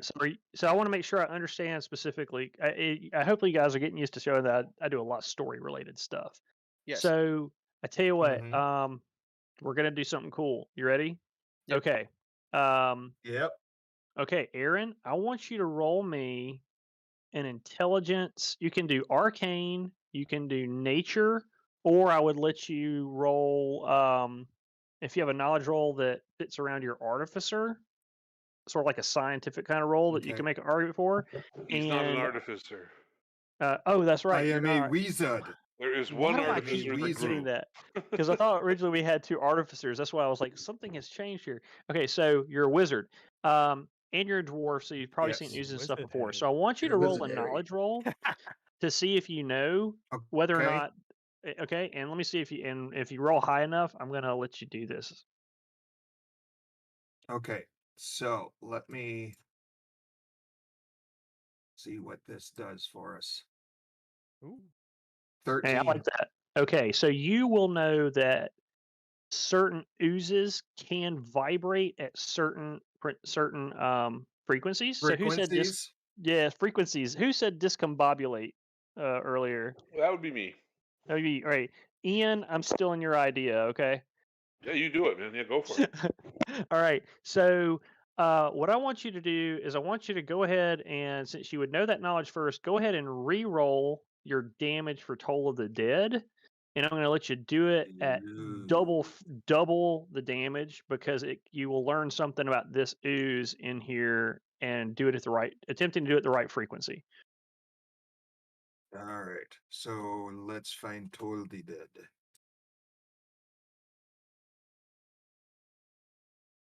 I can't wait to make an ultrasonic ooze factory. It's All right. exact. So exactly 13 again to hit, but this time I got 7. So we're gonna go with a 7, and what's gonna happen is It's this not a kind of hit roll. The ooze has to make a wisdom save. has to make a wisdom save. Oh, that's true. It makes gonna do it DC at- 13. That's right. All Man. right. So is it half? It's is too it half? wise. It's a cantrip, so it's 0 No, damage. well, it's 0. It's Ah. it's wiser than I thought for a gelatinous object. Some of these rolls on these things are just crazy. I mean, I'll tell you, he's got a 6 wisdom. There's no way he should be rolling a 6, but I was hoping he would roll worse, because I was gonna do something really cool with him, but I can't do the cool looking thing that'll do can't- it. Yeah. Well, So Cletus Cube we has tried. seen some stuff. He's been out He's there. this He's cute. he's a Yeah, kid of the this world. has seen some stuff. He is a This is a worldly well-traveled cube. cube. a streetwise, Yeah, that's streetwise it. cube. He's been out there. He is He's a lived a streetwise life. cube. He's like, no, man, no, not today.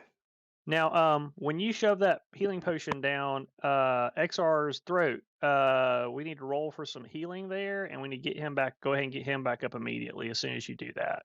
That's So done. go ahead I and roll. ones, so I have 4 hit points. Your 4 hit points. Okay, I'm going to move you behind Anvil. Take this off, and we got you 4 hit points. So you are back up. So it is now your turn next, actually, XR. Okay, XR is And I going to will use take that out of inventory. half his movement to stand up, shake it off. He's going to give thanks to everyone that helped him. And I guess he is going to switch to attacking at range, since he's down to 4 hit points. So he's going to target the cube with Sacred Flame. Cube needs to make a 13 dexterity save or take 4 radiant damage.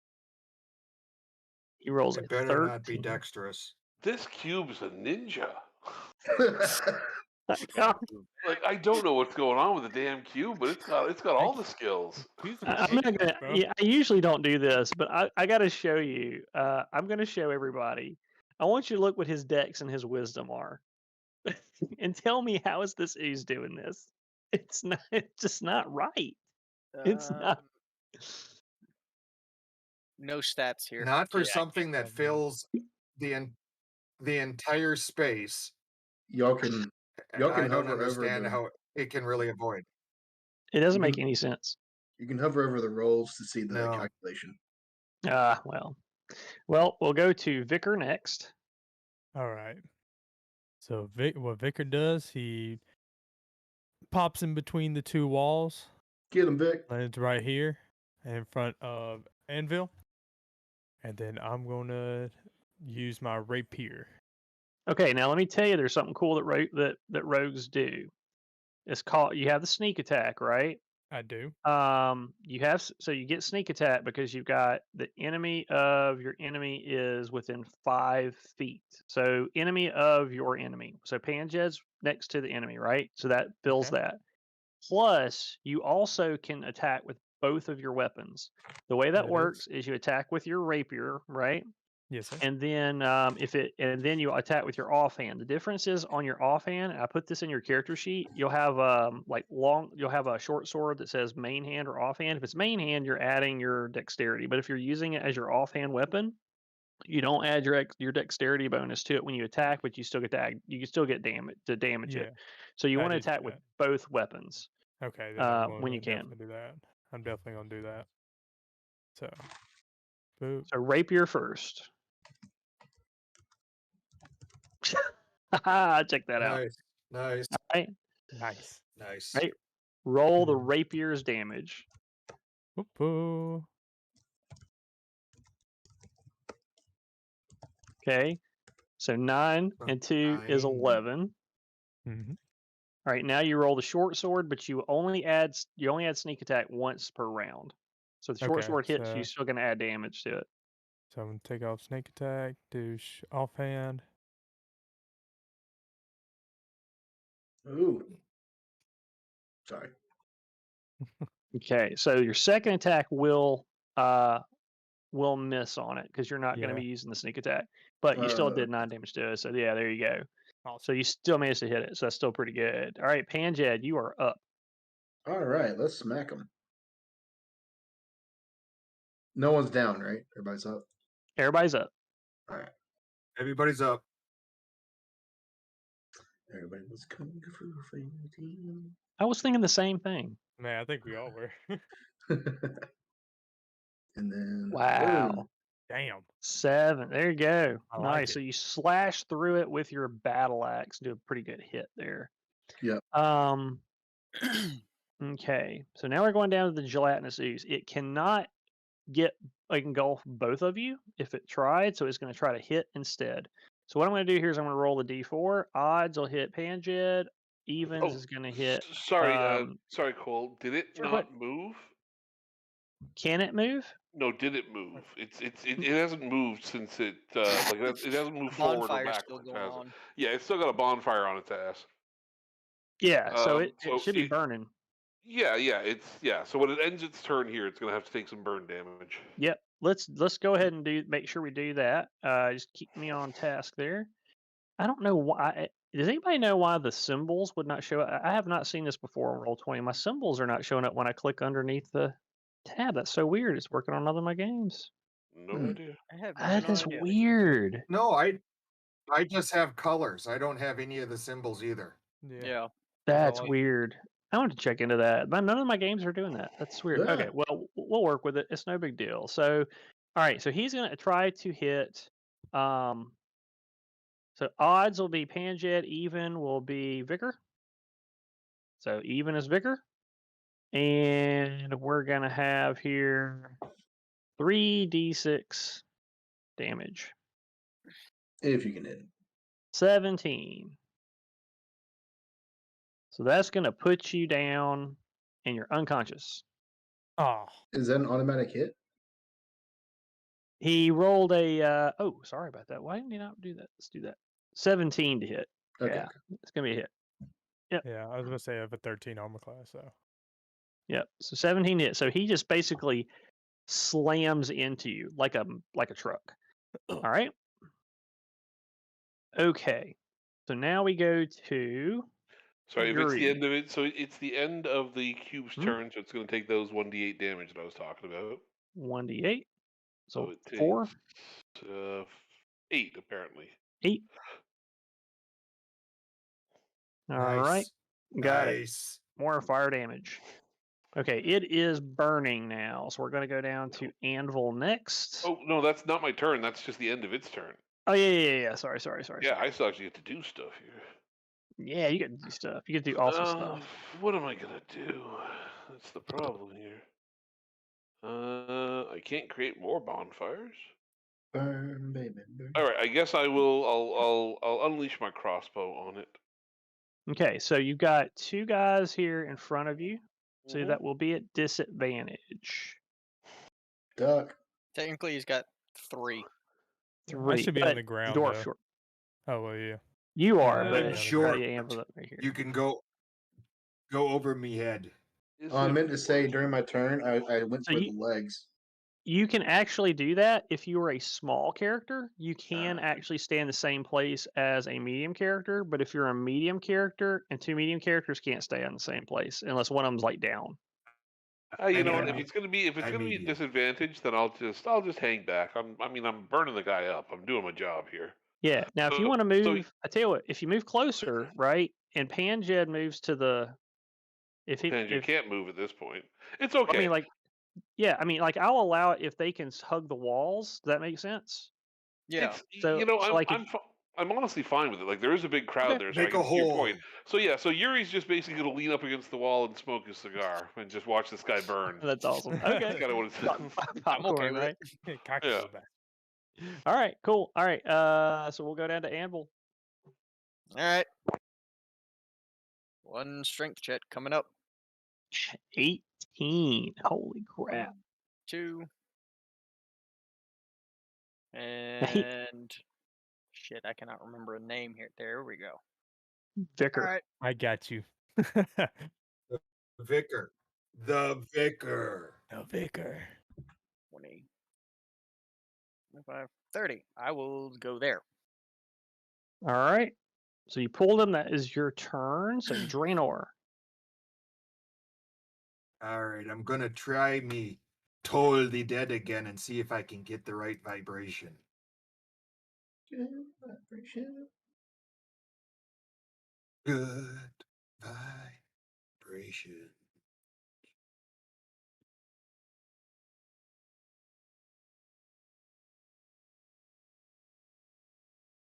I'll allow anything you want to do as long as the dwarves don't sink. Is that fair? Sorry. Hey. Okay, 13 to hit. He has to do another wisdom save. 10. Oh, finally. Okay. Good. Thank God. That's less than what. So, he should. because he is already damaged, it's actually a larger dice than the D8. Let me double check it again, but I think I do a D12. It's a D12. So let me Well- just roll a D4 on top of that for damage. Well, just roll a d12.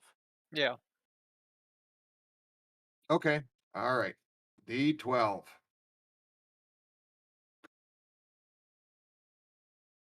There you go. There we go. 11. Nice. Now we got the vibrations going. So what can you do with it?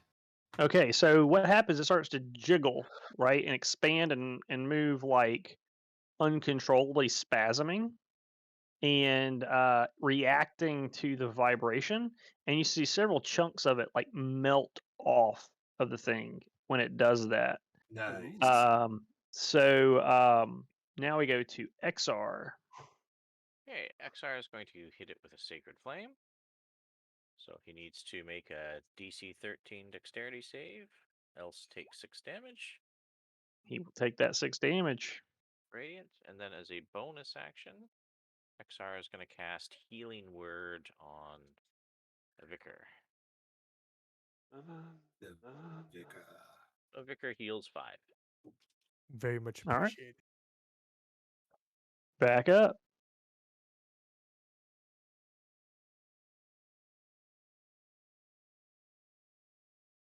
There you go. Just in I'm time for gonna your take- turn. I know, right? Yeah. Thank you, XR. And that's why you keep a cleric in your group at all times. Oh, dude, It's why you Cleric. pull him out of the gelatinous cube. Cleric, honestly. paladin. That's right. All right. So what I'm going to do, I'm going to jump over Anvil again.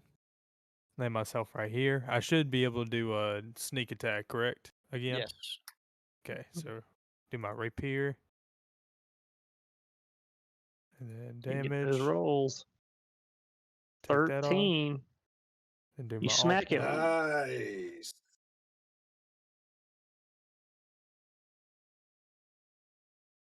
That should be it. All right. I think so that's the most damage 13, from one individual so far. 20, right? That's This is 14-6, yeah. So you 14, yeah, smack 20. it several times and knock several more pieces of it off. Go now to Panjad freaking I'd advise Cabradon. you. I'll I'd move back. advise you move back after should be your able to. attack. Yep. So, yeah, we'll do that. Or Mm. should I just go ahead and stay there since it already did Well, go past? you can't if you so you him can't do what he wants to do. disengage it. You don't have that action. So if you move, that will provoke an attack of opportunity on Okay. it here. Oh, But you'll get an that's ability true. You're level 2. Yep, that's Yeah, right. level 2 you get it. So Yeah, then you can I'll be able to disengage. disengage. Yeah, so I gotta just wait till level 2. Okay, well, it is what it is. Yep. Okay, you can end it all. Yep, 17 4 slashing damage. Let's get it. Let's get it. All 4 right. damage. 4 damage with a big old hit. All right. Now it goes to the cube. Here we go. Damn. It's gonna try to hit Panjad Frank Cabradon. Finally. It takes fire damage, though, right? Oh yeah. No, let's no, it do, takes fire damage the at the end of its turn. end of At the turn. end of Yeah. the action economy. 10 damage to Panjad Frank Cabradon. Did it With a hit? slam. Oh yeah, gosh, why did I do that? It- Y'all gonna think Yeah, I'm way off my game tonight, and Let's see you'd if you be hit. Yeah. you'd be right. Oh, 24. What? Oh, No, you what should have the just fuck? taken the damage. Panjad said, "Uh-oh." Should have just taken. My man got That's 20 damage, man. Oh no, Yeah, y'all. no. His phallic symbol got me. Yeah. holy. Actually, usually what we do is we just So we I'm double down. the damage dice. Yeah, so it's 28 damage total. Oh, Yep. yeah. Oh, I'm not gonna you leave really- it filled out right Yeah. first game, so don't worry. So You you are really- down. Oh shit. I think it's Alright. down just about everybody so far. 3 of us, anyway. Shit. He's a pretty hard guy. Yeah. Golly, bro. Yuri, it is up to Alright. you. okay. To So save before the day. Let's take yep, the fire. before the we fire start, Fire take damage. the fire Fire damage, damage. Yep. Yeah, let's roll the get fire that going. damage. Because this could do it. Get her done. Make it crispy. Oh my god! 4 damage. 4 damage. Guess how many hit points he had? 5. 4. Nice. Oh Yeah. Ah, good Okay. job. So Yeah. Yuri, who's been leaning against the wall for most of the combat, just stubs out the rest of his cigar against the wall and gets back up. He's like, "All right, we're done. My job's done. Yeah, my let's job- move on. Is everyone okay? Who's down? Oh, you're down.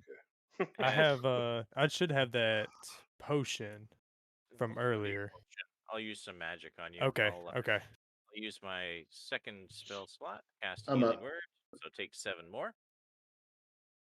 You have 7 health now. Get out. Yeah, I'm full. And, Get up. Just get up. XR will say, Shake it off. this unit has exhausted all of its spell casting.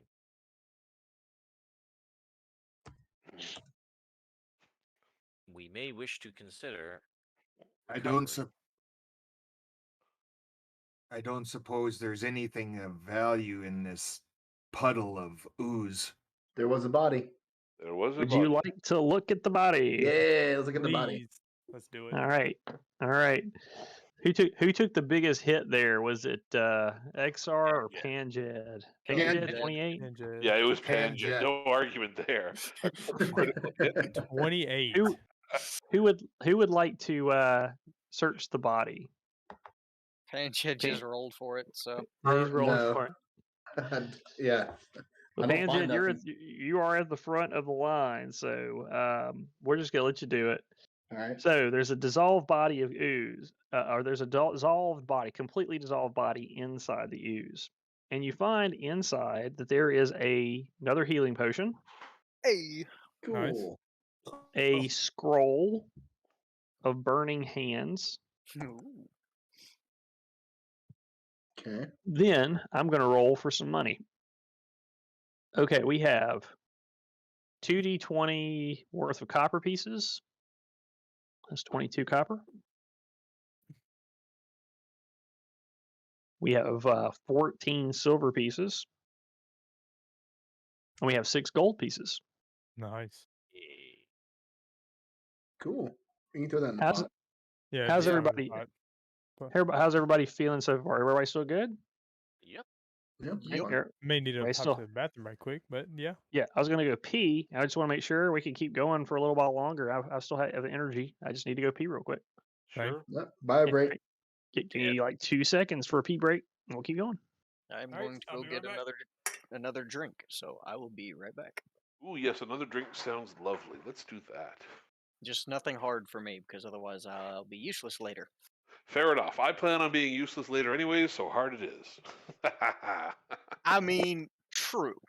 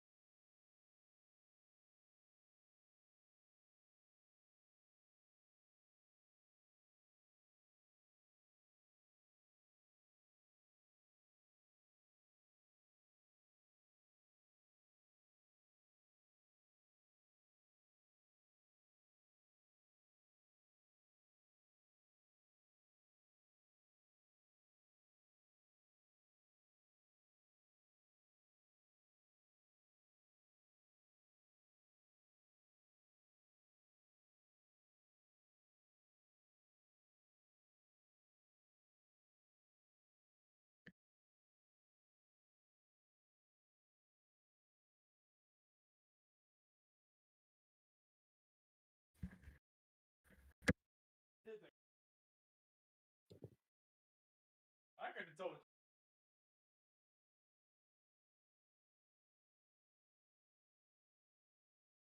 All right.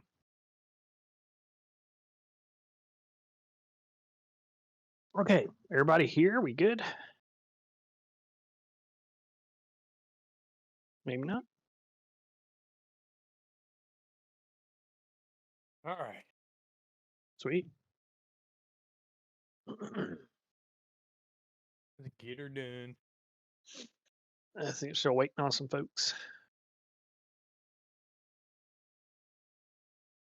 Sneak. Okay, so now I'm starting to understand the whole thing of sneak attack, how to use it properly. Because Yep. the description, I just wasn't understanding it, but putting into action, it makes a lot more sense. Yeah, because a lot of things can give you advantage on the attack. Mm-hmm. Or if you've got an ally or just an enemy of your target. So if your target is the ooze, even if it's a different somewhat another thing that's your enemy, as long as there's an enemy Right. of your target there, then you still get it that sneak attack. But you only get it once per round. So like Yeah. after everybody's Yeah. turns go, you can do it again. Okay. Once per turn. But I do that's what I was want trying to to- I was trying to get in its face so that you would be able to have your sneak attack, but it which kind of I'm very appreciative of that. I do Glasses want are to nasty. ask Cole, did we when we made made my character, did we add bow and arrows or did we just switch it out for a short sword? Is that what it was? Yeah, you've got daggers, short sword, rapier. That way you can throw the daggers, but that way also you can use the two-handed stuff. All right. But you might still find weapons. I mean, might- that's yeah. So that's Uh, not that's not something to even worry about. I mean, you'll Okay. find stuff. I mean, yeah, I thought so. I really thought I had bow and arrow for some reason, but daggers work just about the same. But I'll do it once the game starts. I'm gonna make sure to pick up my dagger this time. Question. Since that thing was dealing acid damage, is my javelin recoverable? It is not. Okay. Oh, so that also means my dagger also is not recoverable. Yeah. That Am is I, Does am anyone- I naked? Yep. Anyone who hit it with a weapon should probably know that your weapon is somewhat damaged. They're not destroyed. Okay, so Got I it. can fix that. Mm-hmm. I can- Yeah. So Is everybody back? who here? I'm curious. I think half of us use an axe for a weapon. Is that what I'm seeing? Great axe or a great club? We've Yes. got, and yeah. All right. I'm Yuri's just- only using an that's axe for cool. now. The plan is by third level, Yuri, you will be using something different. I mean, I'm Well, we hoping could a be the- giant the- hammer.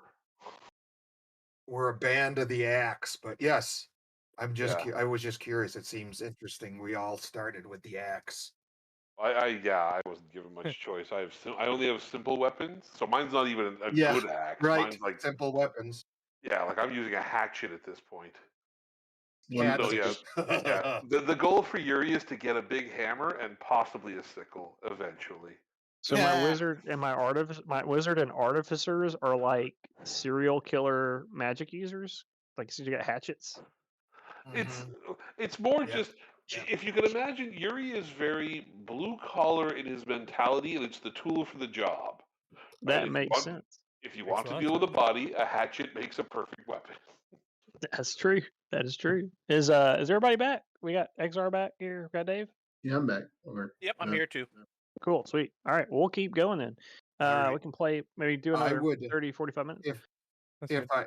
if I may ask the group if it'd be okay to preserve the scroll of burning hands until I've had a chance to copy it into my spell book. Sounds yeah, good. I'll go ahead and hand that to you. I have no need for that. Thank you. So I'll tell you, you've got a door here, What? a door here, a door here, a door here, And a door back here, and a Good door lord. right here, Jesus. Is there one on the far end too? Yeah, I was about to ask that. and a double door here. Oh man. I so think we should all pick a door and then open them all at once. What could go wrong? Everything. All right, Yeah, let's do let's it. not- Do we're not our playing again. hands do our hands go Ooh, through it again? Yeah, let's. I want to see that Great. too. Which door are you to? Would the company entertain Uh, taking a brief the rest? one Oh, Yuri. Dave. Mhm. Go ahead and say that one more time. I think you broke up, bud.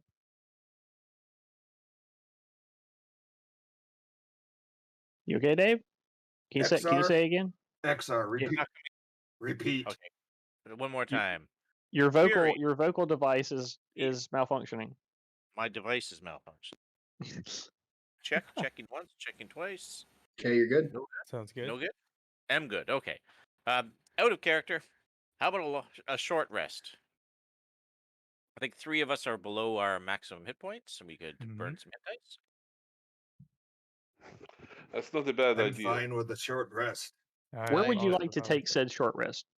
Possibly back in the last room. Let's let's Let's return to the larger It, chamber. it was less trappy and scary. The one Let's downside is do- that there is no door. That's all right. I look- Sorry, go Uh, guys. I looked over right and I thought we were all dead because of these skeletons. I forgot they were dead. I was like, oh shit, there's skeletons we gotta kill now. Yeah, the game has auto spawn. After 10 minutes, they just all show up again. Great. Oh fuck. It's Skyrim all over again. Yeah. Ugh. I used to hate that with Borderlands. Oh shit, you right. Yeah. So we're taking a short rest, I guess, or we're taking it in shifts. Yeah, I'm you Well, it's can. gonna be- a short rest could be just an hour. Yep, I usually say short Mhm. rest is like 10 minutes. Yeah. Oh, okay. Okay. Let's do it. I played Take a hardcore with some with people sometimes. Sorry. Yeah, You're you like, can "Oh, it's attempt. 4 You can attempt to take a rest at. You can attempt to take a rest at any point. If the rest is interrupted by enemies that attack you during the rest, if you're in an unsafe spot, then the rest is interrupted and doesn't work. I hate that phrasing. I have always hated your phrasing of that shit. Mm-hmm. Fuck you, Cole. Yeah, but it makes you. It also makes you pay attention to the rooms that you're in. So Cole, yes. So the two shut the up. two healing potions that we have.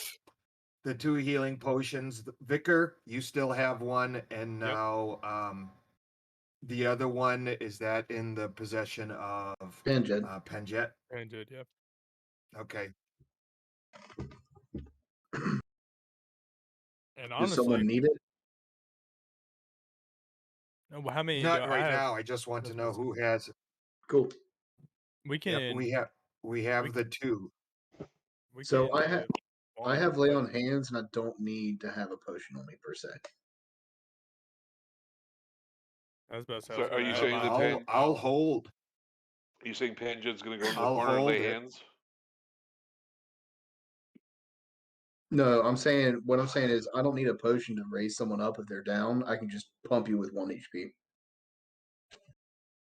And you're gonna get 1 if I'm gonna raise you up Just for right one. now. I can do it 5 times. I got Yeah. HP of pool of 5. Don't It's be fun. stingy with your health points. It's fun. No, it's fun with barbarians. They basically rise up, come out of consciousness, whack them, die again, rise up. You're not wrong. That's hilarious. All you need is 1. All right, so Cole, are we successful in our short rest? Do we need to roll anything? You are successful in your short rest. Holy- So for your healing, you will use up to the number of hit dice that you have to re-heal for a short rest. So 1d. So we just. So would I roll a 1d8 or just get 8 hit points back? So you roll 1d8 and you Yep. go up to your the maximum hit points. Okay, so.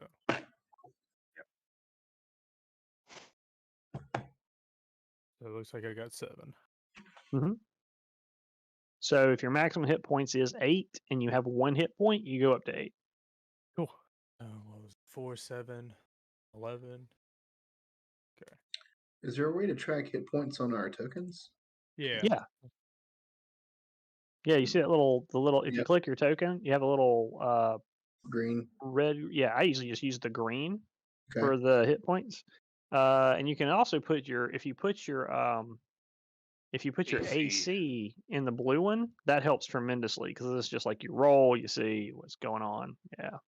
Cool. Yeah, I'll change that then. And let's see here. Currently, that's at that. C13, cool.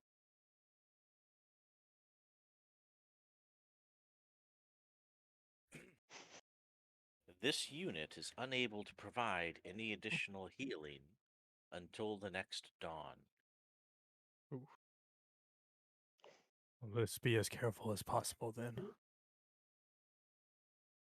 Can I walk up to one of the side doors and see if they have the same illusional effect as the first door did? Sure. There's one there, right here, and there's Okay. one right here. So you can I'm walk up to going- either of those. I'm gonna I'm gonna go to one by XR just in case anything would like to pop out for some apparent reason. And Okay. then do I need to make perception roller? Well, you can try to make a perception roll if you want to, or investigation if you want to check specifically the door for traps, or if you want to just try to see if it's an illusion. An illusion. You can just swipe your hand to see if it goes through the door. Okay, well first let's do this. I do want to check and see if this door is trapped. Okay. So you will roll an investigation. So you examine the door, the cracks, the doorknobs, everything to the top, the bottom, and the tiles in the bottom in front of the door, and you see nothing that can indicate that there are traps here. Okay, and then might as well just swipe the door, see if it's real or an illusion, just like the first Your hand passes right through the door. one. Okay. It is an illusion. Hey, Stokes. Sorry. Yo. Cool. All right, so I come back, tell everybody this door is also an illusion as the first. Can I use my javelin to test the door to the north? Yeah, you're kind of just poke through it. Yeah. Yeah, you're gonna move your character like right there. Yep. Okay, so you take your javelin. I was trying to do it And to it the has- side as much as possible. Yeah. Oh, I see what you're saying. Okay, I got you. So you're trying to kind of look around the corner, try to poke it from the side. Yep.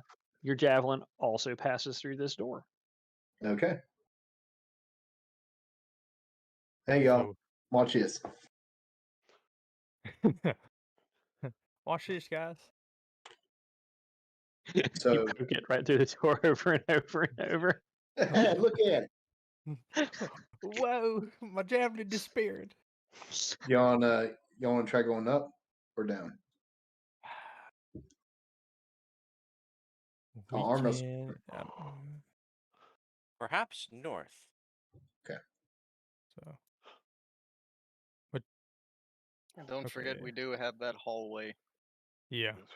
So we can check out this room. Okay. Nah, hallway back. Go back. Nope. I ain't dealing with that shit. No, thank you. Let's just go Alright. this way. Yes. Do we want to go ahead and check out this door while we're at it? Sure. Yep. Yep. Nope. Fuck that. Ah, Fuck that. jeez, this is the worst hallway. That looks like it's suspended above something. I can fall. It Mm-mm. looks like an abattoir. Yeah, let's not go We- in there yet. We Nope. ain't gonna worry about that shit today. Let's go. Maybe when we're level 3.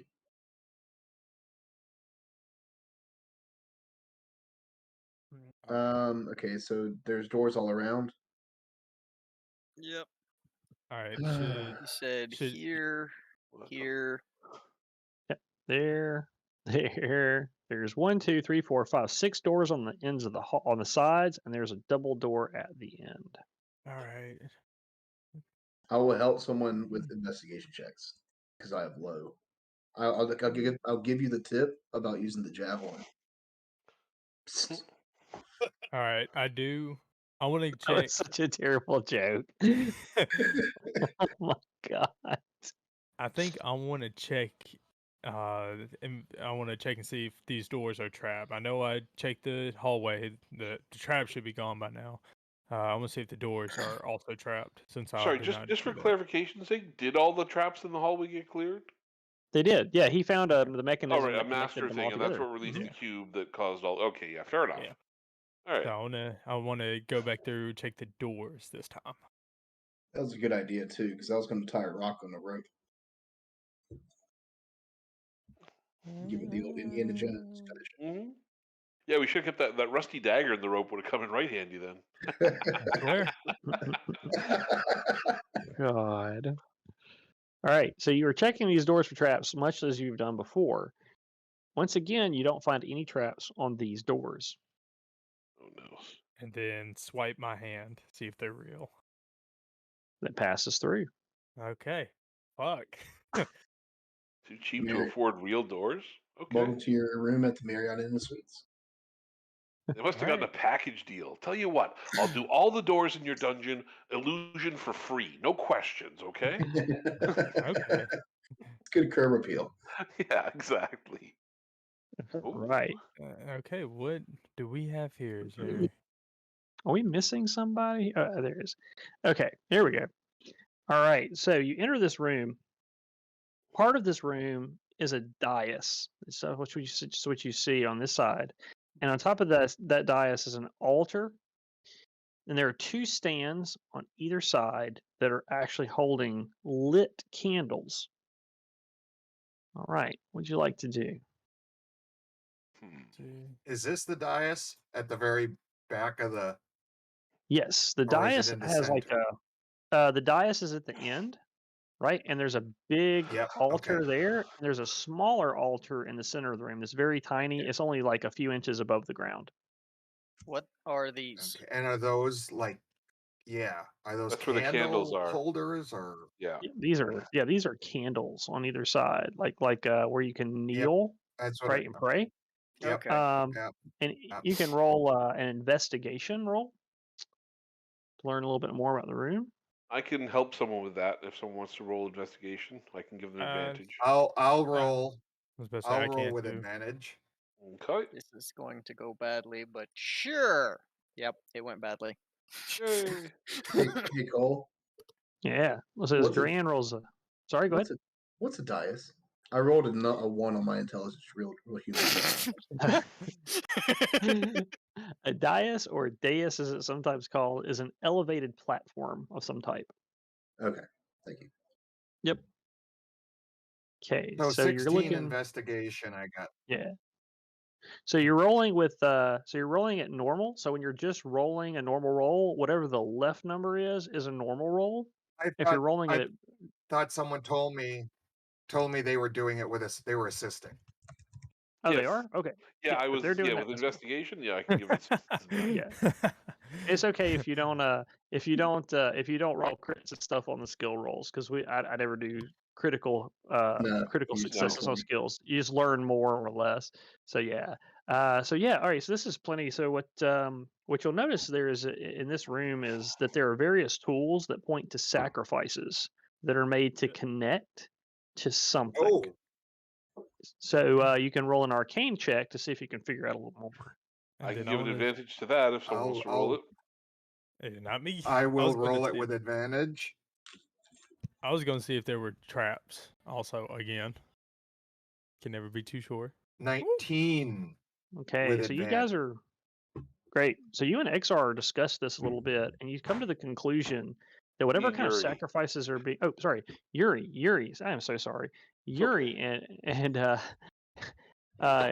Yuri and It's the first game. You'll get used to it. yeah, I get used to it. I don't keep up with my students either, and I've got 150 of them. That guy, okay, you there. Yeah, this is going to be on YouTube. They'll hear me say this, I'm sure. So then I'll be fired next week. Oh wait, tenure. No, but okay. So Yuri assists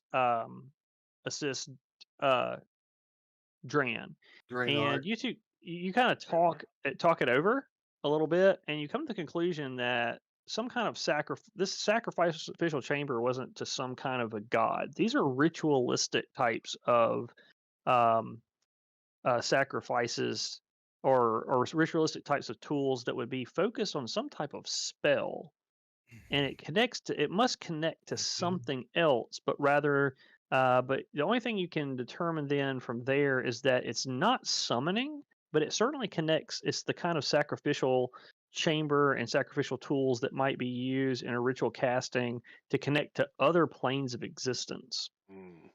So, sorry, Cole, just as an interesting bit That's of true. color, Say Yuri again? would hold just as an interesting side bit of color. Yuri would hold this conversation with Draenor in Dwarvish because I speak that, and it would be Oh, like I would have no accent in Dwarvish. It'd be perfectly flawless Dwarvish, unlike my common. okay. Gotcha. Also, I actually know Dwarvish myself. So you'd be able to listen in.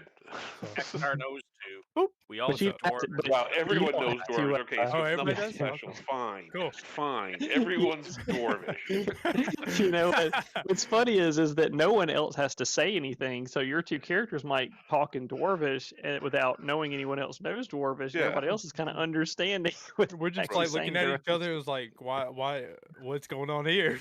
Well, I would think the reason that Yuri would switch to Dwarvish is because if we're dealing with tools and arcana, like that's more his artificer training, and since he was trained by dwarves, he would be speaking fair. Dwarvish to convey it.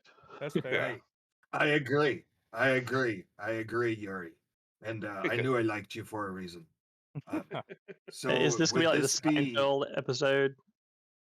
Have you seen the Seinfeld episode where the guy Sure. walks into the nail salon and he knows what everyone is saying Oh, and he yeah. makes fun Oh, of them? right, That's yeah. what I feel like. You Yeah. guys yeah, are standing yeah, around, you're all yeah. listening to the conversation, you're all understanding and but you don't know they're understanding. Nice. But here's the thing: I don't speak Dwarven. I'm just going to nod along like I do understand. Oh, Deception checks. There you go. Hmm. So could it be for a binding of elementals into the stones like we were told of before we started in here? It certainly What do you does seem to think, be a Yuri? possibility, yes. Definitely some dark magic involved, but it's Is there yeah, any no, sign of the symbol that we're looking for? You look around the room and do not see that Indeed. symbol Is this- anywhere. is- any useful tools left behind? Many of them are old and jagged, but and they're old ritualistic tools. It turns out that one thing you find out is that even though they're probably still unusable, you can tell something else by examining these tools. They're so old that this place is much older than maybe you first thought when you came here. It must be like ancient. I was so close to throwing in a how old are they? Several centuries. They're so old. Sorry, go ahead. Can I see if Mm. there are any traps again? I'm gonna do this for every fucking room. Sure, you can go ahead and if there's you could do perception for the whole room, right? And then if you see anything specific, then you could investigate it. All right, so perception, and then if anything else. Whoa. Golly! It's like You don't see- echolocation. He now knows the entire map. That'll be awesome. Insane. So you examined the room, looking around, and you do see some holes and debris around the edges of the walls, but no traps. Then let's investigate those holes a little bit more closely. Sure, there's some here and there's some over here. Take guidance on your investigation. Okay, so 9 plus. Oh, here. Don't forget the javelin. Help action.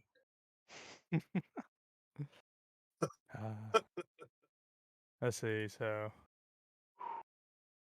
how much do I add to that with 1d4. guidance? 1d4. Okay, cool. Roll a d4.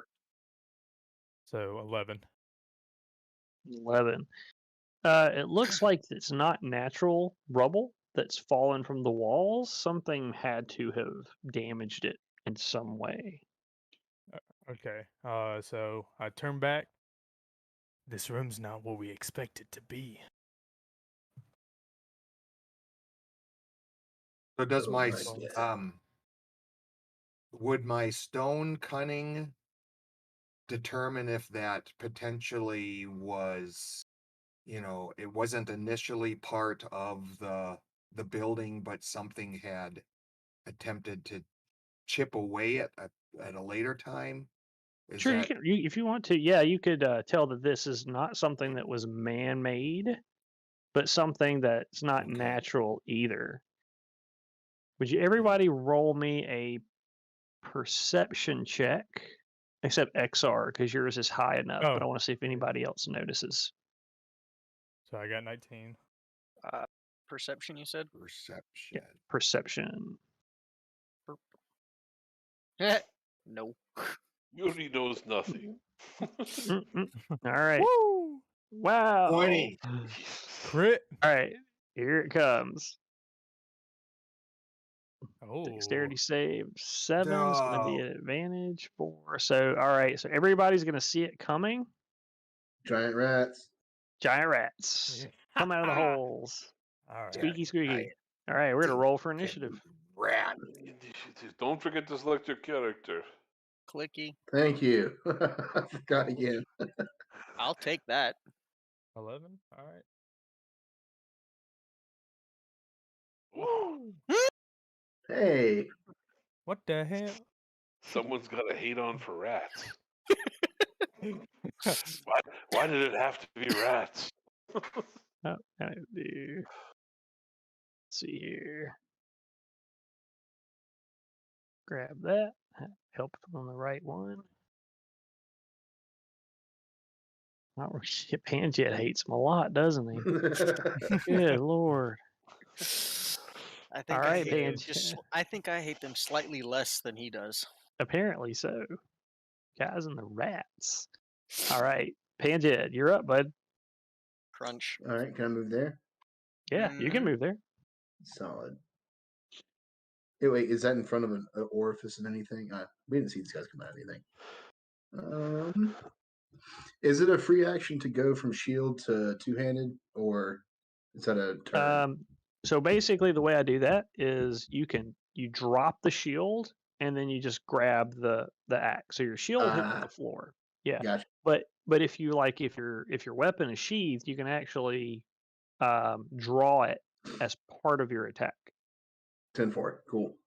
I'm just going to keep it one-handed with the shield up. I was just curious. Okay. Good lord. All right, so you cleave it in half. Hey. Damn, son. Bam. Nice. All right, rat 1 is down. Let's get our powerhouses to take them out. Anvil. Already moved.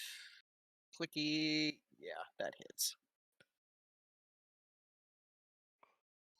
Could I move up one just to get next to that rat?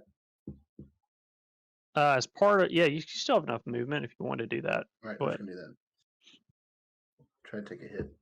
All right, 6 Okay. damage to the first one, to mine. Okay, you come down with your axe and chop its little tail off. Oh, So he is All still right. alive then. He is still alive, but he is bleeding profusely. Yuri. Yuri moves 5, 10, 15 feet, putting himself between two rats. Oh God. Got a badass. And Dude, then all I'm speaks with going Russian to accent. all I'm going to do is I'm going to hit one of them with Booming Blade, Oh, which is this. rude. Good Jesus. lord. Rude, man. So I'm going to make a melee attack with it against one creature, and it suffers weapons. Yes. So I'm going to hit him with my hand axe. Well, I'm going to hopefully hit him with my hand axe. I'll hit the one who doesn't have a tail. It's weirding me out, so I want to end that. One on the right. Okay. Or at least I'm going to try to. 7 is probably a no. Oh, you swing down and you hit the floor itself Oh. with a So crunch. you hear Yuri say, "Bozovoy!" And then, yeah, I mean, that's all I can do. I love it. Draenor. I'll move. Yep, I'll move up, and since we've all kind of decided it's time Rat to hit whacking things day. with axes, I'll swing. I'll swing with mine. Oh, again, another 7 to hit. Damn, Oh, I yeah. All missed right. that one. Swinging look- down, and you too try and hit the rat. Also manage to hit the floor with your axe and chip off a little bit of that stone. Vicar. Come on, you Do took the a- cube out, Vicar. Let's try it. So I do a ninja flip over anvil. Huzzah. Now, if you put it then- right here, you can hit one with one hand and one with the other. You know what? I would like to do that. This is your first. Just trying to help you out. It's your first game. Yep. Okay. So I'm by Draenor now. So I'm going to do rapier on the left, short sword to the right. Suggestion. What's that? Suggestion. What's that? Hit the one on the right with your main hand. Okay. Yes, The one Then on the let's- left has already been that's hit. the more. Oh, okay. Yeah. Okay. I see what y'all talking about. All right. So Yeah. right main hand, left side offhand. Bingo. Rapier. Go. Oh, right. Wow. that Dead. one's dead. That one's like just That one about. is that thing is so far beyond dead it's not even funny. It's just out of Yep, existence by it's now. a rat kebab. I don't even know how Like to a explain stream. how that's gonna. A rapier just. I mean, And then- you just slice a Zorro thing in the thing, and it just completely cuts him up. Eviscerates it. Yep. I do those little anime slashes. Deteriorate. Yeah, the we'll go with body. All right, and then offhand, 14.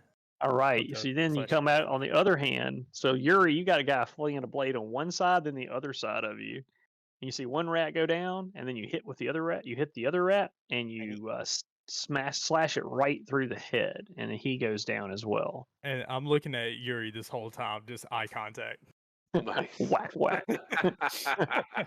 Stone cold. All right. Stone cold, nothing. There's respect there. Yeah, I got that. All right. Hey Yuri, while Yeah. you're standing up there, as you kind of glance around at the rats and they're dead, you notice that there's a couple of things on that altar back there that could be useful to you. Oof. There's an old dust-covered potion of healing, Mhm. and then there is a little tiny bag that's also with a tie on the top. Okay. Yuri will grab both. I'm handing them off to, is it Draenor that is keeping track of inventory? Draenor, yes, I'll Okay. hold a healing potion. So the healing potion, yes, and then Yuri is going to examine bag. Okay. Do you have an identify spell by chance? I actually can ritually cast identify. Nice. And you don't so have I'm to gonna- use Don't any you of your need to candles. have a pearl? Don't you have to have a pearl worth 100 gold pieces to use identify? No, I need. Oh, you're right. Yes, a pearl worth at least 100 gold pieces. That's true.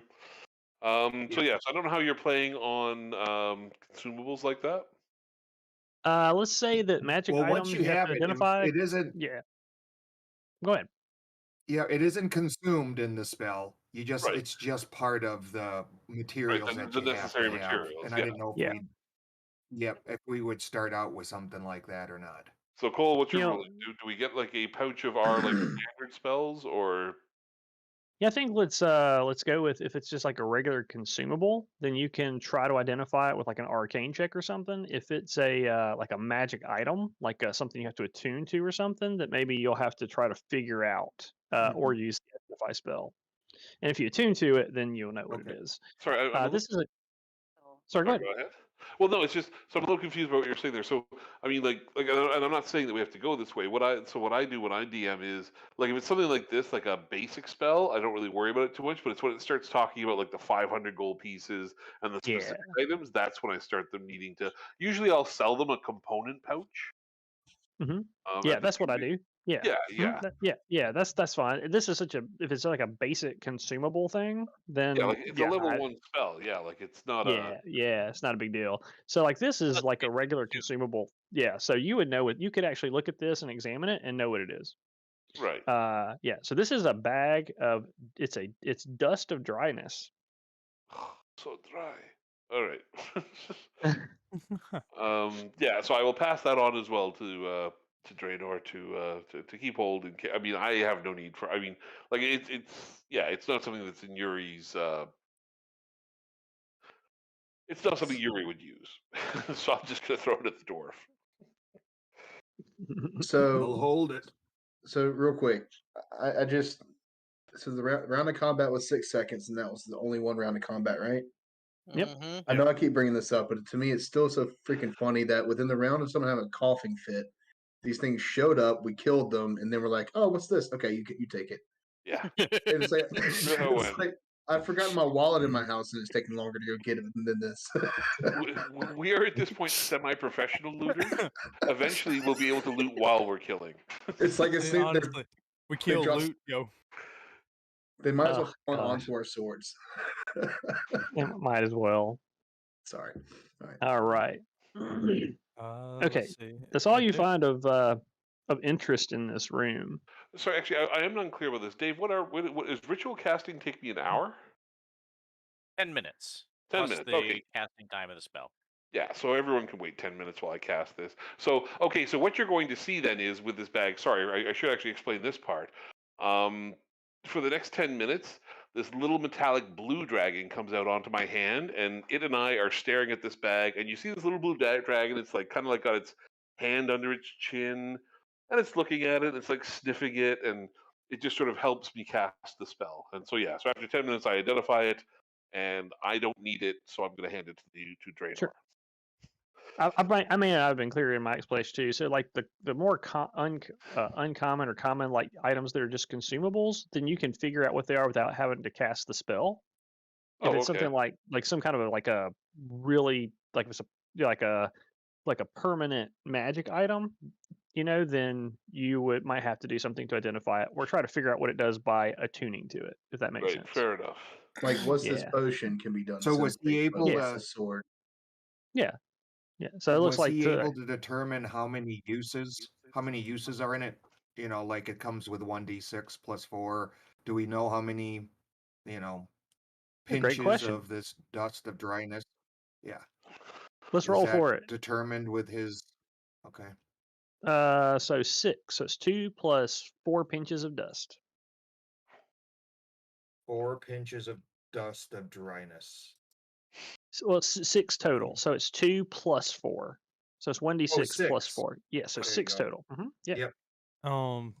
By the way, were there anything of specialty on the rats' bodies? No, they're just Okay. dead, mutilated rats. And then ha- what about where the candles are located? Are there anything special there? No, but you could collect any candles that are not burning. What do they So smell there like? are Are there any that 5. smell like vanilla and like lodenberry? Because that's relaxing. No, honestly, they're probably all infused with that same burnt chocolate smell from the Ooh, ooze. I don't know. You know what? We'll just leave that. Leave that there for the room. I don't think anybody But, wants to smell that, do you? but No. clerics and priests sometimes use candles, so you could grab some if you needed them. Would like the. We have a cleric, don't we? Who was Mhm. it? Yep. And a paladin. And a We do. paladin. Would y'all He like to carry the he candles? makes a good point. Grab the candles. Try Okay, and well, avoid let's- either use them first or shove them at the very bottom of your fucking backpack so you never have to touch them unless it's absolutely necessary. all right. I like then to, I like we'll- to use them when I'm watching Gossip Girl. It just makes me happy that XR and I do not have to breathe. We don't have to smell that shit. Oh, that's fair. So I'll just give them to is it Draenor who's Oh, carrying nice. We're everything? just gonna dump it all on Draenor. I'll take There we them. go. I'll take the Wait, candles. wait, I don't I, give a shit. I carrying promise it you. all. I promise you. As I'm soon too as I small to can, I'll carry craft them a bag of holding, and then we'll just dump it all in there. Bags be of pretty- holding can hold armies of undead. It can Alright. also be used to torture a How dwarf. many candles? Really? Oh yeah, because it's got 10 minutes of air in there. So the secret is you put the dwarf in yeah. there for 9 minutes and like 58 seconds, and then pull him out. Yeah. That's fucked. That's fucked. It's That's funny. That's messed up. That's a lot. It's- That's it's- funny. It's Really also funny. a good way to get a dwarf across town if you need to. I'm just saying. I mean, it's a fair explanation right there to me. And bags Enhanced of, interrogation. and bags of devouring How many you ca- used to murder somebody without evidence. Yes. We need to get one of those. No, I'm just kidding. How many candles did you grab? How many candles did you grab? All five. All the candles that were not burning in that room. So it should be 5, correct, Cole? 5 Yep, candles. 5. Okay, so Okay. I learned yesterday that H.H. Holmes used to clean the bodies clean until they got to skeletons. Then he would sell the skeletons to medical schools to hide the bodies that he had, That's killed. fucked up. Yeah, that's good times. I mean, it's smart but fucked up, like you Did said. he Yeah. use, did he use the He- beetles that people use? Birkenhair did the same thing back in the day of It's messed up. And what's even crazier is that he was making, in today's money, $6,000 per skeleton by doing that and hiding the bodies pretty brilliantly. So he's also making money off of it. How many skeletons did he go through? That's a great question. We don't know. He had a murder house, so Yeah. Okay, that probably millions then. Okay, so that's everything you find in this room. Where would you like to go next? Let's head on out, I guess. Um, Unless is there? I actually- don't wish to be a bummer or anything. I just wanted to get an idea how late we wanted to go tonight. Usually I try to run at least 3 hours, and depending on how everybody feels, Yep. we could go longer, or we could. So It's up to you so guys. we're at what, 4 hours right now? We've Yeah. done 6:30 to 10:30. That seems reasonable. Yep. Yeah, I'm happy. I mean, again, I'm happy to keep going, but I'm also happy to. If the group needs to call it, we call it whenever the group needs to, right? Agreed. I'm ready to roll. I'm good. I'm Well, having. I'm at work tomorrow, so. I was about to say, I have work tomorrow, but I can go a little bit longer. What does that kid say in Talladega Nights? I'm jacked up on Mountain Dew and something. I'm ready to go. I don't know, Been but looking forward to this for. I don't know that quote, but I have my own personal one. I exist on caffeine and spite. Let's Nice. go. Well, I like have been that a lot looking more. forward to running this thing for 3 months. So yeah, that's why I was like, hey, we could go ahead and start early. Let's do this. So I've been yeah, excited myself. we may have time for a little bit more. Yeah, if you guys want to keep going a little bit longer, I'm good with that. Sure. I think just a little bit longer. Yeah. Yeah, depending Okay. on where you go. Yeah. Yeah, there's always that. Can't exactly end in the middle of combat. Ship them all jacked up on Mountain Dew. That's it. Yes. Oh yeah, that's it. Yeah, it's when he's confronting the old man. Yeah. Yep. I'll come at you like a spider monkey.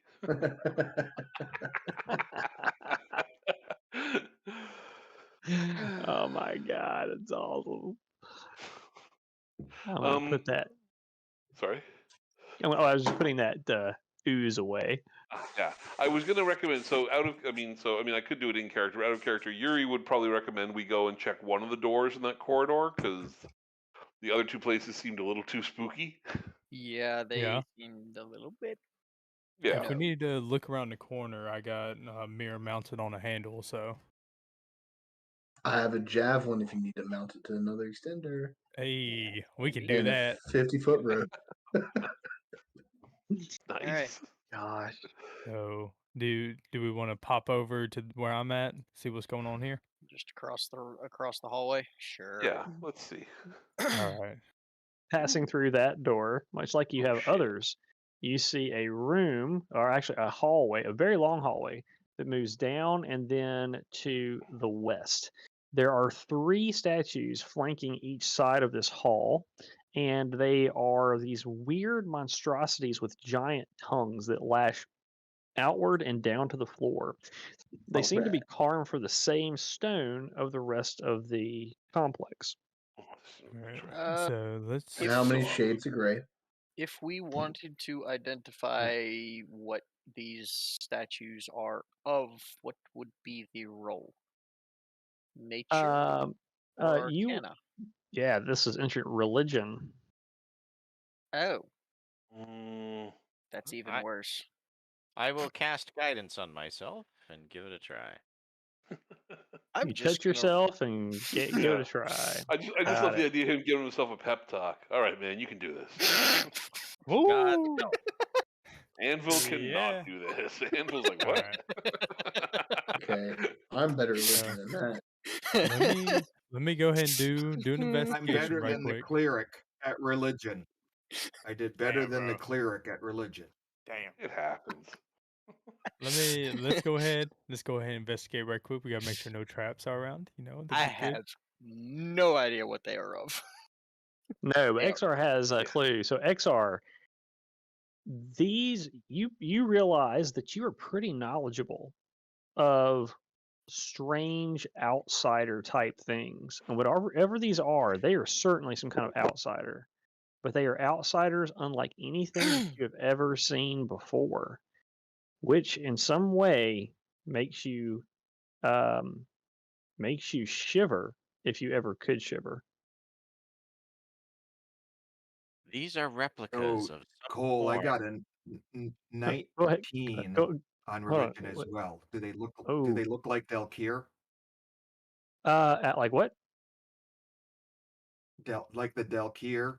Like, from another plane, the creatures from Zoriat? So I would say, yeah, I was actually just about to get to that with with Exar. They look like some kind of Delkir, but maybe Yeah. something maybe none of you are familiar with. They fit that sort of aberrational Delkir type outsider. Outsider, I don't want to say design, but the characteristics. And XR, you were about to say something there. I think you got cut off there. I was Mhm. just gonna share what was Yeah. said in character. No need to repeat it. Gotcha. And then I rolled investigation just to see if there are any traps in this area. So perception in the area and investigation on particular things. So roll me Let's perception. do, yeah, let me do perception. I meant to do that one actually. Oop.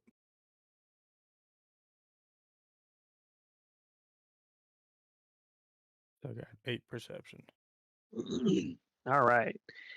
The hallway looks completely clean of anything that could possibly be a trap. You don't see any kind of tiles or anything misplaced or anything on the walls. Okay. Can we tell that that's a door down at the end? Yes, you can tell there is a door right there. And then the hallway cuts off Yep, and to I would say, based on our experience from the first chamber that had stairs leading down to a hallway that might lead over to that section we observed.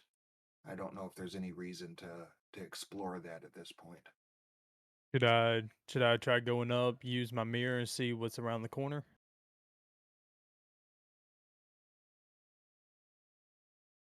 Go for it. Sure, why not? If things go All to hell in a handbasket, we deal with it and we move on.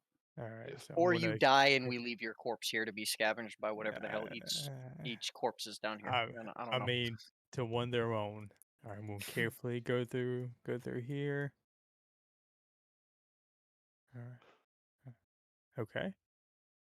Okay, you can look Okay. down the hallway, and you do see that there's a sarcophagus down here at the end. Otherwise, the insets of the that you see in the hallway are all empty. It's with the same roll. You still don't see any kind of traps or anything that might be out of place per se for a trap. Anyway, Okay. it just seems like hallway moves down. You do see some light though. This looks like coming up down here from somewhere. Okay. So down to the left. So I'm gonna, Warforge coming up. I'm gonna tell him, hey, I do see a light down there at the end of the hallway. But everything else through that hallway, I do not see any enemies. I'm not even talking to character, but you get, but anything else, I do not see. Okay. So do you continue down the hall or go back in the hallway and explore any of the last few doors? Exar is going to try to stick his hand through the door. So you go to touch this door, and it is solid. Ooh, Okay, Hmm. I will join XR. I will post at this corner. Oh, that's All right, XR, do you want to try and go through this door, or what's our plan of action? Reply affirmative. And I try to open the door. oh When you boy. go to try to open the door, it does not move. All right, let me. So I'll come back. Is it a wooden Invest. door?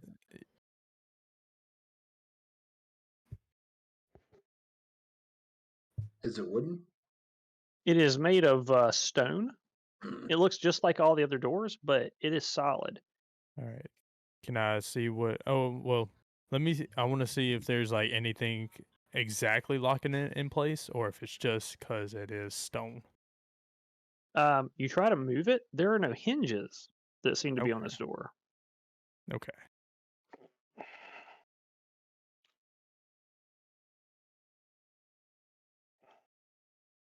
Hmm. Does anyone want to try to investigate the door for a button? I can. This unit can assist and take some guidance while you're at it. All right. So So, advantage and guidance. If there's a button, we should find it. all right. Yeah. Advantage, investigation, and then 1d4. So a 20 overall. 20. You examine everything around the door, the foot of the door, the top of the door. There are no buttons, switches, or anything in this location that might open this door. Can one of y'all that knows about stone and stone history take a look at it and see what we have here? I will. I would clapped be twice happy just in to. case. So should I do a investigation as well? It's so obvious you don't even have to investigate. This Fair door enough. has no carving marks on it. It's like it's a solid door, but not a real door. So it's just a decoration. You got a real fake door here. When You're you see not door, sure. not You're a actually door. not sure. Yeah, you're not sure. When's- Perhaps though you'll find something else somewhere else that could open this door. However, later on. The Does anyone legendary know how tomb to of fake doors. Does Okay. anyone know how to say friend in Elvish? I was about to say I know Elvish. I can let you know. So we have enough time to either explore to the right, or I think go back to the hallway and explore a couple other doors there. Up to you guys, and then we can call it around 12. Ranor, is that light natural? It is That's- natural. I'd say we Okay. keep It going down doesn't- this hallway. Okay. Also, there's a sarcophagus down the way. Do we want to investigate that? See what's going on? What could go wrong? Are you Yes. looking for traps, Vicar? Oh, Yeah, I'm gonna wait for the trap people yawning first. Does I'm that- not the smartest, but I've seen this. We've done this a couple times now. All right, I'm slowly making my way down. Making my way down, walking back. Okay. Downtown. All right, so up Curry here is around the very funny corner. at singing that.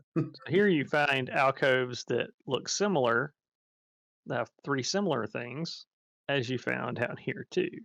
I And see. so there are 4 sarcophagi. I see 3 more sarcophagi right around the corner. Where's the diversity? Let's get some sarcophagus girls. All right, let's see. All right, Happy let's Friday, everybody. investigate the first one by Victor. All right. Where should... Yeah, okay. Let's put Yuri. All right, let's investigate this sarcophagus. 16 investigation on the first one for me that I'm standing next to. Okay. All right. So this looks like a normal, or I would say normal, but it's a standard sarcophagus with a relief that's carved on the top of some type of a warrior. And you can see that the tooling marks or everything are there. So it is certainly inset and it is real. And with that roll, you can Nothing tell that appears to have nothing's appeared to have tried to crawl in or out. There's no scratches. There's no slightly ajar lid. No, nothing. It is still in place. All right, I'm going to check this one beside me. Fuck. It looks like a sarcophagus. Same relief. I It mean, looks like the it. obvious thing. Yes, it looks like a sarcophagus. The same relief, kind of relief that you saw that's on all 4. They all look relatively the same, with slightly differing carvings on I the just top. look at it. I just look at it and scratch my head. Okay.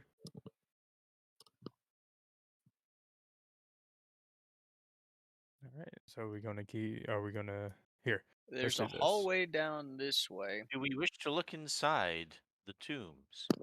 Let me see what's around this corner, and then we'll go up to that door.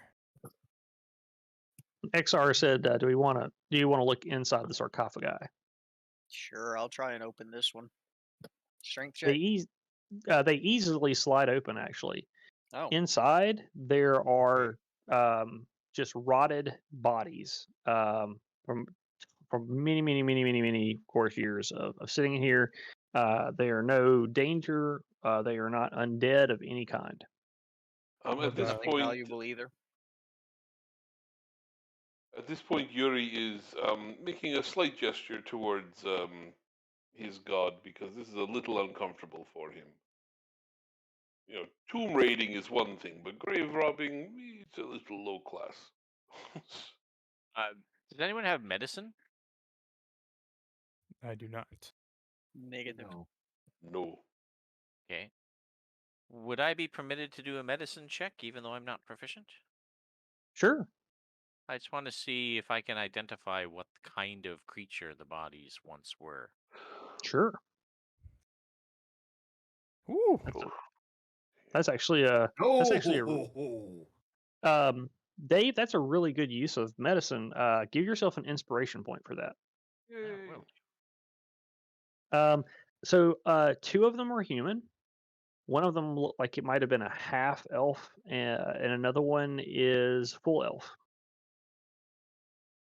These are all creatures that reside in Corvair. They are not the same as the extraplanar creatures depicted in the statues. And we've already opened up all of them, or we only just opened up one of them? We did all 4. All 4. Okay. All of them. Okay, just make sure. All right, Okay. We'll come up here. XR's going to Noted. try to put his hand through the door. Let me see if this is going to be obvious or not. I'm going to roll. If it's under 10, over 10. Okay, yeah. Who opened the first one? Me. And then XR looked at him, right? Yep. Okay, both of you are going to find almost hidden in the grayness of the skeletons. You almost miss it. But Okay. you find I'm gonna put. I don't have a handout for this, so I'm gonna make one to give to you. I'll do something a little bit different. Add.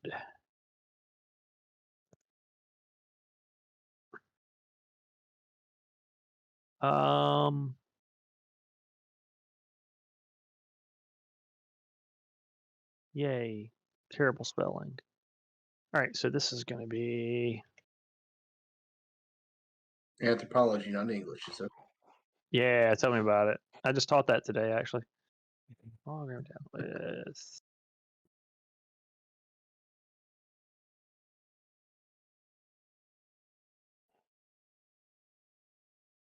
Okay, and I'm going to put this in everybody's journals, all players, and edit if we find anything. If you find anything different, cool. Okay, you guys got that? Yep. Cool. You will find in my games that I throw these little bitty hints about stuff here and there. Sometimes people get the connection, sometimes they don't, but there's all kind of stuff, that little things that you'll pick up on, some big, some small, and it's all connected. So Would that, if I wanted to check to see if I knew what that symbol was, history? history or religion? Let's see how badly I. And you will roll this at disadvantage. Oh, sad day. Yeah. The reason you're rolling at disadvantage, and Stokes, you can back me up because you played with me before. If I give away why you have to roll at disadvantage, it's going to reveal a major plot, major plot point. So that's why. Yeah. That's fair. Yeah, a But major plot point. Sad day on that first roll. But, would my character have recognized that from my past in the working in the clergy at all? The only thing that I can give you guys, as far as what you can gauge, is that whatever kind of symbol this is, it is so old and obscure that you can't seem to guess what it is at this point. Question: does this area here, does this look pre-war or? Oh, this is very pre-war. Oh yeah, so this is way pre-last war. This is like, the more some things you're finding, the more you're realizing this place is very old, and maybe even the people who were buried here or who were operating it were using it way after it had been built. Okay. So the complex predates whatever group was here, and even the group that was here hundreds of years ago. As far as you can tell. Like Forgotten City. All right, let's keep going. All right. Example, would you like to check? So, Cole, how long would you say we've been exploring so far? I would say from probably. the beginning. Say this one short rest. We'll probably say about 3 hours. Okay. Yeah, and I'd say you probably got in here as the sun was going down. So you're probably around, let's say 10, 11 o'clock at night. Okay. 3 hours checks out. XR wanted to. I know XR was wanting to try and see if his hand would phase through the door up there. Okay, so XR, when you look at this door, you notice now that you've all examined it. When you go to touch it, it is also solid and looks exactly like the other door. So you'll have to keep exploring to figure out how you can open these types of doors, but it's hard to tell. In fact, the illusionary doors don't really look a whole lot different than the others, with the exception of the tool marks. But there has to be a way to open it from somewhere.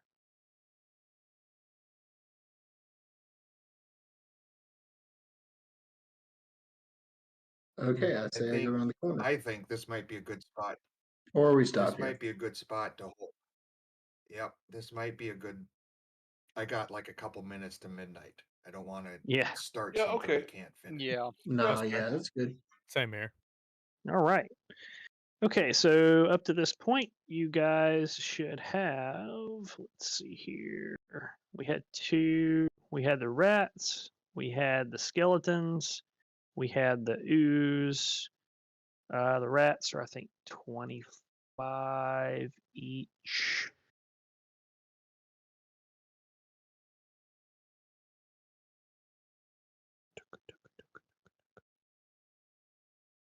Yep, 25 each, so 75. I'm just going to round that up to 100.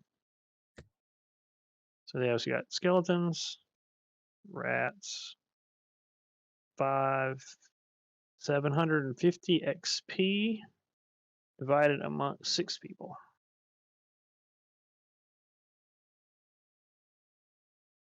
So that's 125 XP each so far. So 125? A little So under halfway. Yeah. About a third of the way to second. Yep. All right.